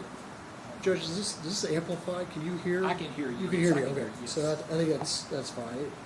So, I know the court just ruled on Mr. Houck's motion for directed verdict, but there is a part of this that I would join their argument as is applied to murder. Obviously, Mr. Lawson, he is charged differently. He's charged with conspiracy to commit murder. So an element of that part of the indictment is the murder itself. But to not waste the court's time, I'm going to move on from that because I think actually the more important part as it is applied to Joey Lawson is the conspiracy qualification of that. When you look at the statute, which is KRS 506040, there's a couple things that stand out to me in that are required for that criminal conspiracy to exist. One is in subsection 1 is that a person having the intention of promoting or facilitating the commission of a crime is guilty of criminal conspiracy when he, we'll go into these subsections here in just a second, but the first part is that there's an intentional requirement. And obviously the court, I'm sure, is well aware there's a statutory definition for intentional conduct, which is that it be your conscious objective. It is the highest mental state that is required in the state of Kentucky for mental states. It is not wanton, it is not reckless, It is not any sort of criminal negligence. It is intentional. And then the other thing that stands out to me in that statute is that it says agrees, and I won't go into the other parts of it, but because the important part is in both subsections A and B, it says agrees. That tells us that in order to have a conspiracy, you have to have an agreement. As we know, all having gone to law school, an agreement, forming a contract requires an offer, acceptance, and consideration. What we heard actually for the first time today in testimony was anything resembling an agreement, and that had to do with this testimony about $50,000 being offered to move a car. And the reason why I brought up the elements of a contract and an agreement is because that we obviously have an offer, but what we're missing there is acceptance of that offer and consideration to have formed that agreement. And then going back to intentional conduct, we don't have any evidence of any sort of admission or any sort of statement of that this would be Mr. Lawson's intentional or conscious objective to accomplish something. Anytime that you are an accomplice in something, you have to share that same mental state as the principal actor. And here it would have to be some form of, you'd have to share in that intention, that it has to be your conscious objective for, I'm assuming is a homicide that has occurred, and I'll get to that here in just a second, which is, we don't exactly know what is the conspiracy. What is it? Is it to commit murder? Is it to move a body? Is it to move a car?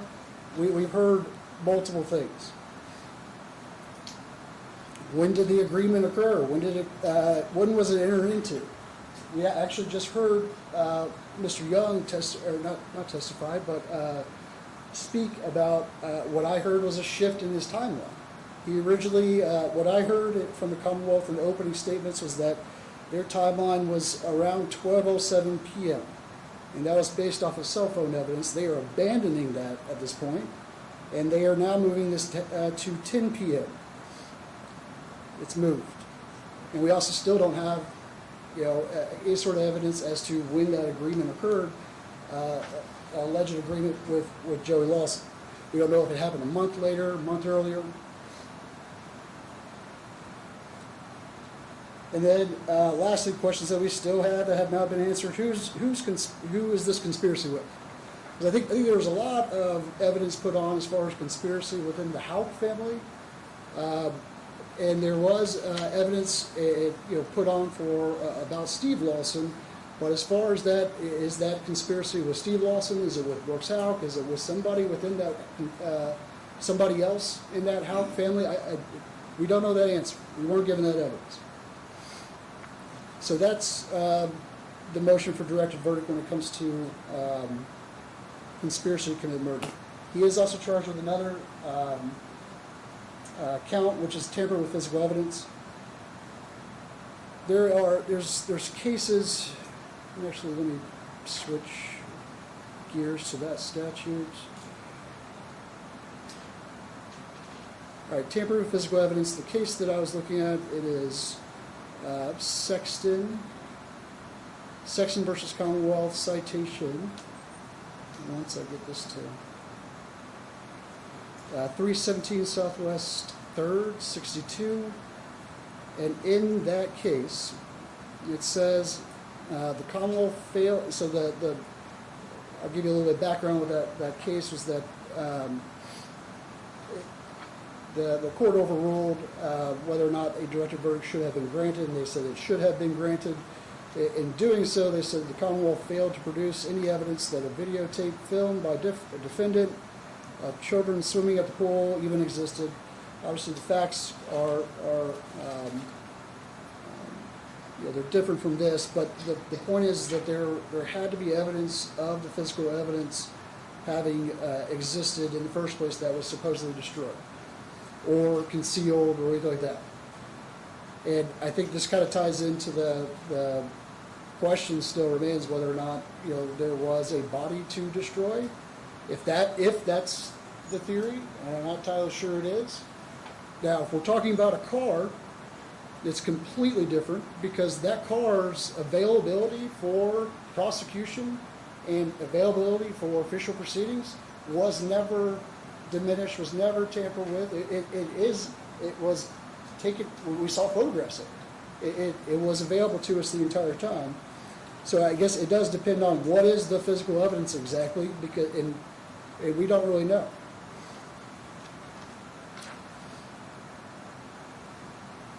And then lastly, the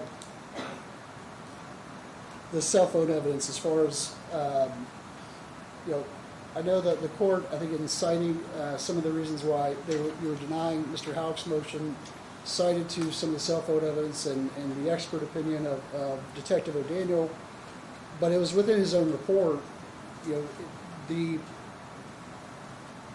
towers facing north, the sectors facing north, indicated they could not have been on Bluegrass Parkway. And that's just undeniable proof that the Commonwealth hasn't been able to respond to, even when by the close of their case, even with their own expert. And that obviously shows that Joey Lawson could not also have been on the Bluegrass Parkway, therefore could not have moved, transported, or drove that car and left it there. So for those reasons, Your Honor, we would ask the court to grant a motion for directed verdict of acquittal on both counts. Response? Judge,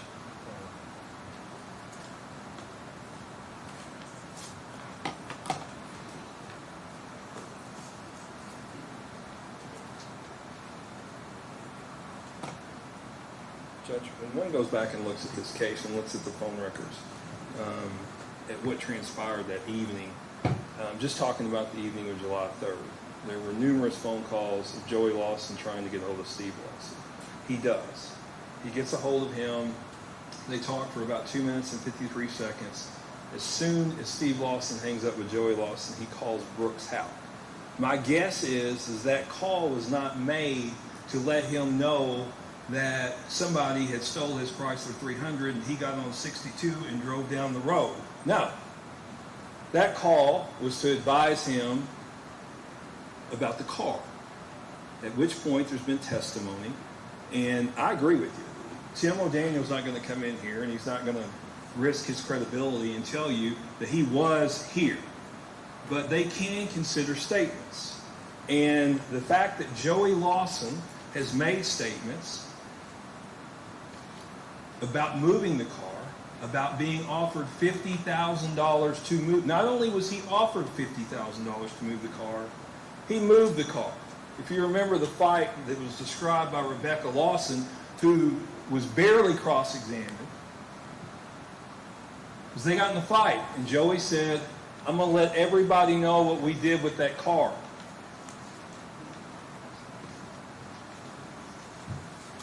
Judge, he also made statements that week.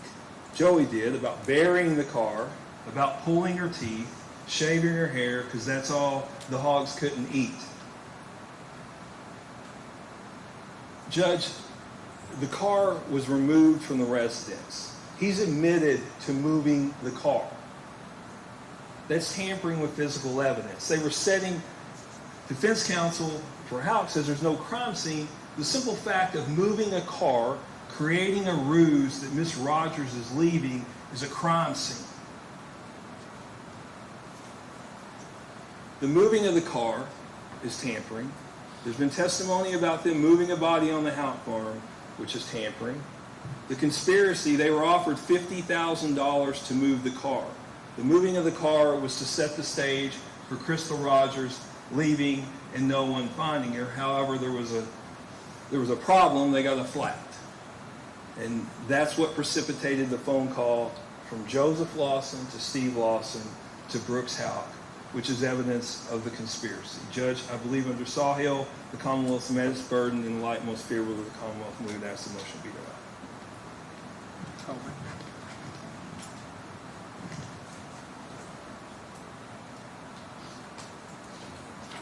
Sorry, Dr. Walker.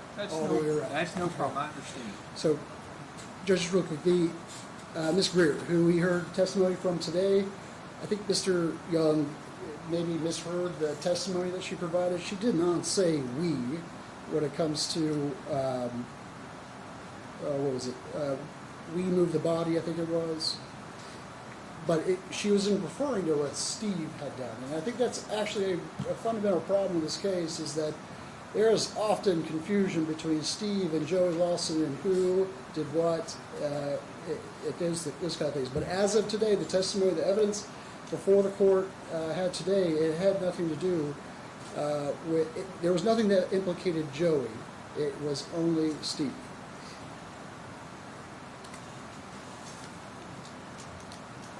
At this time, again, viewing the evidence in the light most favorable to the Commonwealth, the court's going to deny the motion. There's been testimony that the court believes that a jury could determine that there was a conspiracy involved. Heather Snellen testified overhearing a discussion between Joey and Steve Lawson about moving a body at the Houck farm with a skid steer. We heard from Miss Greer where she overheard a conversation between Joey and her daughter about moving a car and collecting $50,000. There was other testimony from Miss Greer about the fight where they both ended up going down some concrete stairs, and Joey said he's going to let everyone know about the car involvement. We have the phone records, which I've gone through previously. We've also had Mr. Girdley's testimony in this case of getting the car keys from Mr. Houck, and he went on in further detail.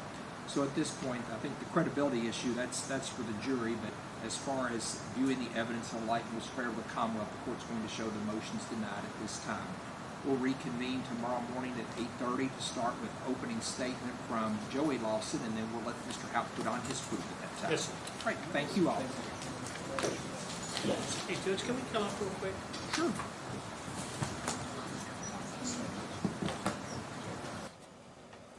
Randy, can we file that on behalf of Mr. Houck, or does Mr. Houck need to file that? I can direct file it. Direct file that, so it's part of the record, we don't have to keep up with it. Judge, I think we talked about this earlier, but I'm getting tired. So we're gonna have some tomorrow, some on Friday, and then our Thursday, and then close on Monday if that works for everybody. Well, and I want to talk to you all about that, because if we come in and we do the instructions, I have a feeling the closings are going to be a little longer than usual. Am I right or wrong? Yes, sir. It's hard. There's so much stuff here for both of us. I mean, I'm going to have a couple of rebuttal witnesses. I anticipate it. Maybe not. Maybe they'll all agree with me tomorrow. We'll be good. But what I'm thinking about, and I don't know what you all would think of this, is if we can get all the proof on this week, come in on Monday, do the closings, and then have the jury come back Tuesday morning, select the alternates, and then let them go out. I'm just afraid they're going to be out a long time. I think if we start Tuesday morning with them deliberating, I think that's a good idea. I'm just afraid. I don't want to send them out at 3 o'clock on Monday. I don't either. I kind of like that too. You like that? I'm just afraid they're going to be out for a long Just time. soon come in at 8:30 and start deliberating, and it gives a whole day. There's just so much evidence. I think if we make them go out at 3 o'clock, it's going to be a disaster. Yes, sir. I think that's a good idea. I hadn't thought of it, but I think it's a good there's idea. so many fact specifics, and I don't know how much you can make out on some of these recordings. I mean, I can see them in there wanting to come back and rehear evidence. We can all go get something to eat Monday night. That sounds good. And if this thing hangs, I'm leaving. You will see somebody crying up here. We don't say that word. You don't say those words. But I mean, I'm just here like, because there's all kinds of legal issues that need an appellate court to do, and the last thing we need is a jury in this case. That's the last thing we need. So I'm not doing it. It'd be one way or the other. It'd be nice to be done. Yes, I just think we're better off Tuesday. If that's no, I okay do with too. you I all. think that would give them. They come in fresh. They have a whole day to live. If it hangs, I'm going to be asking the court to order mediation. At that point. Trust me, I'll order whatever you want because my cases are stacking up right now. and I don't know, we may want to talk about the one juror for sure that I think we all He was are asleep concerned again today. about. And at least he's consistent. He's done it every day. Yeah, we're in agreement on that. We need to go. And I don't know about the elderly lady back there. She's had some hearing issues, and she's got that hypoglycemic thing. I'm concerned about her having some Yeah, one thing we would ask, if it's okay with Your Honor, is I'm very concerned. I mean, we gave her a cookie yesterday, and it seemed to help her, but I am concerned with her. Jennifer wants a cookie now. is to, Well, she said it was cookies. She's I'm like, feeling dizzy as well. is if we could hold the alternates, not hold them here, but just I'm like, gonna take their phone number and tell them they're Okay. subject to coming back. Okay. Just because I I'm don't want afraid they're gonna somebody be out falling forever, out. and I don't want anybody getting sick. Or Yeah, I would like to. We definitely agree with the guy in the front row. I just have an opinion by the end about the lady I'm in the just back. concerned about her. Right. And I know the bailiff Barry, he does a great job, by the way. He was the one that came to get me and said she was having issues. And Yeah, I he's a think her good blood guy. sugar, Barry could probably tell. Barry, can you come here for a second? I was telling him about the older lady on the back row that she had issue yesterday. You remember what her blood sugar was? It was 59. 59. And was she having issues as far as? No, she just wanted to let me know in case there 59. was a problem. 59's fine. Okay, You 59, just got to okay. eat something. Yeah, and she got a cookie. And the time we got out here, she said she was in good shape. And Barry's still mad. He likes those cookies, and Yeah, she took one of them. yeah, they're all gone. But I just want to make everybody aware of that Yes, issue sir. that came up. And if y'all are fine with her, I'm fine with her. I just want to let you all know that. yes, sir. Your Honor, we appreciate the court's patience with us slowing things down as much as we did. We really do, and the Commonwealth too. Well, I know your client needs more time during breaks also. It's with his health, so. It's like, what are you doing? Along that. How is your client as far as his health right now? Okay, just- He's actually he's doing fantastic. Okay. I will say, we went and saw him in the jail the other day. His feet are swollen. That's kind of a natural product of sitting all day. Usually because he's got them elevated a little bit, but I've asked him, and I also asked him to make sure that jail was giving him some medical attention. Until he tells me otherwise, he's a trooper. Perfect. Doing great. Thanks, Thanks, just want to check. No, I appreciate it.